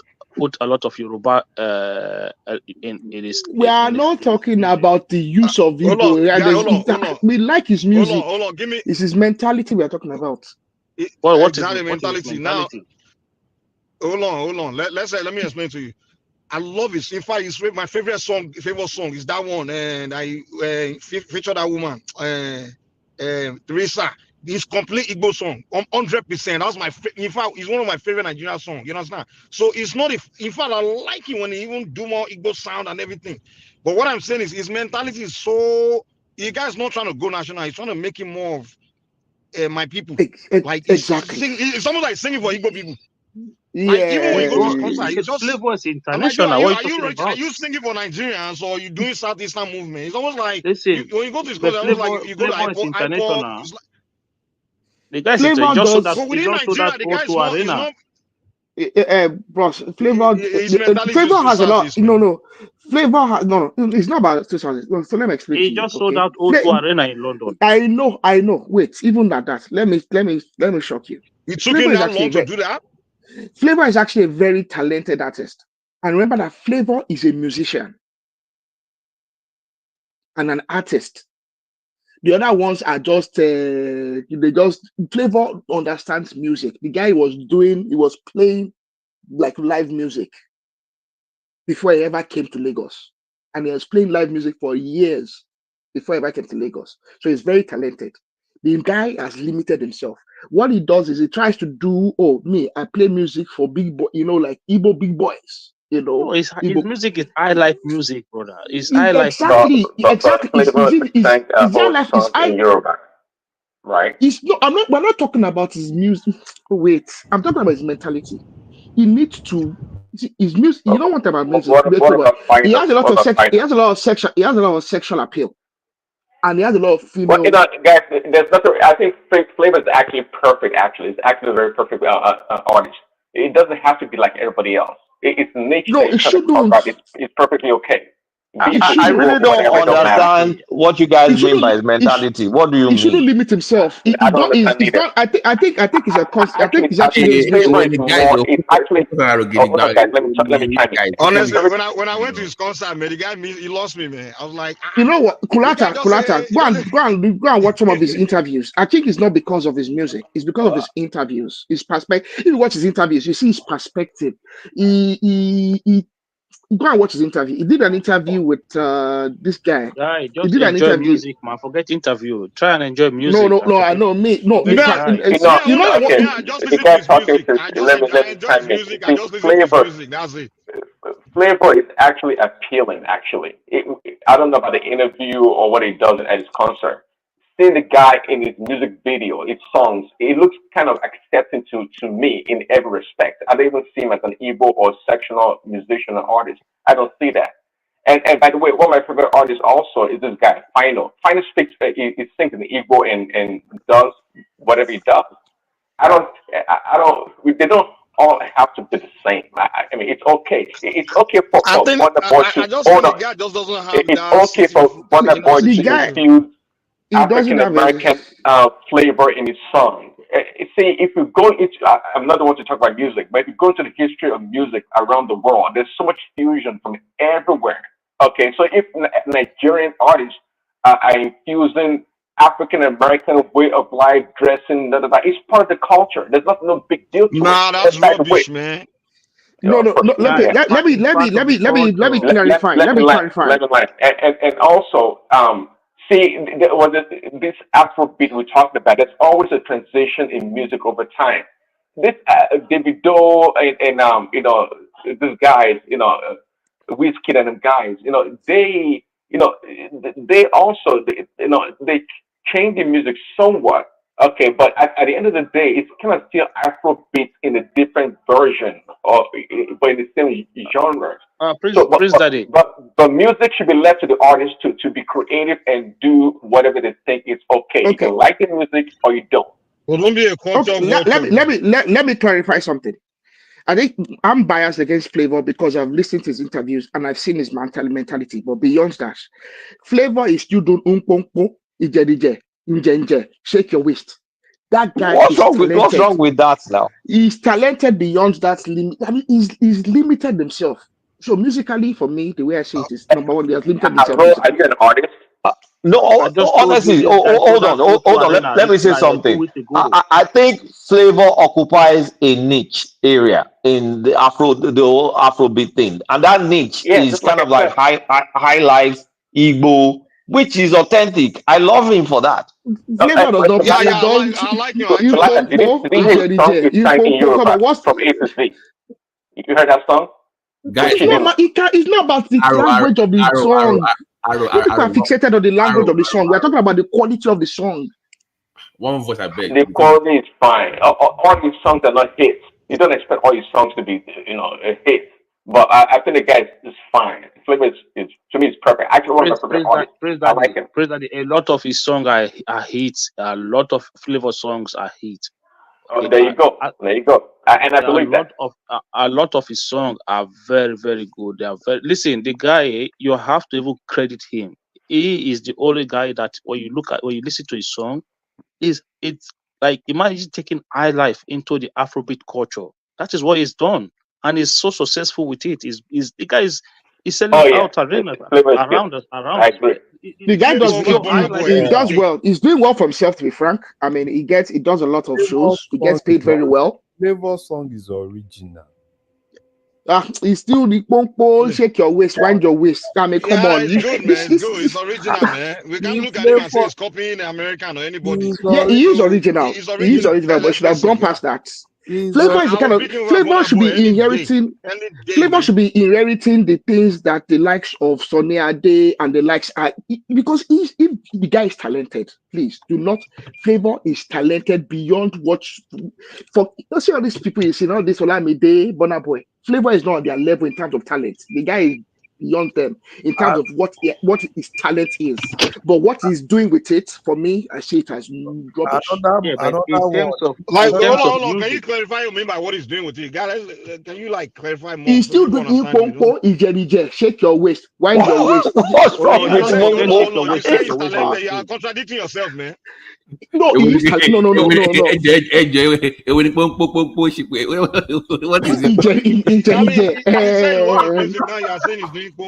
I mean, come on now. No. For me, no. I've been following him for a long time. Okay, you can see what his potential is. Okay, and I understand where, like I said, he was doing high life music and live music before he came to Lagos and went into what we call. He was doing high life music, and he could actually advance high life music.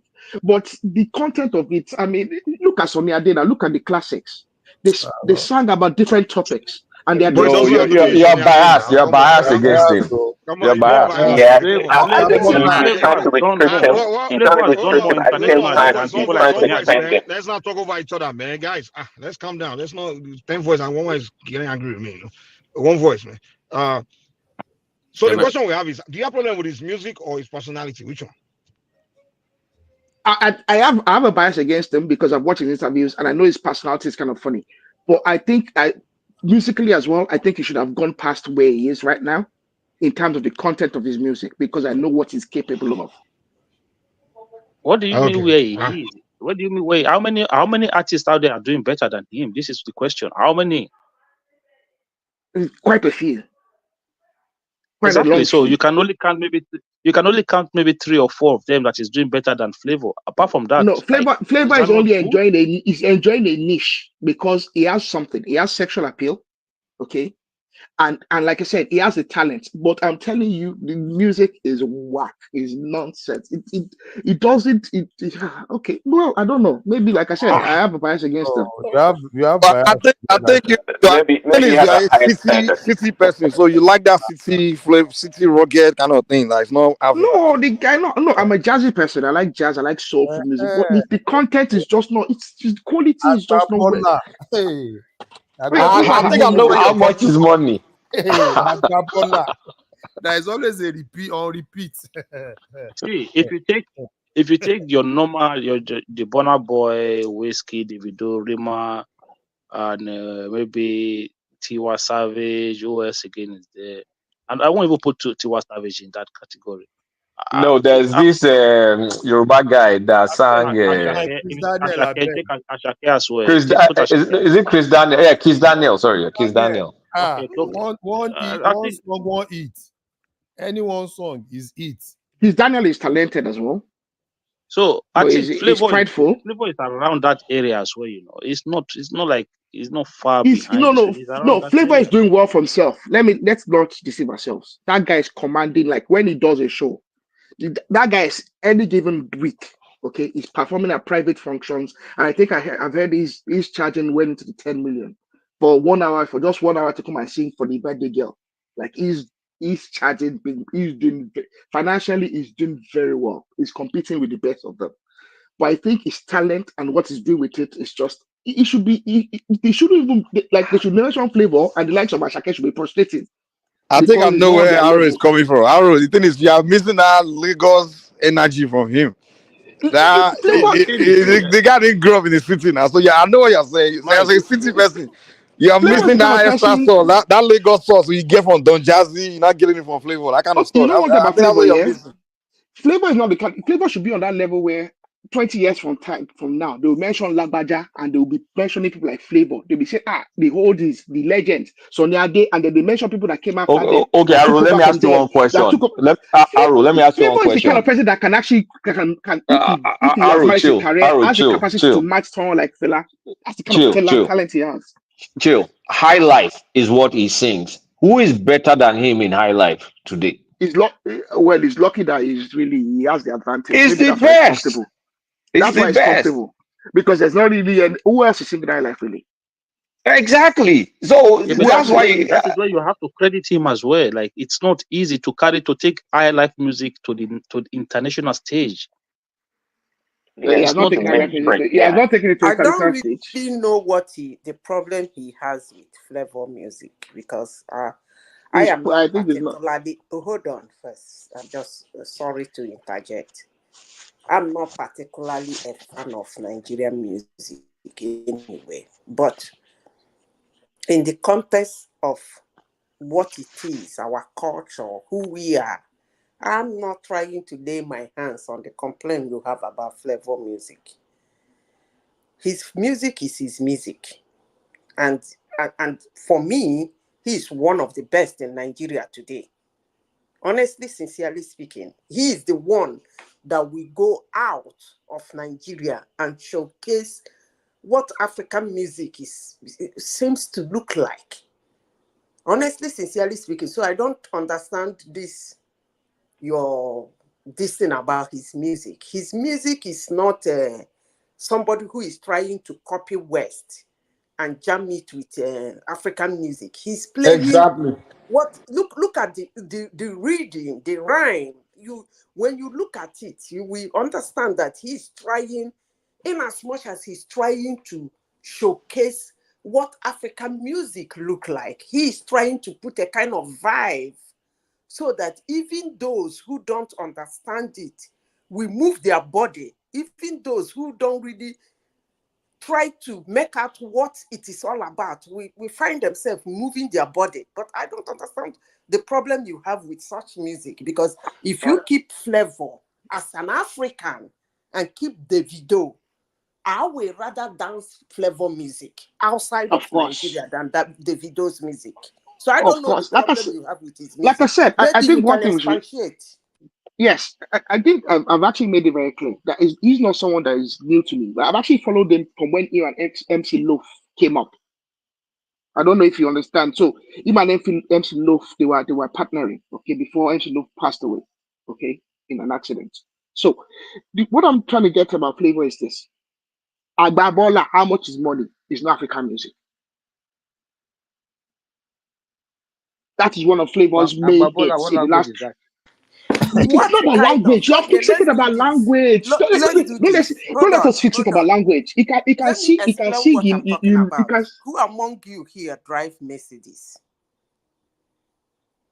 If you drive Mercedes, there is one song of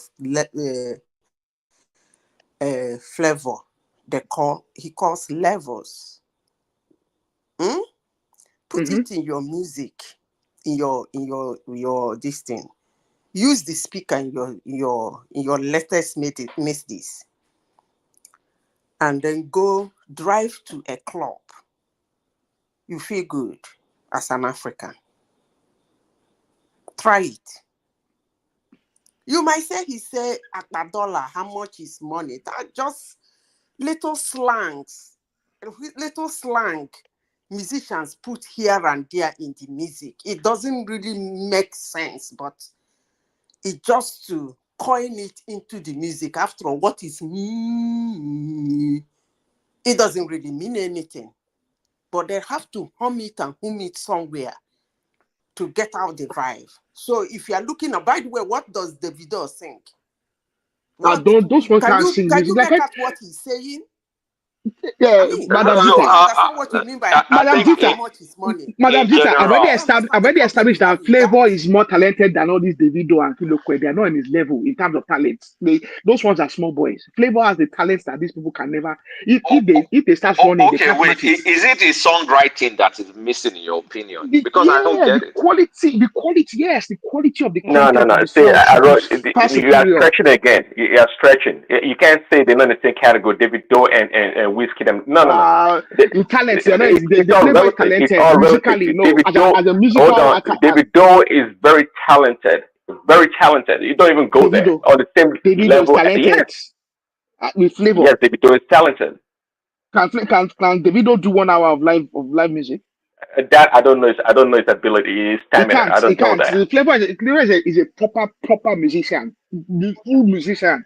Forget No, listen. I think correct you're talent. getting yourself mixed up. Okay, Davido is very talented. Look, the whole point is not about No, it's not. comparing. The whole point is not about It's not comparing talented. Davido to Flavor David, or comparing. no. David I is not don't talented. look, Babati, hold on. And this is what I never do when it That's comes to video. when Video it is comes to our talented. music, right? I don't compare them with each other. I carry all of them the same way. You understand? But I'm not going to lie to you. When it comes to stage presence, I Good point. prefer Burna Boy. I prefer Burna Boy all day long. I'm not going to pay my money to go and watch Davido. But do I listen to Davido Davido music doesn't have all talent. day That long? frog voice, Jare. All That day frog voice. long. I listen to No, Davido's I music. disagree, Babati. He has I listen talent. to He's Whiskey's talented. music. I listen to Flavor's music. I listen to all of them equally. You Can I understand? I come don't in? really have. Can I come Yeah, in? go Sorry on, to go on, interject madam. you. There is one slogan my father used to tell us. He says, you don't really need to be smart or brilliant or intelligent. All you need is a little luck here and there. True. You see, whenever I sit down to listen to Davido's music, that's what comes to my mind. Among all of them, he is the one that doesn't have a fantastic voice. Among all of them. But he has a luck here and there. And he's soaring high. Among all, even this guy that was this Beanie boy. What's this boy that sang song that is bigger than him? What's that boy? Rema. Is it Rema? That one song that boy sang hit down all this thing. He couldn't even make anything better than, because his first song was bigger than him. Too bad for an artist. So whenever I sit down to listen to Davido, his what do they call it again? Videos and music, audios, I like. What comes to my mind is you don't really need to have all the smartness, all the brilliance, all the intellect in the world. All you need is a little luck here and there. You fly. Because even if you keep him with Whiskey, I prefer Whiskey's music. Honestly, sincerely speaking. But I don't think that Whiskey is noisy as Davido is. But that's me. Before I start to cost me. Madam Zita, please, Madam can you Zita. give me 1 second to address someone in the back there that is leaving silly comments? Oscar Blackbones or whatever he's saying. He left a comment saying that me, I just don't want to listen to Igbo music. I mean, that's just being silly. Me personally, I wake up in the morning and sometimes I just feel like, this Ogene, this Igbo traditional kind of I just don't know why I just like it. You're going to be responding to everybody on the I'm just I'm just addressing them. So all that nonsense, I just don't want to listen to Igbo. I listen to traditional Igbo music because I just like the sound. They play with this kind of like a bell. They hold this bell, and there's usually a guy in the front leading, and there's a few guys. I just, for whatever reason, I cannot explain why I just like it. And some mornings I just wake up, I want to listen to it. So please stop that nonsense. My opinion about flavors, and Do you know Dennis Osadebe? Let's test your. Sorry. Do I know Dennis Osadebe? Let's test Listen, your. let's forget. Do I know Dennis Mike, Osadebe? Yes, to some extent, yes. Mike, Mike, let's forget Dennis Osadebe, okay? Progressive. This is Do you know where One this man, guy let one went? man talk, man. Two voices at the same Do time. you know where Arogidigba went wrong?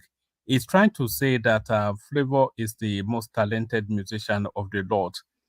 The guy called Techno. That's the best. One man, go to bed. one man, please go back to bed. One man says the music is very dodgy when he said Charlie Boy. The man I told everybody have different taste of music. And we all agree on it. So maybe that's what you guys one are man's arguing own is about all night. particularly bad. He said Charlie Boy Everybody's has taste one is of the different. best songs. Mike, you can't allow one man to do it because one man said Charlie Boy is top 10 in Nigeria history. How is he allowed to talk about Nigerian music? I know. One man if Charlie Boy in anything, why are you allowed to speak about Nigerian music? I'm sorry, why is one man talking? Look, Babati, I think we as Nigerians, right, we don't give ourselves enough credit, right? So what we did as people was, even, when Makossa music was out there, Makossa did a lot better in Nigeria than in many, even in a lot of French-speaking country.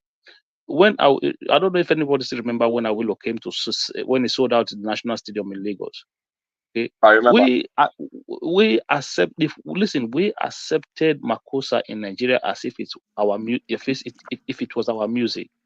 Okay, so everybody remember Yvonne Chaka Chaka. Yvonne Chaka Chaka, a South African musician. We need to give, when people try to condemn our music, we should not be one of those people that is trying to bring no, because we have accepted music from a lot all are of forgetting nations. Can I comment? We promoted Can I them. say something? Yeah. Your statement on accepting music. If you see how much, let me tell you something. They do accept our music. So we are just discussing about our music. It doesn't mean we don't accept it or we didn't accept it. For me particularly, I like music that speaks to me. Those are the kind of music I listen to.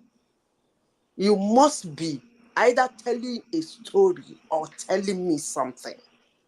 That's why I will tell you that I don't like their music. Yes, it makes you check your body. You can dance to it. But those are not my kind of music. And there is nothing anybody can do about it. That's me. But talking of acceptance, yes, Nigerians accepted those music. And all over the world, more especially in African country, if you see how much those boys sell out in Uganda, in Kenya, in South Africa, where they go to sing. I remember when Tiwa Savage came to South Africa, I was in South Africa then. It was as if a president of a country was coming. I was like, what is going on? And I was a Nigerian. And they said, one Nigerian musician is coming. Everywhere was rowdy. I was like, and then Tiwa Savage, I said, oh, okay. So they accept them. The acceptance is there. Even outside of Africa, they're being accepted. I remember one day we were going here. I was a guy we were going for a picnic. One white guy in the bus. That was about 10, 15 years ago. He was playing these boys that separated themselves are fighting all over as if something is pursuing them. What's the name of them? This Free Square.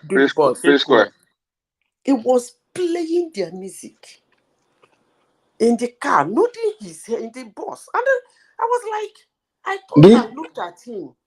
Do you guys know Buju Banton? Madam Sita, do you know Buju Banton? Of course now, Mike. Did you guys hear what he said about Afrobeat recently? Yeah, I heard the Mike, that's more of attention seeking for an album he wants to put out. It's our great man. So it's not my great, yeah. So don't forget that guy. Because the guy came back and said, Arrow, wait. The guy came back and said, oh, he's Igbo. And he chose his island. So he's just seeking for attention. He's trying to get relevance. Yeah, You know that Pato Rankin, one is a guy called Buju Banton. He's a dancehall. He's a dancehall artist. What I'm trying to say is that you guys took music from them and singing about freedom like who them. Did you say is trying to get attention? Buju Banton. Who is that? He's a Jamaican dancehall artist. He's a big 90s quite, dancehall, 90s dancehall 90s, guy. 2000, late 90s, 2000. He wants us to all be singing conscious music, like we don't have things to do with our life. That's all we should be singing about, liberation and struggle and all. Yeah, no, but Buju did kind of like hot dancehall like Billy Man for a while. Exactly, that's the hypocrisy now. Even the guy talking himself, he went to jail for coke now. So Babati, yeah. Babati, if you want to know how far this our music have gone, like Afrobeat has gone, right? Don't go to English speaking country, go to a place like Spain, even Germany. Look at you talking about Spain. Progressive. Let me tell you where I've heard our music. India, Turkey, music has gone wide, yes. Colombia. They will play it on a radio station. The way they love Rema in India is shocking. They create like I'm like in Indian club, they start that Rema song. They even have Indian version of it. You know why? He plays from Danny. You know why? That music suits that their dance. Watch the video where they are dancing Rema. That music suits that their dance. The dance. When they say no, the way they will be shaking their head, like the Indian. This song that blew up from Nigeria. My that what was the guy? Casey. Yeah, that was also Casey in India too, and the Middle East. The kind of so I think a lot of these people, like all those a lot of these Jamaican dancehall artists, they're just being surprised at how much this Afrobeat have spread across the globe. Yes, because Afrobeat has come to take where they occupied. Oh wait, you know one thing? The alternative. Afrobeat is now the alternative. If I may say this, dancehall did not have the reach Afrobeat has gone to now, because I'm sure dancehall didn't penetrate Let me make this point. Listen to me first. Dancehall did not penetrate the countries like India, China, and Indonesia. Yes, not even many Europe countries. I will tell you that for a fact, Mike. And Afrobeat has penetrated those places. Dancehall was popular. It was popular for us, but it didn't reach all those countries. Colata, look at the last how many major events. Let me chime in. Colata, you can't say that. League final. World Cup, Champions League final, European tournament. Exactly.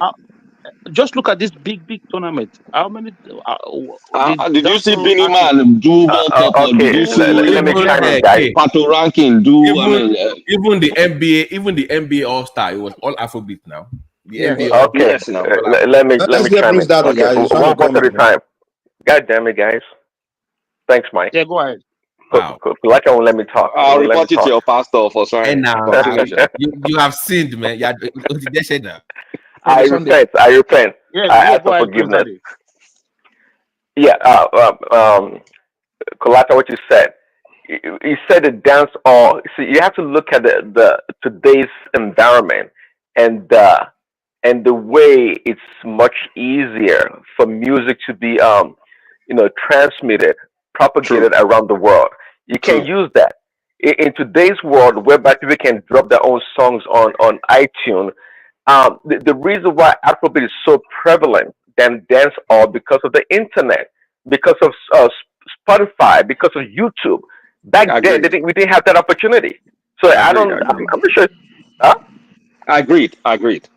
Yeah, so I'm not sure it's a fair comparison. Dancehall was big time. I mean, but it's for the people, the party people, so to speak, or the people that that were in that. Music is the bridge that's gonna connect us. But what I was disappointed in, they didn't try to connect with Jamaica the roots. They connect with everyone else except us. And you talking about Afrobeats? Yes. Okay, continue. Sorry. So they connected with everyone else except us. But when we look at what they're doing, their music is not free in Africa. It's for crazy. So they ignored him. The music needs to free Africa. If I am all the way in Jamaica and my country and my people fight for free your continent with word, sound, and power, and you have the ability now, and all you're singing is fuckery. You don't sing a song to free Africa all now. We need them bringing this to the forefront of your mind, but we desire more from them. You want the money? He's Go actually get saying it. the truth. But what's going to be said about you later on and your posterity? You didn't make any impact. So reggae music still stand predominant. It is still the king's music. No. I was. What he said makes absolute Arrow, sense. So it it's not. sounds like what he's saying is that it's we not are true. singing reggae music and we are not singing it well. That's what it sounds like We he's saying. cannot, Arrow. We cannot all sing conscious music. Like there's freedom music, there is, exactly. Kenny Lamar. Everybody has their own lane, so you can't say because But they don't. we didn't talk Therefore, about they're not. we didn't talk about reggae music. We talked about dancehall. Dancehall was completely Forget this guy, different, I beg. from Forget this reggae. guy, I beg. Hold on, guy. Hold on. I don't think you guys get it. Why that message? What he's saying is, later in that interview, you say you accuse us of being culture vulture. What he's saying is, you're doing their music, like he's saying what these African Nigerian artists are doing. They are doing their music. They got music from them, and we are not singing it properly. That's what he's trying to tell you guys. He can say whatever he We're not likes. selling it I don't. properly. What So does it maybe our mean? artists need to We stop got doing music from who? boombo clad, all that shit, man. You, When it's you not know your that's thing. that's what I was trying to say about Flavor. About let's 50 years, 60 years from now, let Mike, it be said about the music itself. hold on, please. So, Mike, when they were singing all this dancehall and stuff in AJCT in the early 2000s, why didn't they complain then? They've been doing it in the Jamaica didn't know you guys were doing that. They didn't know it. So now that they became popular, it's not an issue now. But back then they didn't complain about it. Well, I'm not But they sure. didn't know you guys now. Who that you now? What Shabba first ranks now? was. Let's not talk at the same time. Calm down. Babati, but you don't think in Jamaica they know anything about your daddy's working on those people? They don't know them. So what are you talking about? To make it look like we just hop on it. No, we've been doing Afrobeat, reggae, even Fashek and all these guys, Askimono. We've been for a long time now. But they didn't know. They know. It was only in Nigeria we're consuming that. They didn't know outside. We didn't go outside like that. Now. They're making it look like we just hop on like last week. That's like, oh, you just on it. No, we've been doing it for a long time.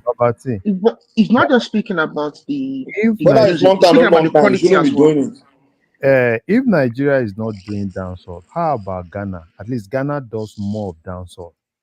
Why is it not? That's true. That's true. Either we should be doing their music, man. Their music alone. This guy, most of the Ghanaians, most of the songs they sing, it's more of dancehall. So why is it not blowing? So we should be like Ghanaians. So it's No, the thing, can I come in? You see, when you talk about music is part of people's culture. And when you listen to people who had struggles in their country, in their nation, in their tribe, you see some of them, they use that their song to tell their story.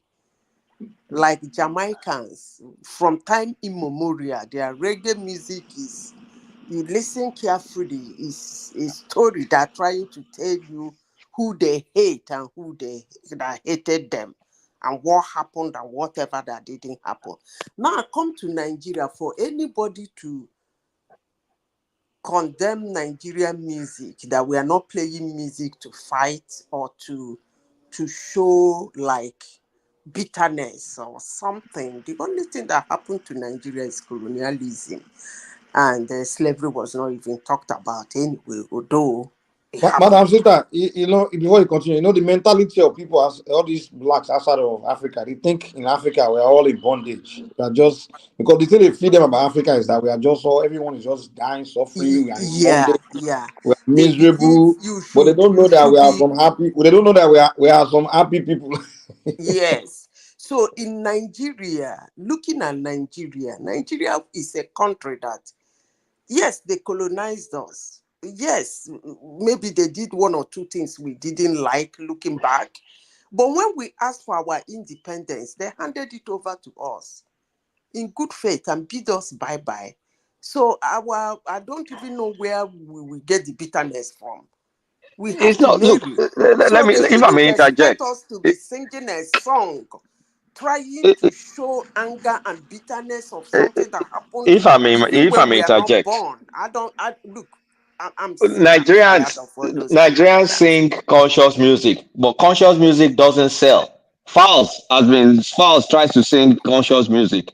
Idris, whatever that loser guy is. What happened to him? He was singing all that thing before. He was singing conscious music. He had to switch. It's not popular. Kolata, imagine doing concerts in Europe and you're singing about Free Africa, free Africa, free Africa. Ibin power. Who gives a shit? What did fellas? What was the message? That's and different context now. of That Fela's fella message? is different now. People, the Fela's sound is what people go to hear. The sound. The sound is out of this world. Once you hear like this, you turn your energy up. It's not really because his lyrics is what the Europeans are trying to say. Fela was not bitter. Look, the conscious music they're talking about is bitterness. Fela was not bitter. Fela was, his music was like a spy who knows me. Like he's telling you what is going on in the country. He's telling you some of the things you don't know. Fela is more of an instrumentalist than even a. He's more of an instrumentalist. That's why we play the instrument for like 20 minutes before we even start talking. That's a big part of his music, correct? Before we even start talking, let's play the instrument. That instrument alone, man. Fela studied music. Fela studied music. Exactly. So he's not about the instruments. And Mike, then it's not along the poor line, now. you now say something about something. Yeah, go ahead. It came from a very affluent family. People think that they are poor. No, so it's like a rich kid singing about people of poor kids. Go watch his mom's movie on Amazon. They came from a very family. I know. So I don't know why people are like. Let me chime in on that. In Dublin, he studied in. Let me chime in on that. See, Fela, this. By the way, I don't agree with Madam Zita that conscious music is bitterness music. I don't think so. But Fela was thinking about not about poverty per se. It's about the human condition. Mismanagement. I'm sorry. He was speaking about the human condition as well. Well, he sang a lot against the government, how the misrule of the country and how the corruption. He wasn't bitter about it. Listen to his music very well. It wasn't bitter. He was just snooping on them. Yeah, it wasn't bitter. So conscious music is not a bitter music per se. Okay, maybe to you. You're not gonna live your life trying to the rest of your life trying to say somebody you are important. No, Madam. No. Okay. This Buju Banting guy. This Buju guy. You guys remember this song? You guys remember this song he sang? Boom Bam Bye. Batty Boy. Batty Boy. What conscious is that? What conscious is that? Don't mind the guy, Daddy. That's conscious. Just saying nonsense. But to the point. Buju is a correct artist. Hold on, Kolata. So, for example, didn't Raga come out of reggae? Yes. Yeah. And there's no consciousness in Raga music. Out of ska, more ska, about more ska, and stuff like that. Even the dancehall is a flow. It's a flow from that. Kolata, this comment you make here, I'm sorry. I was in Japan, no. Oh boy, that's what they jam all in Japan. No, that's what penetrate Japan. No, He penetrate Japan, man. They have a subculture of dancehall in Japan. No, they have a subculture. No, they have a subculture of dancehall in Japan. Big dancers and all. They actually have dance teams. You have to understand what dancehall is. Which I don't know what Kolata is talking about, man. I'm big into dancehall. Okay, till Shiloh is, I think that was his second album. That was Buju's second album. It's one of my favorite albums of all time. If you listen to the album from the top to the bottom, a good compilation of music. No, Buju Banting is a prop. No, listen, we are not saying those music were not good. At that time they were even listen. I played a lot of dancehall music at the time, but we're just saying I wouldn't even call Buju Banting a dancehall artist. No, what Kolata is saying is like he's not an outright dancehall artist.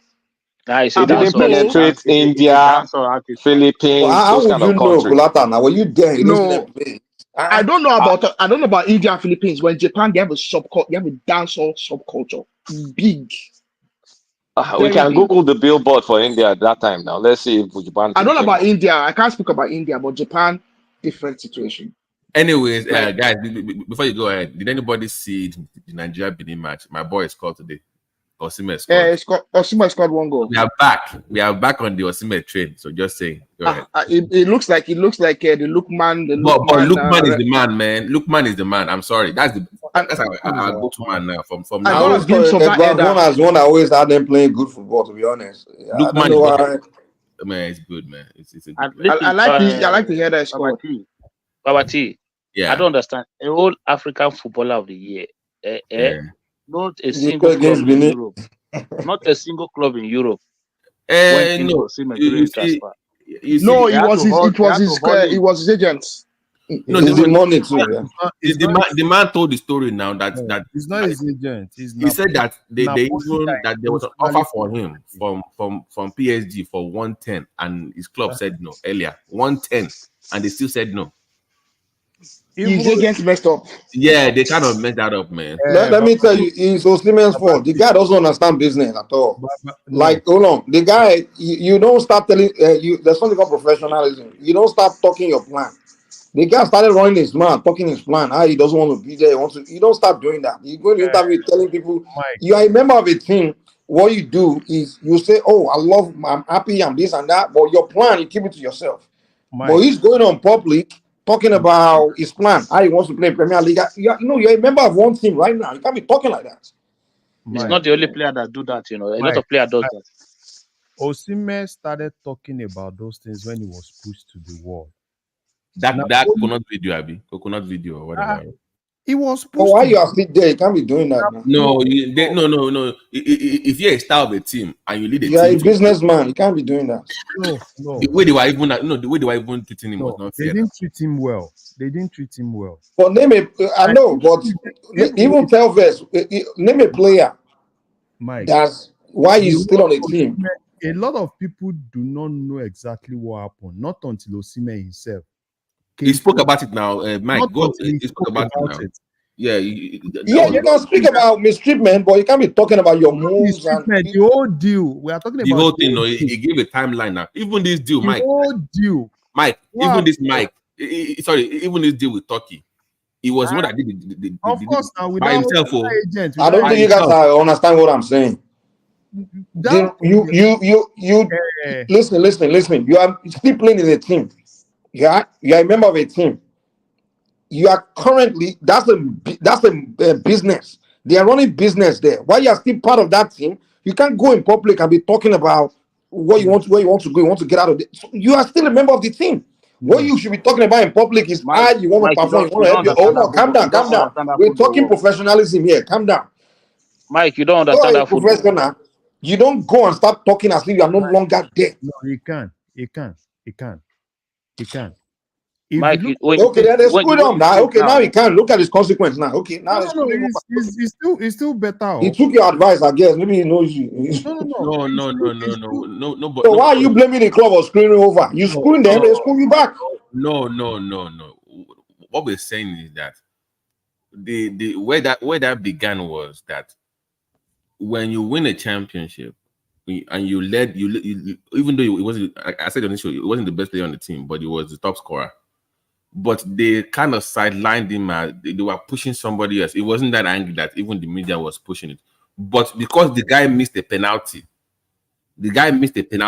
during a match, the club, not opponent, though, the club now put on their TikTok that the man is a coconut. They were making fun of their own staff. We get all that. They don't start player now. We get all that. We can't mock your own player now on TikTok now. I don't think you are listening, man. We get all that. No one is saying the club didn't do something of that. Mike, hold on one second. Let me explain something. You see, I'm going to explain certain things to you. Footballers, right? When they are playing for football club, they have, in some cases, they get a lot of love from the fans, and then they start having a little bit of attachment. So if you look at somebody like Declan Rice, I want to use two transfers that happened not long ago. So when Jack Grealish wanted to leave Aston Villa, so it was just more like a gentleman agreement. Listen, you've done a lot for us. If any club pay out of certain amount, we will accept it and you can go. That's good. You've been a loyal servant to this football club. So when Man City went in there with 100 million, they didn't want to over push it. They said, okay, guy, you can go and pursue your goal. Same thing Apple would declarize at West Ham. Listen, you're being a good boy to us. If anybody come with certain amount, so boundary, we're going to accept it and you can go. So they've given Osimhen certain assurances in Napoli to say, look, sign a new contract with us. And then if a club comes in with certain region of amount, we're going to accept it. But No, Napoli, according to what no. started moving. Let him land. Because it's not getting the facts right. Let him finish that. We try to see where it's going. Let me finish. Napoli started moving the goalpost, and the guy wants to leave. He wants to go and pursue a bigger opportunity. So, and he didn't like it. So that was all I heard happen. Okay. So Mike. Can I just debunk? No, Yeah. please. That part. The deal is signed with them. It was doing them a favor. That was the agreement. You will. It was a gentleman agreement. It wasn't doing them. It was a gentleman agreement. Hold on. Yes. Now hold on. Now, I will sign the deal. It was like the way to overinflate his value, so they can make money off of him. For that way, they will let him go to where he wants to go, which is the Premiership. That was the deal. But when Chelsea that they've been negotiating with, that deal, before that, no, they've been negotiating deal. According to what Osimhen said, even when Saudi came with their deal and they already agreed, they changed their mind and said, oh, add 5 more million to it. Yeah, but is that not what I just said? When PSG came, that gave them 110, this was done behind his back, is what he's saying. They never told him that they were doing this behind his back. Yeah, but is that not what I just said now? But you guys said the same thing now. Yeah, Babati. But if I make a deal with you to let me go so that you can make money, you don't then go behind my back and start making other deals now. But that's what they said now. That's what they said as well, man. You guys are saying the same thing. Babati, that's exactly what he said. But the major thing is the whole deal from Saudi to PSG to Chelsea, Napoli flopped. And I think at the point, Napoli was doing everything to frustrate him. Look at the deal with Saudi. Not this one. You know, Saudi came last year. When 80 million. Saudi came. No, there was a point Napoli was asking for 500 million. No. Napoli was asking for 500 million. Even when Saudi now came. Barry, where did you hear this one? Where did you hear this 500 million one? That one never existed. And even if I'm your name that kind of money. Simba, Mike, can you remove Simba on the show? This Saudi guy, can you remove Saudi? He's from Saudi and you think I lie about Saudi. For a man that lives in Saudi, you want to tell us? They remove him. Saudi bias is there. Saudi bias is good. I can even bring something to validate that. Now they came with two attempts. Ali, because there are two clubs in Saudi Arabia. We have Ali and Ali Hilal. The Ali Ali that came with two offer. They came last year with 110. The last one that they came with, in fact, it was only 5 million pounds. I mean, is it million euro pounds that extra they're asking for? And he was saying that he asked them that out of the 30 million, they I will give you my own money. I will give them that Saudi Al Hilal should pay Napoli. But Napoli refused. They shifted the goalpost. The man then when said, Chelsea came, the man even said, I will give you my own money, my own 5 million. Exactly, yes. You even leave this place. Then when Chelsea came, Chelsea wanted to take the advantage of the problem he was having. They offered him 130,000 pounds per week. But out of that one, he looked at it as, okay, you are going to remove 43% tax. I'm going to pay 20,000 pounds or so out of it for NHS. Yes. And then another 20,000, whatever. At the end of the day, what will be left will be like maybe almost 50,000 pounds for him. He was one that rejected the offer from Chelsea, not Napoli. Because what he's taking in Turkey presently is 130. Saudi now, if he had gone to Saudi, that guy's life. I know that is very rich, but come on, the It's money would have. $700,000 per week now. Tax free, oh, tax free money. Tax free, Of tax course, free. that's free. But no, it's not only Let me that. make you laugh. They said after because it's still less than 30, they said he can even leave before he clock 30 if you want to go back to any of the European country. They are going to provide accommodation for, in Saudi is a full package. They are going to give him free accommodation, free school for his children. The man already Let me say that, progressive. Nobody will know he exists now. The guy, the chance of winning world best player, all those. But the money, he will lose all that. 700, Mike, a week, 700K a week, tax free money. Yeah, I'm sorry. This life is not about money. You understand? It's like what you decide about money. Mike is an African guy. Why did you think Sadio Mane went to Saudi Arabia? Sadio Mane has already done everything he needs to do. He has proven everything. He has won all he needs to win. He has shown it all. Shooting stars. He should have stayed in Shooting Stars. Sadio Mane went to Saudi after 30 something. How can you tell the guy in his peak of his career to go to Saudi? If it's not about money, he should have stayed in Shooting Stars now. Stay in Shooting Stars. in Gobi. There are a level of money. Academy of Maduguri. It can be First of all, why would you say you stay in Academy of Maduguri? Is the trophy there more prestigious than Champions League? Mike, listen, let me tell you something. Ivan Toney from Brentford, right? Ivan Toney from Brentford, one of the top striker in the Premier League last season from Brentford is gone to Saudi now. 400. It was any. It's the same club now. Akim, it's the same club that's supposed to sign Osimhen. You can't put him on the level of Osimhen and Mbappe and all those guys now. It was any £40,000.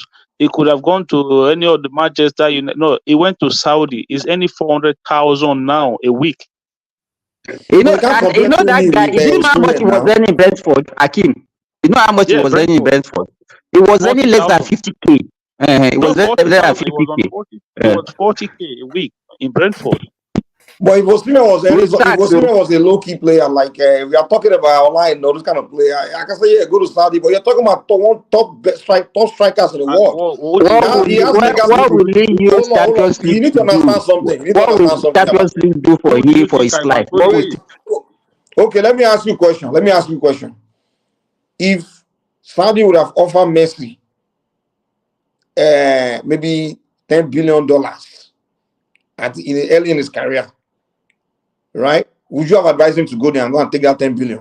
You're talking about generational. You're talking about hold generational. On. No. Let's use someone. Wait. If you are one of the top players in the world, okay. Let's say Mbappe right now. If Saudi offer Mbappe $2 billion, maybe 10 times more than what he will make in his entire career as playing for in Europe right now, would you tell him to take it and abandon it? For how many years, Mike? Those guys for the time where he's no longer in his peak. BT, we are not. All those examples that you are giving, they are not comparable. No, I'm saying in life, yeah, we want money, but there are also other things. Let me tell you, Osimhen is not even in the league of those people that you are mentioning. Are you kidding me? Another thing is that you know that Osimhen is actually an injury-prone player. No, that's not. We just stop shifting the argument, man. We're not the way talking he about plays. It's not somebody that can last. The potential. I can bet you, Mike. Let me tell you this. I can bet you, if Osimhen continues the way he's playing, he can play till 30. Dude, forget all that you are talking about, man. You are not God. You can't predict. So just stop wishing someone that kind of stuff. Let's not go there, man. Let's not even go there. Mike, hold on 1 second. The point we are making, hold on, guy, one voice, man. Let's not jump in. The base point we are making here is the guy, he has potential. The way he's playing, literally, if he was in his top, like a real top league or something like that, or top team, he has a potential to contest for Ballon d'Or and even build strong legacy as a player that, you know. So what I'm saying is, why will you, knowing that level you are, you popular, the whole world knows you, you will throw away playing for legacy and only go and play for money? But where was the offer coming from? See, you can say, okay, he should not go to Saudi, but you said Mbappe. Okay, he did not go to Saudi because Real Madrid came calling for him. So he was like, okay, it's Real Madrid. I can go there and make my legacy and still be like Benzema and go later on when I'm done, maybe 30. But the offers were drying up for Osimhen because that one I was even shocked. Like, man, top 8 in Ballon d'Or.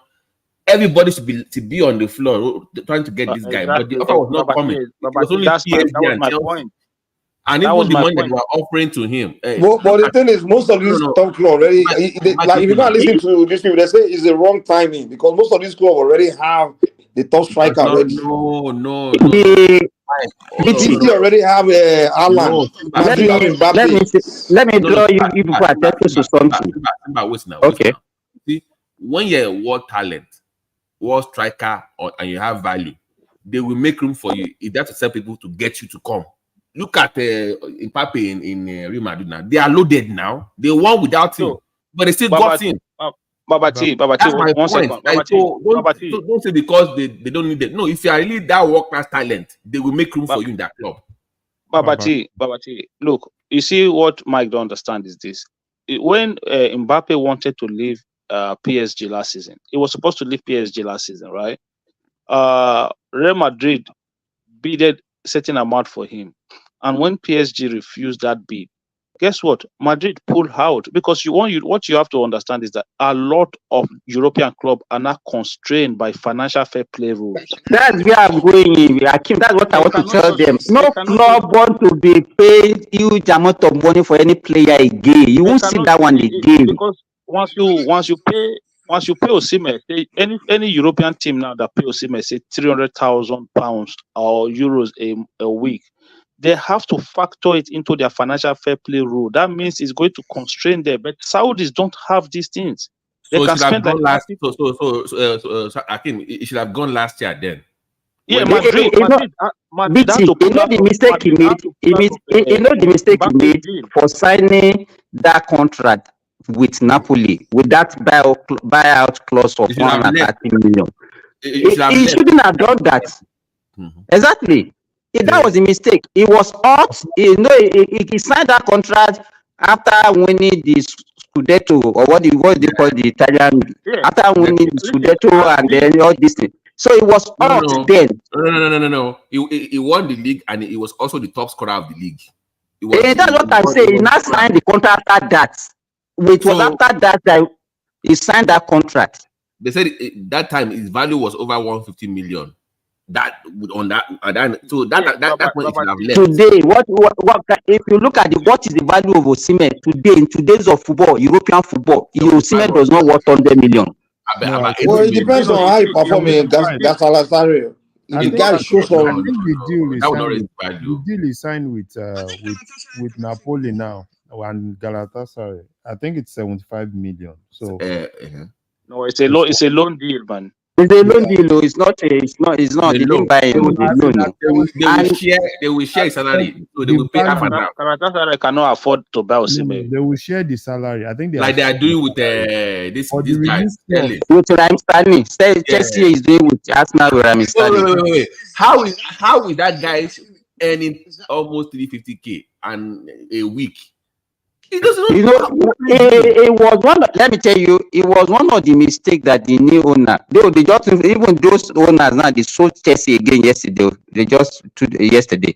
Those new owners when they came, it was those statements signing that they wanted to make to convince the fan that okay they are ready to spend money like the Abramovich. They did that with Chilwell. They did that with Raheem Sterling. They even gave another contract to this injury prone this guy Reece James. You understand? And those high-earning players now they want to shift all of them out. In fact, the highest paying player now, apart from all those Chilwell, and is like even the guy that they sell 150 million pounds. They are just giving 130,000 pounds. You understand? Every club now, they don't want to be putting somebody on 350, 400.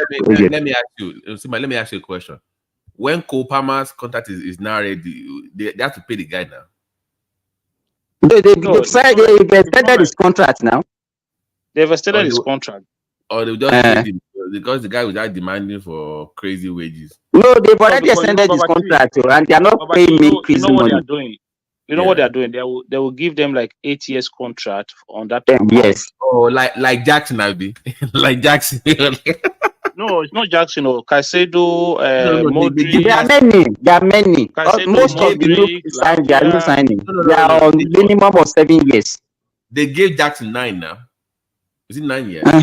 Yeah, even Enzo as well got the same long-term contract. So they just put them on that money and long-term contract. That is slave trade now. They can just loan you anywhere, and I can't. Yeah, I'm not even looking at Osimhen. You know they wanted to rubbish Lookman. You know, sorry, Larry. You know, let me tell you. You don't know that what they normally do. Okay, if they sign the contract, let's say they sign you for £100 million, and they give you 7 years contract, they are going to divide that £100 million by 7 years, and that's what is going to be in their account book. It's just a way of escaping this financial fair play. They will say So if you divide. Simba down, please. That's what they are doing. Wait now. What happened to Lukman in Atlanta? What happened to him? Somebody said Lukman. Yes, now you know Lukman. You know Lukman was almost leaving Atlanta. Yeah, he was supposed to come PSG came. Atalanta. No, it's not Atlanta yet. So Atalanta. Yes, Atalanta. PSG came. You know. Hey, I heard it was going to PSG. Like PSG came, but PSG was. I think they were trying to do mago for the guy. The guy quickly ran back and signed because he would have just been stuck at the end of the transfer. A lot of even I told you, as big as Real Madrid had to wait for Mbappe contract to expire before they go and sign him. A lot of European clubs are constrained with financial fair play. But they are even undervaluing that Lookman, because I think they were valuing Lookman for around 40 million. And after that, but the thing is, the guy is not consistent, and that's another fear people always have with African players. They are not so consistent with their No. Lookman has been since he got to Italy. Lookman. I mean, this guy went to how many clubs within short time? Like it's not. When the guy was 18, we thought the guy was going to be one big player. The guy didn't. He started picking up now. Mike. This is what you don't. Every footballer picks at different time. Lookman might not pick. Mbappe didn't pick at different time. Some players are consistent. By 20, they start playing, and every year they improve. And their best time is like. All Lookman needs now is to have that big club status. That guy is going to score anything. But they will not give him that chance where he has to leave to. That's why he wants to leave. He needs to go to a club that has. Where will be the main guy, like the main star? Yes. Like, yeah, he can't be. He has that place. This thing don't really work like that all the time. He might leave this Atalanta and go to a bigger club and flop. These things like they don't work exactly. Like that guy will not flop, because for that guy, he will be in Atlanta. He will score. He comes to Nigeria where even everything is bow, and he will still score. All he needs is just a good environment where everything is superb. That guy will score. Do you know what? Give Lookman one-on-one. Do you know I like him? Give Lookman one-on-one. Out of 10, Lookman will score 8. Osimhen will score probably 6 or 5. No. But I mean, do you know what I like Lookman? Efficiency. Just maybe in the whole match, so just give him 1 or 2. Just give him one. That's it. Just need that much. I won't like the most important player on that Super Eagles today is probably Lookman. Lookman, that guy, man, just one shot, one goal. How many opportunities did he get in the Nations Cup? But Boniface, the guy looks like he's not. Boniface came. The guy don't look like Messi can play today. Of course, Oribi Lukaku. No, Boniface is. The guy came like a very good Super Eagles player. They will call. They will not serious. That Lookman should just. You know those Nigerian players always annoy me. They will come to Super Eagles. They won't take the game serious. Mike, they play hard for their club, but when they show up for the Super Eagles, they show up Super Eagles. They are like, okay, I don't really want to be here today. You know. Flex plenty for Nigeria now. You know, when you come to Nigeria, big boy flex. I beg more do. But in their club, they will put on fire. When they show the Super Eagles, I'm like, this guy, what's wrong with you now? It's like the guy is not. It's like I don't feel like being here today. Watch Boniface in Leverkusen. He's always like running up and down. I'm like, yes, now he's working like machine. Machine. If you watch Boniface in Leverkusen, he's working like machine. Why would he not work like machine? And you know, like, the guy today, man. As soon as they took him out, bro, see me banging go quick. The guy just the whole first time. I was like, Boniface, what's wrong with this guy, man? One time the guy even lago one time. And I think Osimhen and Lukman, that pairing. That combo they work. Yeah, that combination, man. The two of them they work hard, attacking. That's why I was my posterior, whatever that coach was. Yeah, I think that the Super Eagles need a proper new generation coach. And they need one thing to progressive. They need a solid midfielder that can give them balls. You can get like a correct midfielder that can supply. You know the three players that work very high in that Super Eagles attack is Victor Osimhen, Lukman, and what's that guy? Simon. No. Osimhen, yes. Osimhen, sometimes he just runs like a headless chicken when he play for Super Eagles. I'm telling you, like, I watch him, and when I watch Osimhen play for Super Eagles, I'm just like, what the hell is he doing? He's working hard now. That's what strikers do now.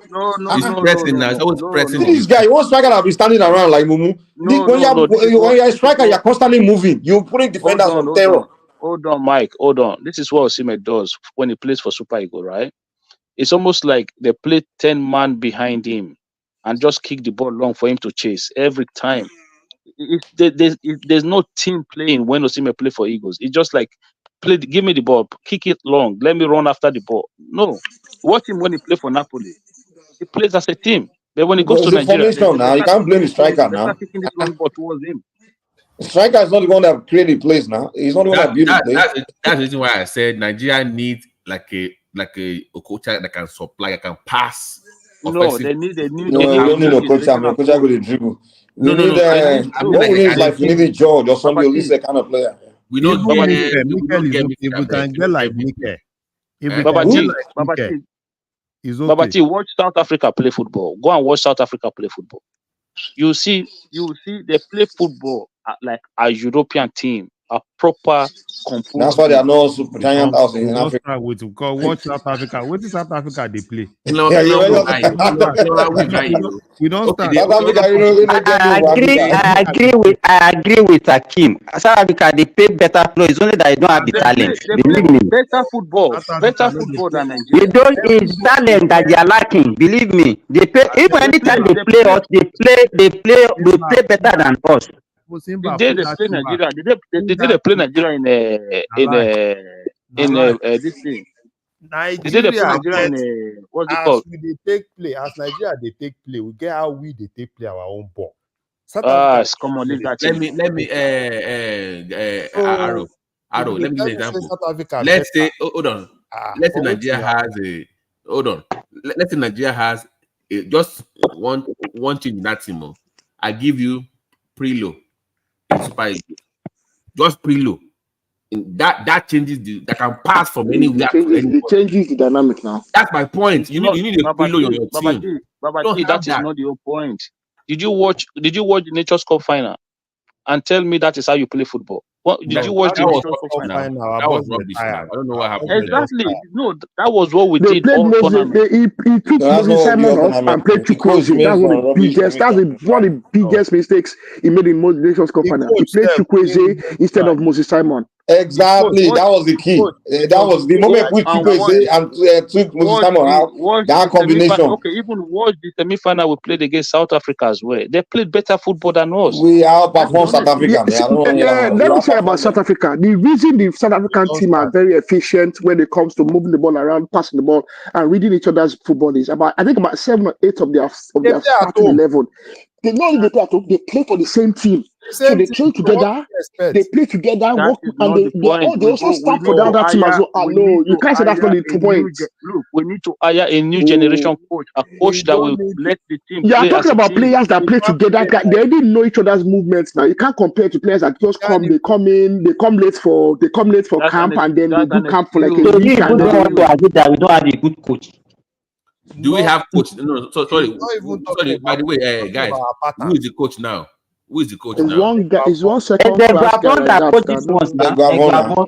He's the interim coach. Interim coach. Oh, that foreign coach has not started yet. They employ one Urubo and he ran away. They employ one Urubo and he ran away. He's a foreign coach. Our journalists chase him away. They ask me stupid questions. We don't Oh, even that want there. foreign coach. We don't even want foreign coach. We don't want foreign coach. Don't want. You know. Arrow. Guess what? It's because you are winning. Once you start losing, you start hearing, look at coach is terrible. Get us a foreigner. You start asking for foreigner. Foreigner be No be Nigeria BUB. Once you start losing, you start calling for European coach. We don't even get money to spend. Babati, go and watch the Nations Cup, right? The one we won under Stevie Kechi, right? If you see, look, me, I'm a lover Those of days we had midfield now. Hold on now. There was Obi Mikel was there now. Which midfield? Obi Mikel was fantastic in that competition. You mean 13 Abi? In 13 or 13?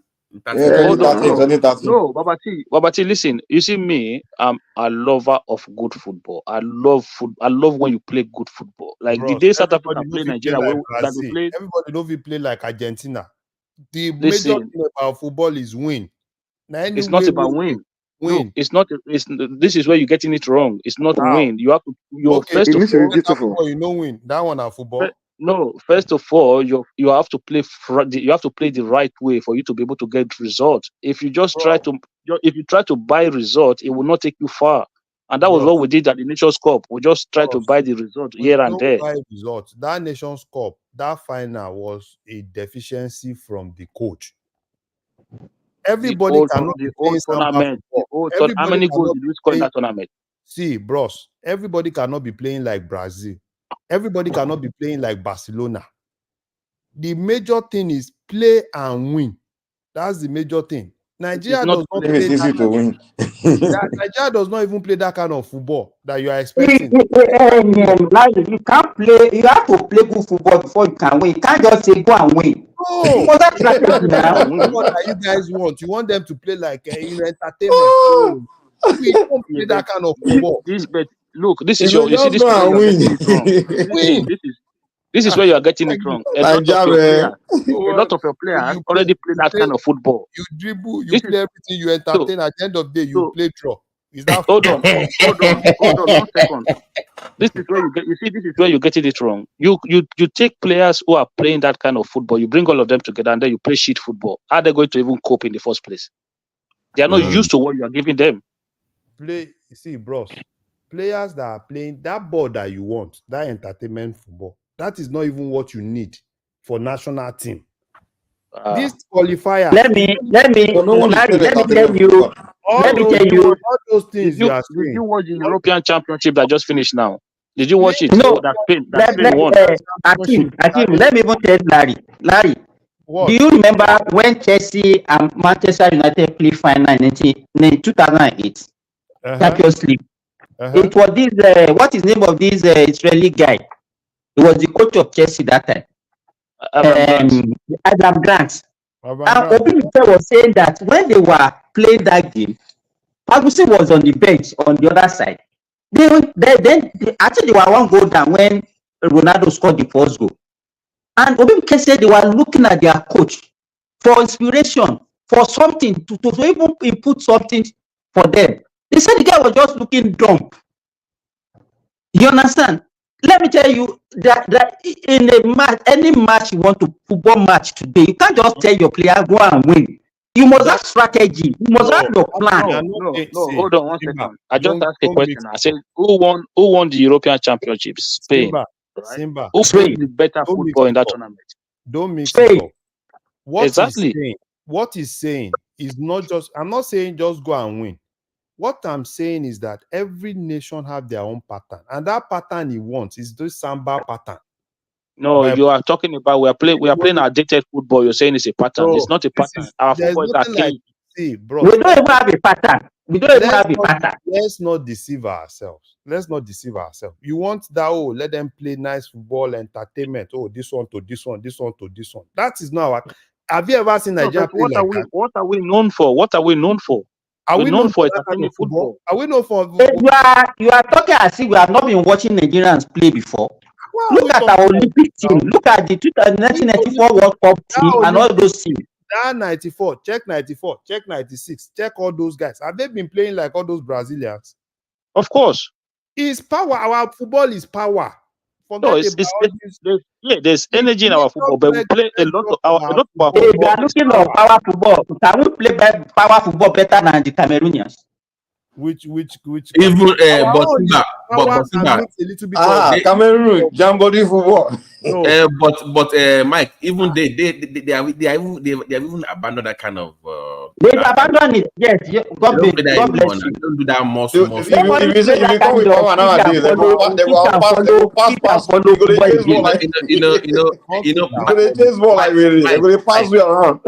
Back in the day, I'm like.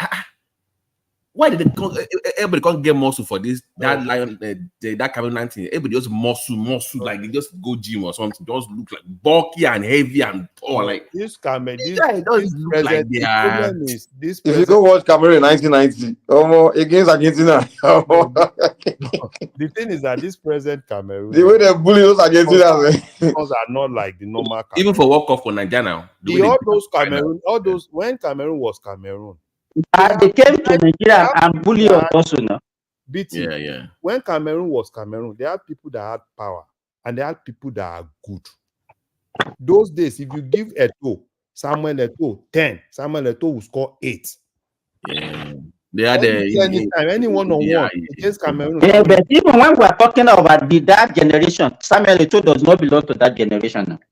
Yeah, it was more of their golden boy now. No, it came later. Samuel Eto'o did not win any Nations Cup. Wait now. He won. They won. In Nigeria, he won now. Basically, they are in Nigeria. Did he play there now? He played though. They beat. He even played penalty kick now. They won. Because we didn't have VAR back then. Boy. Yeah, they beat us in 2000. Golden boy. Anytime I see Samuel Eto'o, I know it's a goal. So, can anybody remember who was our golden boy in that tournament? It was Okocha now. No, Okocha. Okocha was the one that rescued us in that final. I remember that they were leading us 2-0. Okocha was already established at the time. Agawa. Is that Agawa? Agawa. That policeman, our golden boy. That's to tell you, what was his career? He played in Russia, He played for Russia. Shakhtar Donetsk. After Shakhtar Donetsk, he came to the Premier League where he fumbled, and then that was it. Julius, you know, you guys remember this game? Remember what Cameroon? He's hurdled past one. He's got past another in the last minute of this game. In goes Matting. And he won't get past that challenge. And the referee will do something about that. You know, back in the days. There's no Argentina. Do you know what's funny? No, you don't get flag for this video. Nah. Today's game. Today's game is a different game now. It's very soft. That game, man, that was a roughest. No, I think today's game. In the present day football, they will not even see football. They will not kick ball. They will just be chasing the ball. They will not allow them to even see ball. That 1990 World Cup, Cameroon should. No, I think we are. Those Argentina players, all of them at the end of the day, they just even Mike, do you see something that maybe you guys didn't see it that I miss about football? Do you see the free flow? I mean that 4-4-2 overlapping on the wings, your backs can all this Roberto Carlos, Babangida. I miss those days, man. I miss those kind of football. I hate all these progressive.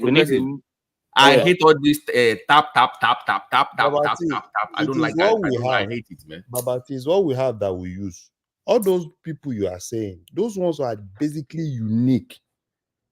Like the Tijani Babangida, Finidi George. Yeah. And you know that yes, they won't fumble. But we don't have that kind of player now. And basically, it's what we have. We just any coach that you bring is not going to do any magic. So you manage by Nabi. Yes, now it's what we have. Honestly, I won't lie. I think Nigeria will need to go back to that power football. Man. Nigeria and Cameroon, where those guys go with that jambody football. Man. We need to go back to it. Man. That's what they used to respect us for. Mike, hold on, listen. We have a team today that half of them were born outside Nigeria and live outside Nigeria, grew up outside Nigeria. They learn Western football. So we are saying we should go back to our power football that we picked player from insurance, from stationary stores, from Rangers and all those. Even those that play jambody football again now. They look Rangers, they don't look skinny. They look like those days. Lukman was born in the UK. He grew up, lived his all his life. I'm talking about the local league now. We don't get people with the strong people where they play football again. All this boy, they watch that. I'm like, this. When I they watch local league back then, people like the size of those guys, Yakini, with your all those guys, they were huge, man. And Jambodi, those guys, they Ubadi. Those ones they kick leg. There's no today. I watch Nigeria local league. I'm like, see, what am I watching here?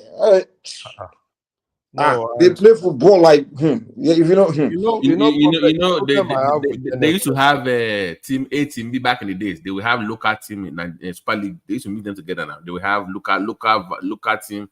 Back then, they would just have a backup team that will play some matches. But now, I don't even think we have any local reserve and that time anymore. There was no flex now. Those guys were not flexing. Those guys were all about do or die. We must do or we must. So they want to prove something, Abi. They will come and want to prove something. Look at that World Cup. That World Cup that this guy was injured, Taribo. Was it World Cup that Taribo was injured? That he had bandage all over his head. In 98, Abi. That was 98. Yeah, was it World Cup? It was 2002 that I had bandage in his head. I had bandage that he wanted to in Sydney, Abi. Is it Sydney?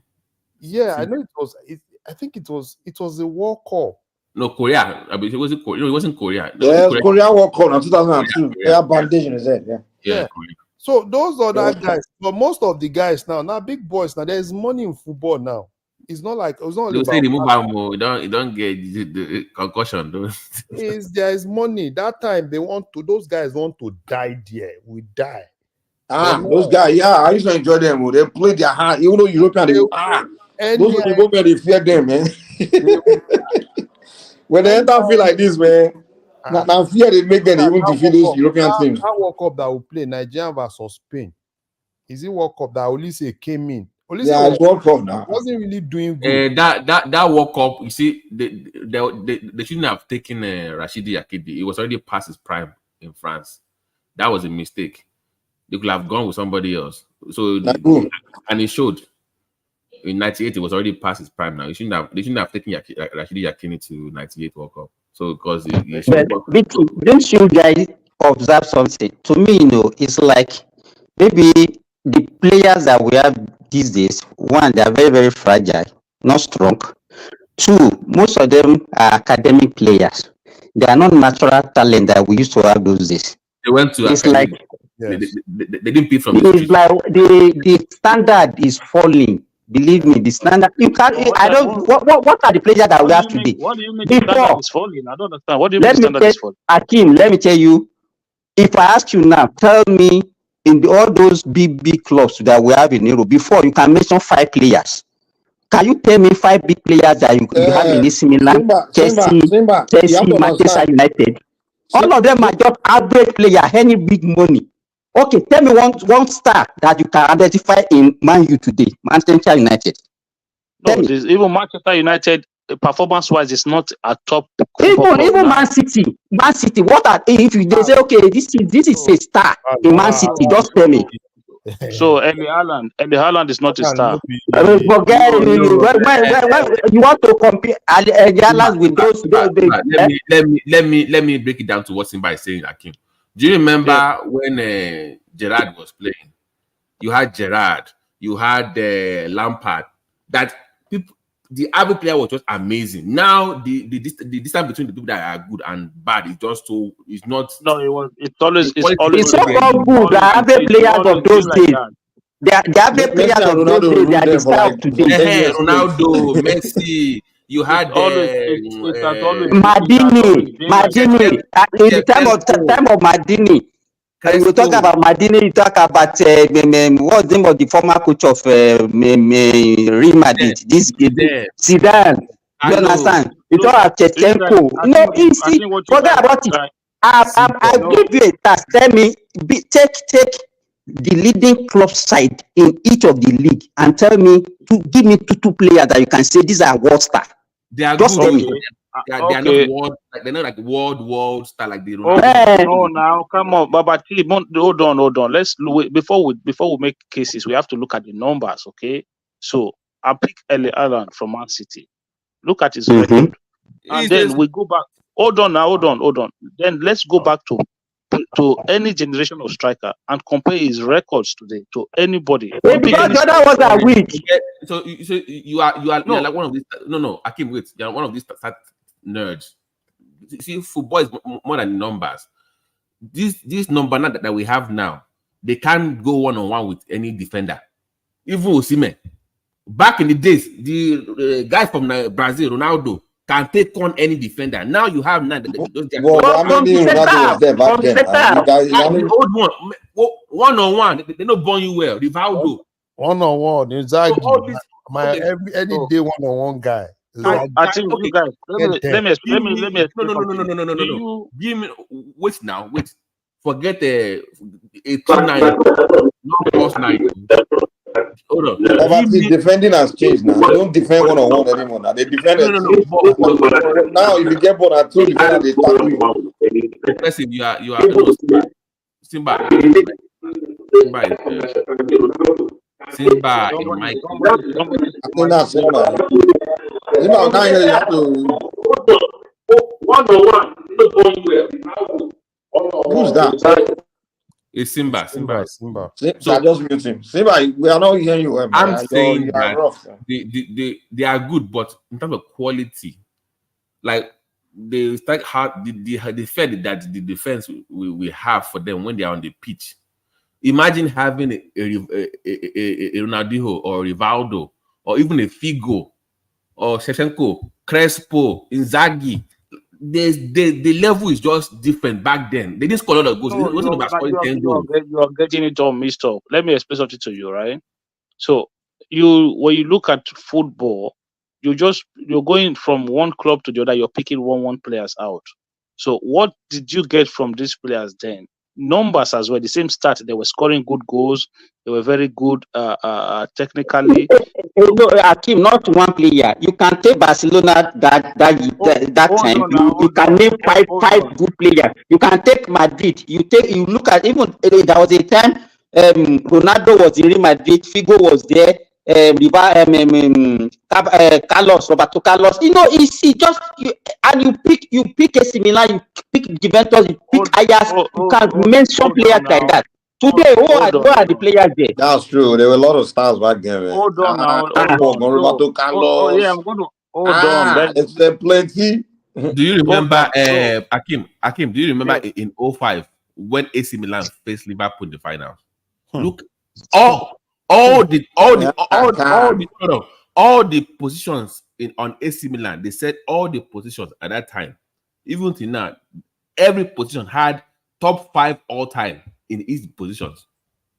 Maldini. So can you name the players there? Maldini, Nesta, Kaka. This guy from Holland that used to have. Chechenko was there that time. Chechenko was there. This guy now. Sidorf. Pirlo was even on the team. Pirlo was there. You know, Pirlo was there.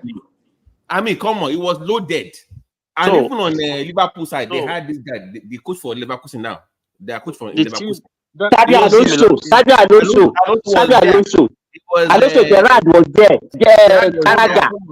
Karaja. So forget about it. Alonso was in that team, but the only two recognized Liverpool players were Steven Gerrard. It was only Steven Gerrard at the time that was a big name in that Liverpool team. Not even Alonso. Yeah, this Holland boy, you Kurtz, and I got all forget. You see, this is the problem. You see, you are mentioning Cruyff. That's quite even Robbie better than Fowler, any striker Xavi today. Alonso. They are keeper from Poland. Alonso at Liverpool was not a big player. It was when he started playing for Madrid and Bayern that he got bigger than what he. Alonso was good, but he was not like a superstar in Liverpool. He was never a superstar in Liverpool. It was when he started playing for Bayern and Madrid. I have to agree with Remy, man. Back then, you can name at least 50 top players in the 50 quality players in the world. You can name them different teams. But today, hold on. Today, if you want to name top quality players in the world, you can't name more than 10. I mean, to be honest. World Cup those days, World Cup is an association of mighty. Exactly, Larry. Association of mighty, because you see a lot. World Cup now, any World Cup now. You pick a Brazilian team, and all of them will be stars from the goalkeeper to the attack. Do you remember Brazil? On the back, Ronaldinho from Roberto Carlos in the back. You had Kaká. You had even the goalkeeper was world class. Even when Ronaldo and Ronaldinho on the same team at the same time. Come on, man. Check my Holland then. Then I used to follow Holland. It's only that, luck was not always on their side. Even France now. Remember France? In 98. You guys you are looking at these guys with from a different level. The champ. You can imagine that we even know their name up to now. So you don't know the ones that I would say Messi and Ronaldo are the last footballers to last half. No, they still have one more that is still playing for what's his name? That used to play for Barcelona last season. Their striker. What's his name? Lewandowski. Lewandowski, probably him is the only left that I can say, okay, go to star power player. Everybody else is just like regular. Even if hold on 1 second. You see the problem is that you guys look at these guys now because you're looking at them from a different age perspective. You're looking at them as if they are not that as good as those ones. No, you just have different bias towards what the generation of talent that we have today. Look, when I was coming up, when I was watching when I was watching football, right? Even teams that I don't support, I look at players like Rivaldo, right? The Brazilian Ronaldo, the striker one. Then there was another Brazilian striker that played for Bayern Munich, Giovanni Heber. And there was you remember Christian Vieri that played for Inter Milan, right? So this were for him at the time. People like this other guy, Ronaldinho, later on came along as well. So this were, for me, those were the cream, and somebody like Filippo Inzaghi at the time as well, as a striker. So at that time, Raúl González in Real Madrid. So those were the players that I was picking out. Apart from these ones that called and Zinedine Zidane as well, 5, 6, 7 of them. All this Seedorf and all, they're just like workaholic. You can put Gattuso in that means as well. Gattuso as well. You can put Gattuso in those are never like that time players that you can never put them and say like it was also the same thing with Messi and Ronaldo generation as well. Akim is missing. Gattuso was one crazy guy, man. Mike, that guy was getting a red card every over. I always like those defenders. I don't take nonsense. You can a lot of defenders that time that were Yeah, did you watch Nigerian game yesterday? No, the Benin one, have you? Yes. Yeah, we're just talking about the highlights now. Yeah. I want to ask you guys, what do you think about the central midfield? And I think we are also lacking I've said that we have it. That's why they are suffering now. To me, that match. Hold on, we say we are lacking somewhere else. Where is that? Let him know. The second aspect is that I think Nigeria, we cannot play a lone striker. We need somebody like a supporting striker, and then we'll not jettison one winger for that one. So it can be, we played 3-5-2 formation yesterday. So, but playing a lone striker does not give our team that depth when we attack. So I would have suggested that instead of playing Chukwu yesterday, if we have had a very good, fantastic, creative leader / striker to play alongside. Remy, if you just don't look at that. Before the goal, before Lukman scored the first goal towards the end of the first half, what were we playing? Rubbish. Yeah, again, that's what I'm. It's because of the lone striker, and that guy. It's not about goal. Let me tell you, we are not even controlling the Benin Republic guy. They were controlling the game. It's not even about scoring. I'm talking about. We are not even controlling the game. I watched the total game. In the first 30 minutes of the match, Nigeria were dominating. But our problem is that we play lone striker and we don't have a creative midfielder. Iwobi was not in the game. So we have to find a way to go back, maybe local league or anywhere in the world. We have to go and find a good creative midfielder like in person. It does not necessarily. Even if they have a midfielder, even if they have that midfielder, they will still play long ball. Nigeria play long ball too much. That's the problem. Every time long ball. Look, we don't have a creative midfielder that can hold and dictate the game. We don't have. Remy, all those creative midfielders that you are saying, they are scarce. Even in the world, we can find now. Where are you gonna find them, Remy? It's Isaiah Factory. Where? Even in you go to Jibulia, where? They are talking as if you can go to the market and go and buy them. This is national team, man. This is not club team. I can't be fine playing anymore. What I'm trying to say is that we look for them in the local league anywhere. We don't even see. Do you think if we have? Don't say forget local league like that. At least some of those guys also came from local league. Name them now. If they're that good, in local league, they'll be in Europe. Remy, let me ask. How many countries have a creative midfielder? How many countries have creative midfielder? Forget it done. Remy, when last did you work local league? No, not exactly. Most of them they trust them. They go drink and they go play football. They go drink. How many countries actually have creative midfielders?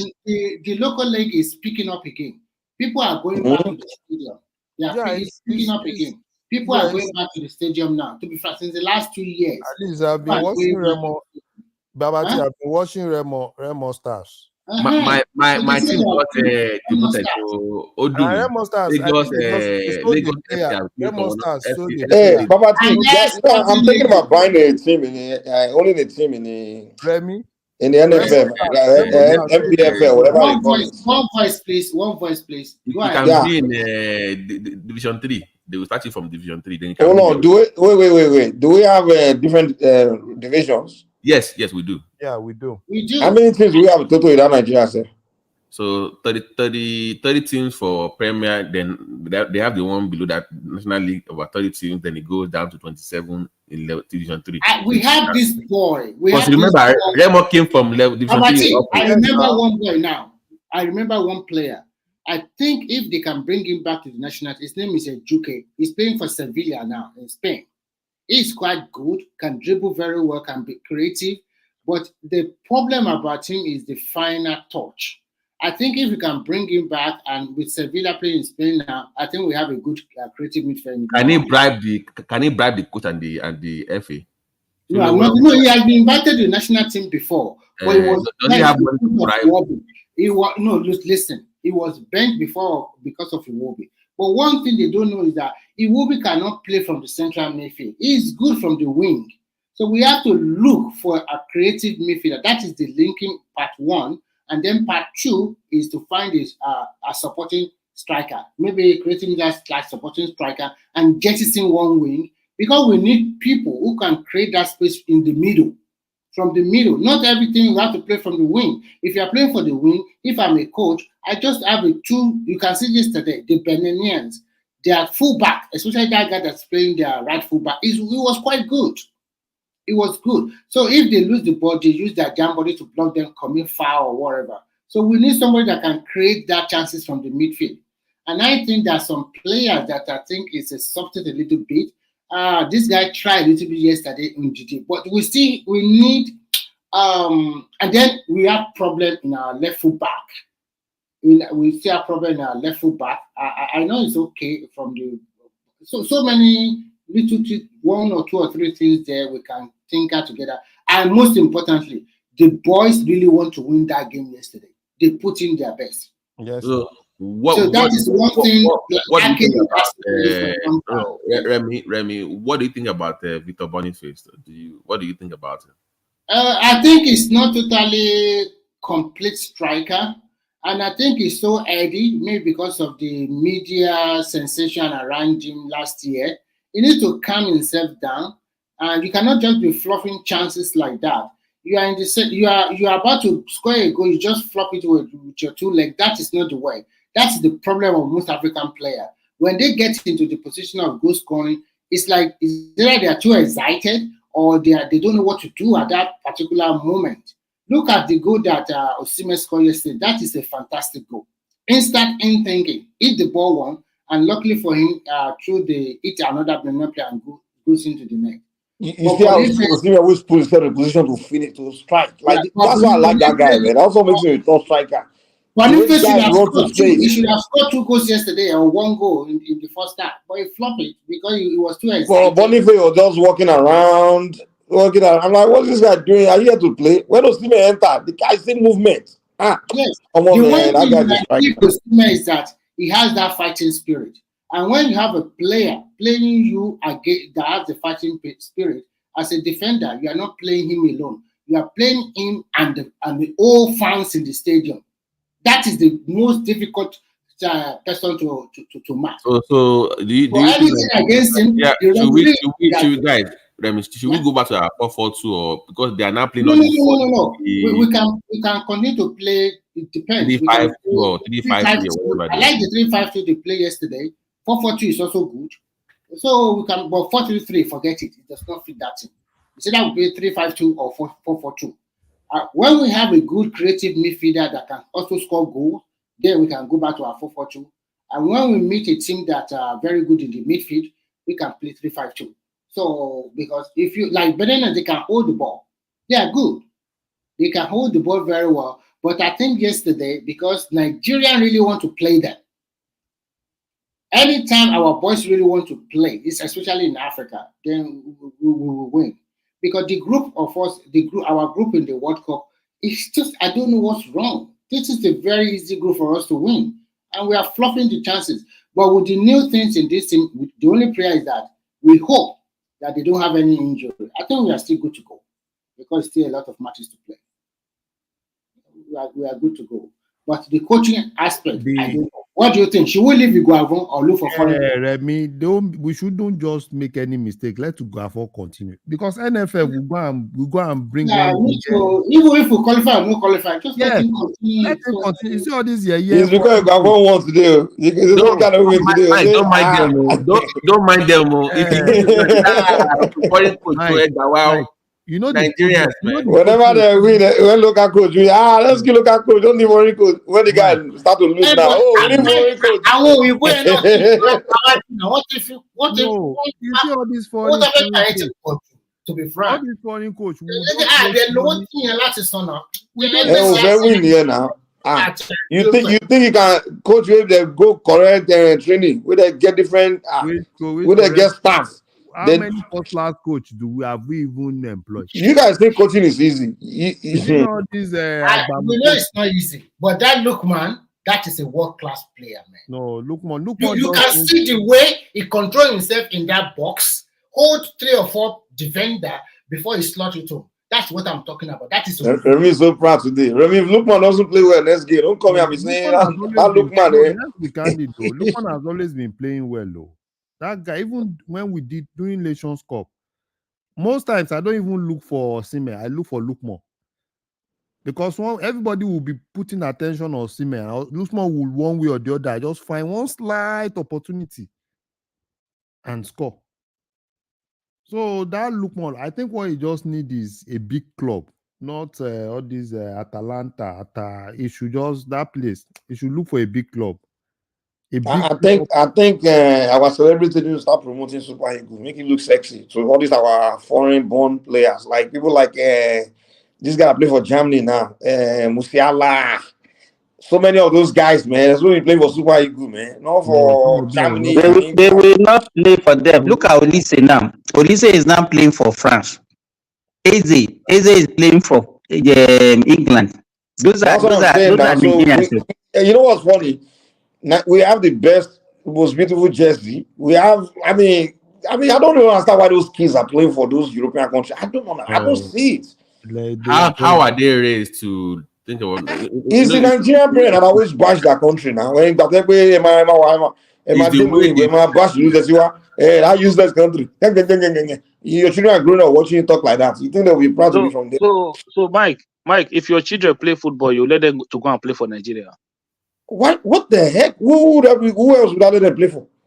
So if they are top players, you let them to go and play for Nigeria. Yeah. So I will let them be playing for America or who? For Nigeria. Where they are not from? Look, see, Larry, what you are doing is not good though. It is Atalanta that actually gave Lukman the platform for you to be saying what you are saying today. So why are you relegating Atalanta like that? Simba. I'm not saying Atlanta will make money. They should let Can't that start go as now. it can't be the Hold on, who asked me that question? Say, will I let my children play for Nigeria? Where would you let your own kids play for? Turkey. The country where they were born. So if you born your people, Akim children now they play for Ireland now. They play for Ireland. hold on. So if you born your people for Turkey, they will play for Turkey. Of course. Hey, it's still the problem.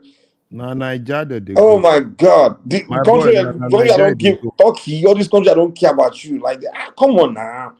You know they won't give. They don't see them as Turkish or the only reason they let them play for their national team is they are superstars. That's the only reason. And the problem you just let them play for and that's why these children are so depressed. As many of our children born in these countries, because they are confused. They don't know their identity because their parents just. Why are they confused? Why do you think they don't know? They don't know their identity. Why you go born? No, because some Nigerian parents be telling them they will born to begin for Turkey or all this country, and they tell them you're Turkish, you're Greek, when you don't stay in that society, they don't see them as one of their own. Go and watch the Nigerian basketball team, and when they interview them, they like them even play with Nigeria, gave them that confidence as women, confidence as black people. They were so down. They were the American kids, but play for Nigeria. They're like, business of ownership, you know. Babati, hold on. This is what I'm trying to explain to you guys. We got bad government. I mean, you want to go there? No, you see, so Nigeria as a country, right? It is good that all these guys they come to associate themselves with Nigeria. But you just said something just now. The top talent among them don't end up playing for Nigeria. The Bukayo Saka. No. Hold on. Guys, let me explain. Do you know in the WNBA, the female professional basketball in America, do you know the best scorer in the league? Arike Ogunbowale. That's the best when it comes to the Kobe of American basketball. It is Arike Ogunbowale that was born in America. This girl went to Olympic trial, not this one, the last one that they had. Olympic trial. The top scorer in the league, they did not pick her. Only now. The best scorer in your league did not pick her. Even this one, she's like, I came up there, I just left. But I didn't mean that she played for Nigeria. It would have been different. Babati. So even if you're the best, sometimes you don't pick you because you have quality. Even Chinwe, this Chinwe girl that works for ESPN, her sister was the league MVP, and she was not picked for the Olympics in America. League MVP for the women, they didn't pick her. She had to go fight to play for Nigeria, but they said she couldn't play for Nigeria because she already played at the junior team level, so they couldn't. She has played too many games from America as a junior. That was the only reason not playing for Nigeria, sir. So yeah, that's the problem. So even the league MVP was not picked, and because they had Nigerian names, they were born here. But Yeah, Babati, look at all those Nigerian players. Sorry. So football is different. You will come after me. Look at the problem we are having. Look at all those Nigerians. Look at Dele Alli, up to play for England. They only capped him once or twice. It's over. And now his career is dead. Look, except come on, stop that no, now. Let me finish. Except Bukayo Saka. Look at that guy, Tomori, that was called into the English national team. They play him once, and after all, blah, blah, blah. He went to France or Italy. He's playing there now. No more. This is a great defender. Look at all those one of them they are inviting to the national team. Remy, don't be sure you drop Bukayo Saka the best 2 years, because one player might come up now. He may be another African kid, and that will be the next star. Do you know? Hold on. Do you know Drew Bellingham?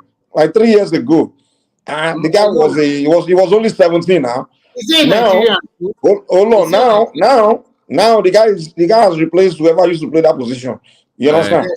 So what I'm telling you is another winger might be coming up in England. Hold on, wait. Another winger might be coming up in England right now, and they will drop Bukayo Saka. And the guy Bukayo Saka is only 21. By 24, he may be out of the England squad. That is football is about competition. No. Do you know what? I forgot the name of this England legend said about Lookman. When Lookman scored those 3 goals. Yeah, he said, your patient, you have played for England. Played for us, so if you just his fault. Imagine. They didn't pick him back then until the Lookman was never. They should have been patient. I think he did something foolish. I think he was playing for trash country. Hold on, guys. So if Lookman plays for England, who will he play ahead of? Okay, who will he play? He can play ahead of any player in that their national team. If Harry Kane, Abi. Listen. Not Harry Kane. He can play for. Look at Lookman. He plays from the wing. And he plays on the left side. He plays on both left or right side of the wing. Instead of playing, that guy can bench Foden of Manchester City. He can bench him. Okay. Well, how often will he play? What are we talking about? I will bench Foden. See this guy, Foden, white boy, Lookman is better than Foden, right? He is, but Foden is good enough to the point where they hold on now. That is why they won't buy him in all this big club. They are using races. Look at Osimhen now. Later I got to know the news, everything about him. If Osimhen was Italian, if Osimhen was Italian or Portuguese or England, you have found a club for him now. Come on now. Let's be frank. That kind of record. Yeah. If to say he's an Englishman, you'll be hearing in range of 150 million pounds. 140 so Remy, you're telling me if England is going to the World Cup, they need to pick between Lookman and Foden. They will leave Foden out of the squad and take Lookman. That's what I'm trying to say. It's because of the discrimination in that country. You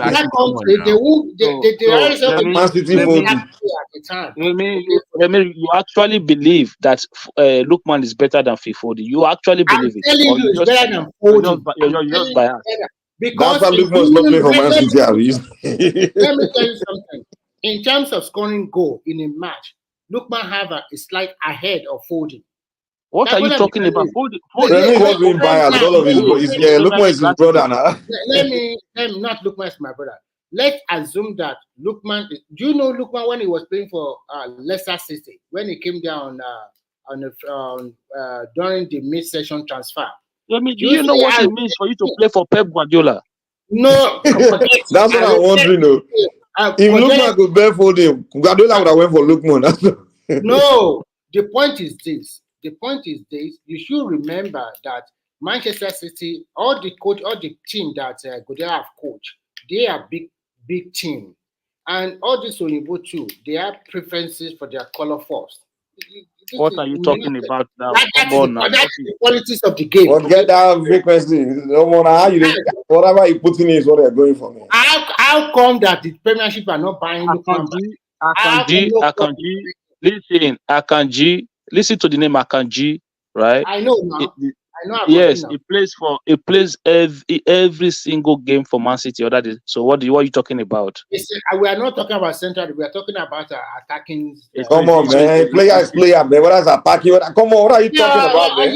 Yeah. If it's about race, they don't. So they only discriminate against strikers. Remember, Akanji is playing for Switzerland. National. He's supposed to be playing for Nigeria. Oh, we are not serious in that country, man. But I won't say it's the country. I think it's the parents, man.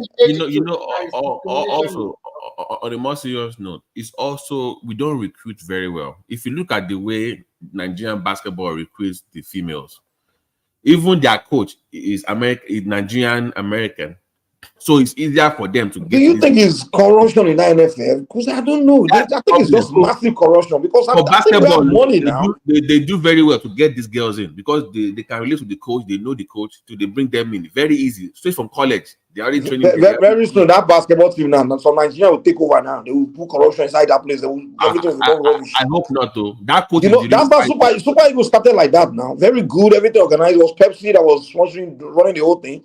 The moment the success came, some people had entered there. They took over. They turned that place to a corrupt place. Now everything Super Eagles just collapsed. If you notice now, if you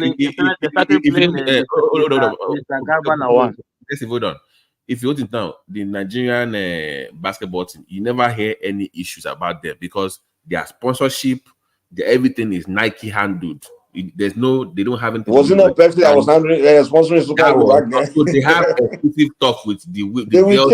They would chase Nike away. They chase Pepsi away. Even their coach is Nigerian. So no link with the NF whatever in Nigeria. It's just them, and she gets to pick whoever she wants. So they run autopilot. They don't need Nigeria kind of. So but the girls, I like the way they are so happy to be part of Nigerian, be Nigerian, their heritage.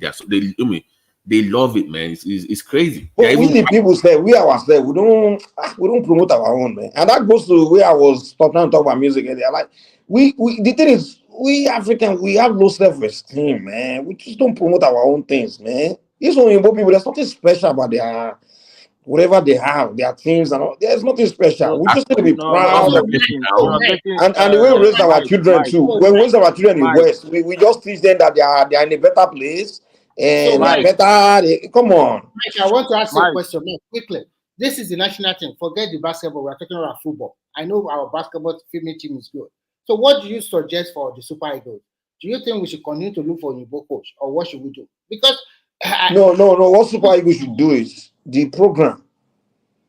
We need to really take the program seriously and like make it very structural and organized. You understand? I understand. We start developmental program. Hold on. Developmental program is not only with players, so coaching development program. You understand? Sending young, talented people that have coaching skills, sending to coaching schools all over the world. You have to put money into it. You have coaching developmental program and player developmental program. So you have to develop from immediate now. What should we do? Because we must have that coaching. For now, just find whoever is the best coach that can can perform well. That's all. Me, I don't believe coach out there, foreign or local. I don't think coach. I don't think a good coach has to do where you come from or what your color.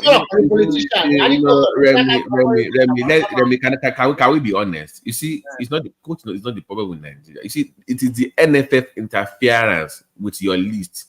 You see, all those players that you see, not because they pick everybody. They interfere in who they pick. That is the problem. Coach, they don't give them free hand to operate. So when somebody comes in, they want, don't play that one. We don't want this one. That's the issue. Even I don't even think they do that. The pool to pick from is not even that much anymore. So I don't think. Remember the only days now. For equity and fairness, we must have some people from some part of the country for equity and fairness. They were in Super Eagles, so that was being done in Super Eagles. Equity and fairness. So that's I don't know why we do pick the best players if they are all from Bayelsa. So be it. Why must we have spread? But that was the period. Well, that's what they are doing right now. Equity and fairness. But they don't That do was it anymore. But the problem is that we just don't have enough but talent. the unique with it, that was the way it was before now. I think the problem is just the same problem we have in every other institution in Nigeria. They are not organized. They are unprofessional. They don't know. The problem is from inside. They are not. They are very disorganized. The problem in Nigerian society is we don't put the right people to run things. That's just what the No, problem is. That's the root of your problem. The problem with Nigerian society is that we always elect the wrong person, the wrong people to lead our country. So if a person like me now, or you, Mike, or Babati, people, those of us who maybe understand the street very well, understand football knowledge very well. If I'm the president of Nigeria today, and I watch but from NFF, every time I'm disorganizing everything straight away. All of them are firing everybody. I beg you cannot do that, Jare. My guy, let me tell you guys what will shock you. Let me tell you what will shock you. Let me tell you guys what will shock you. If I become the president of Nigeria, I will go to the way I pick my ministers. I will go to countries that are advanced and go and find people that have experience in better experience in all these things, and I will offer the job of ministers. I'm telling you, you'll be shocked that half of my ministers will probably be Chinese, the other half will be maybe American. As long as the Nigerian law doesn't tell you, hold on now, wait. Hold on. Mike, let's question you now. Let's question you. But let me land before you question me now. Let me land before you question me. I swear, what I will do, my ministers who will be heading all these agencies, I will go to countries that have done well, where they know how to do things, and I will want to hire my ministers from there. That's what I would do. But the law will not allow you because number one, are they Nigerians? You can't make a foreigner a minister now. That's not. If the law allows me, I will do it. But what I can do, I can find my way around it. What I will do is this: I will get my Nigerian minister, and then deputy ministers will be. I'll make those people deputy ministers, and indirectly they'll be the one running the shit. Honestly, I will tell my minister, okay, you are officially a minister, but the president still call the shots. So this guy here, this guy here is your manager, or I will hire them as manager of ministers, whatever it is. Let me help Mike. You can give them Nigerian citizenship. They cannot become minister now. So you make them Nigerians by giving them. No, I'll give them work permits and I'll offer them contract job. Like, hey, come on, work in Nigeria for 4 years. This is your salary. And I'm serious. Like they will literally. They will impeach you like yesterday. Like in the next 1 week. Look, Mike, you can say this. Say you will make them your advisors. Okay, that is also. You can that is maybe no. If they make an advisor, they may advise you wrong. What if you give them job? They have to show results. You understand? The thing. No. First of all, the thing is, one of the main reasons I bring them is this: they have to come show Nigerians how they run things in those places. Because one of the things we lack is we don't know how to run things. You understand? And again, I may not do them. I may not hire them as minister, but I can come and hire them as managers. Just come and help me manage this ministry. Do I have ministers there? But show them how things should be done. Run it. Mike, let me tell you something, right? You know, in Nigeria, if you try that one, I want to give you a small example. When a governor of Edo State appointed one Taiwo Akerele, like the guy is an Edo man, but because he's from Edo North, Edo North, they have this affiliation to Yoruba. So that you see that name is more like a Yoruba name, right? So hey, don't go Lagos. So now Lagos people now cut the rule Edo State to that was the whole noise. That was the whole noise. Even when he appointed one lady whose father was a chieftain of the PDP from Edo North. Oh, this lady has never lived in Nigeria before. He's never lived in Nigeria.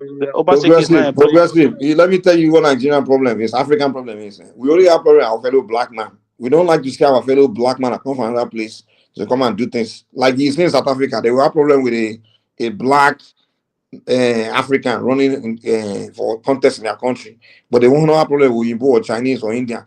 Our people get problem with black. Hold on. Our people, if I do what I'm telling you, Nigeria will begin to hail me. Say, they go hail you. You understand? We worship foreign, all these other race of people. They worship them.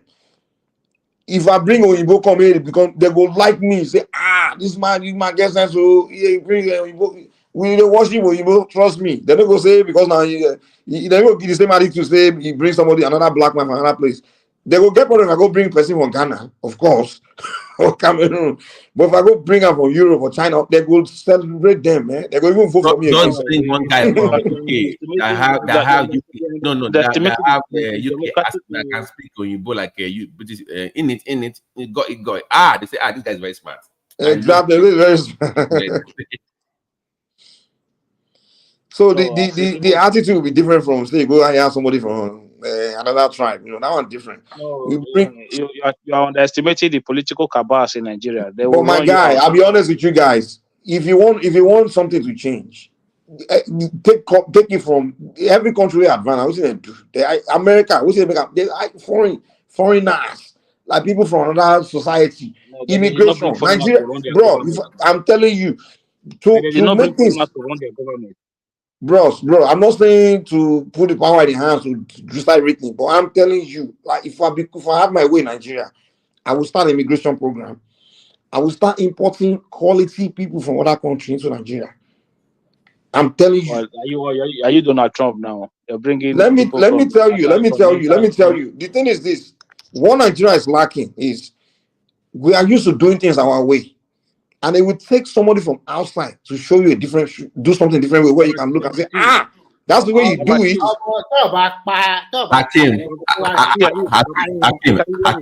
Hakim, what he's saying is that somebody has to come and create that culture. Yeah. Even when they leave, you use that system. Hold on, let me answer this brother here, man. Yeah, you say it's better to go and bring Nigeria from abroad. Nigeria from abroad, once they get back home, they know the culture now. Mike, they'll not be back like everybody else back home. This guy. Mike, this do now. My governor is from abroad now. So how far? Are you going to top Kamala Harris? Even Nigeria, if you say when they airport for Igbo country, they could view themselves. The moment they reach home, the moment that airplane land for Lagos, I want to go put on a Nigerian uniform. You don't answer my question. I say, are you going to vote for Kamala Harris? No. Why am I going to vote for Kamala Harris? Why not? Why won't you vote for her? Are you kidding yourself? You don't know where I don't vote. I don't vote. This is a pure Trump guy, 100%. If you can tell me, give me 3 policy of Kamala Harris, I'll wait. Kamala Harris promised to build 3 million new affordable homes, and then our government is going to give 25,000 for first buyer to put down. Do you know what that means? Do you know what that means in America? You asked me to say. You asked me to tell you policy. You didn't tell me to tell you what it means. Okay, so that is that you already put me off. That is on that side. So she promised to give to extend the what's it called, small business tax tax deduction to $50,000, right? Is that not part of her policy as well? Mm-hmm. So that is true. So she what else? I'm trying to child care. She promised to give make child care permanent as well. That's 3. So the one that I will obviously jump at is that 3 million home. Who are they building it for? Is it welfare homes or? No, they're going to jack up home value now. Affordable homes. 3 million affordable homes. You can't. I thought the homes in America are built by developers and finding me all these people. They don't give affordable homes. First of all, the property value is not determined by government. So what is this affordable home they are talking about? Affordable home for who? Akim, once you give people money for that house that they cannot afford, you will increase the value of they can't afford now. So now people are paying. They give you 7 to 10K when you first move in as a first time owner. It's not a new policy. What she's just doing? No. This one is different. No, she's adding 10K to what is already there. If you buy house, where are they building this affordable home? Is it in the ghetto? Is it in low area? In America, when you buy home for the first time, you get between $10,000 to $15,000 as a first time buying of house. So Mike, you don't know the fair program for affordable homes. So what she's doing is that she's just adding 10K to that money. Why? because they are struggling to even get the down payment for the FHA loans. But that is not the issue that people are struggling with mortgage. It's because insurance on those properties that on this society are going up. That's what people are struggling. It's not the mortgage itself that people are struggling with. It's other things around it. That is so even hold on, progressive. Okay, So even if you go give ahead. them money to move in, they will still move in, but they will still struggle with the payment. It's not that's what they are not addressing. The insurance is going up. That's the issue, not the mortgage.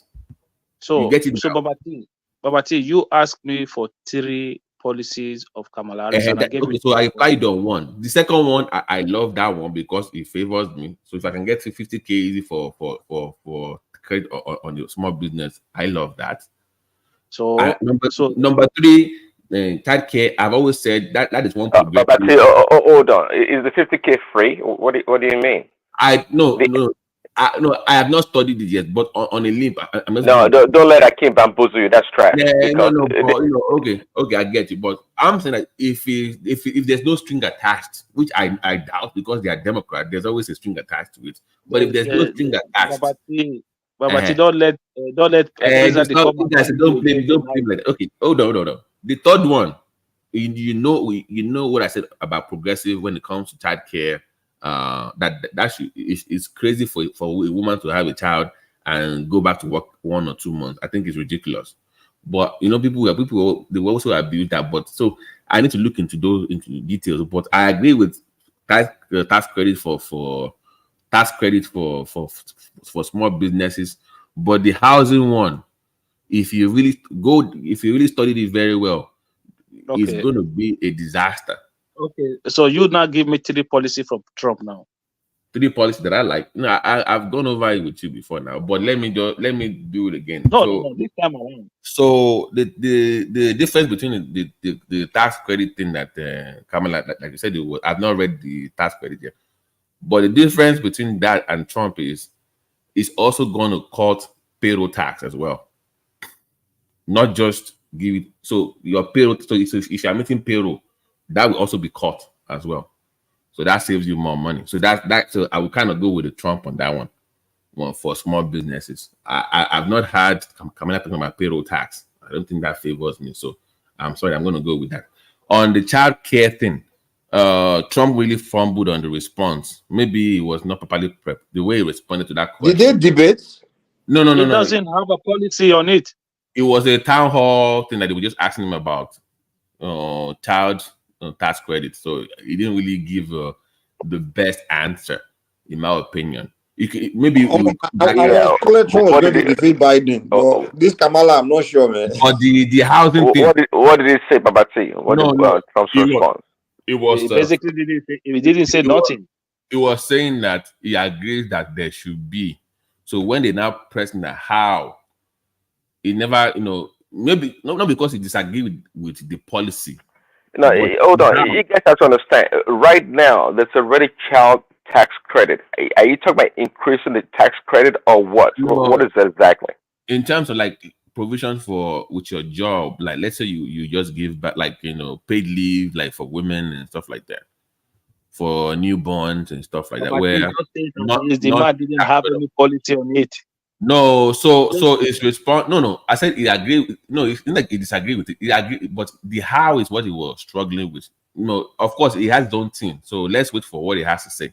But the housing part is, remember now, the housing part of Kamala Harris stuff, that would be a disaster because you are moving people from rental house to mortgages. They are not moving any. Okay. Let me chime in, guys.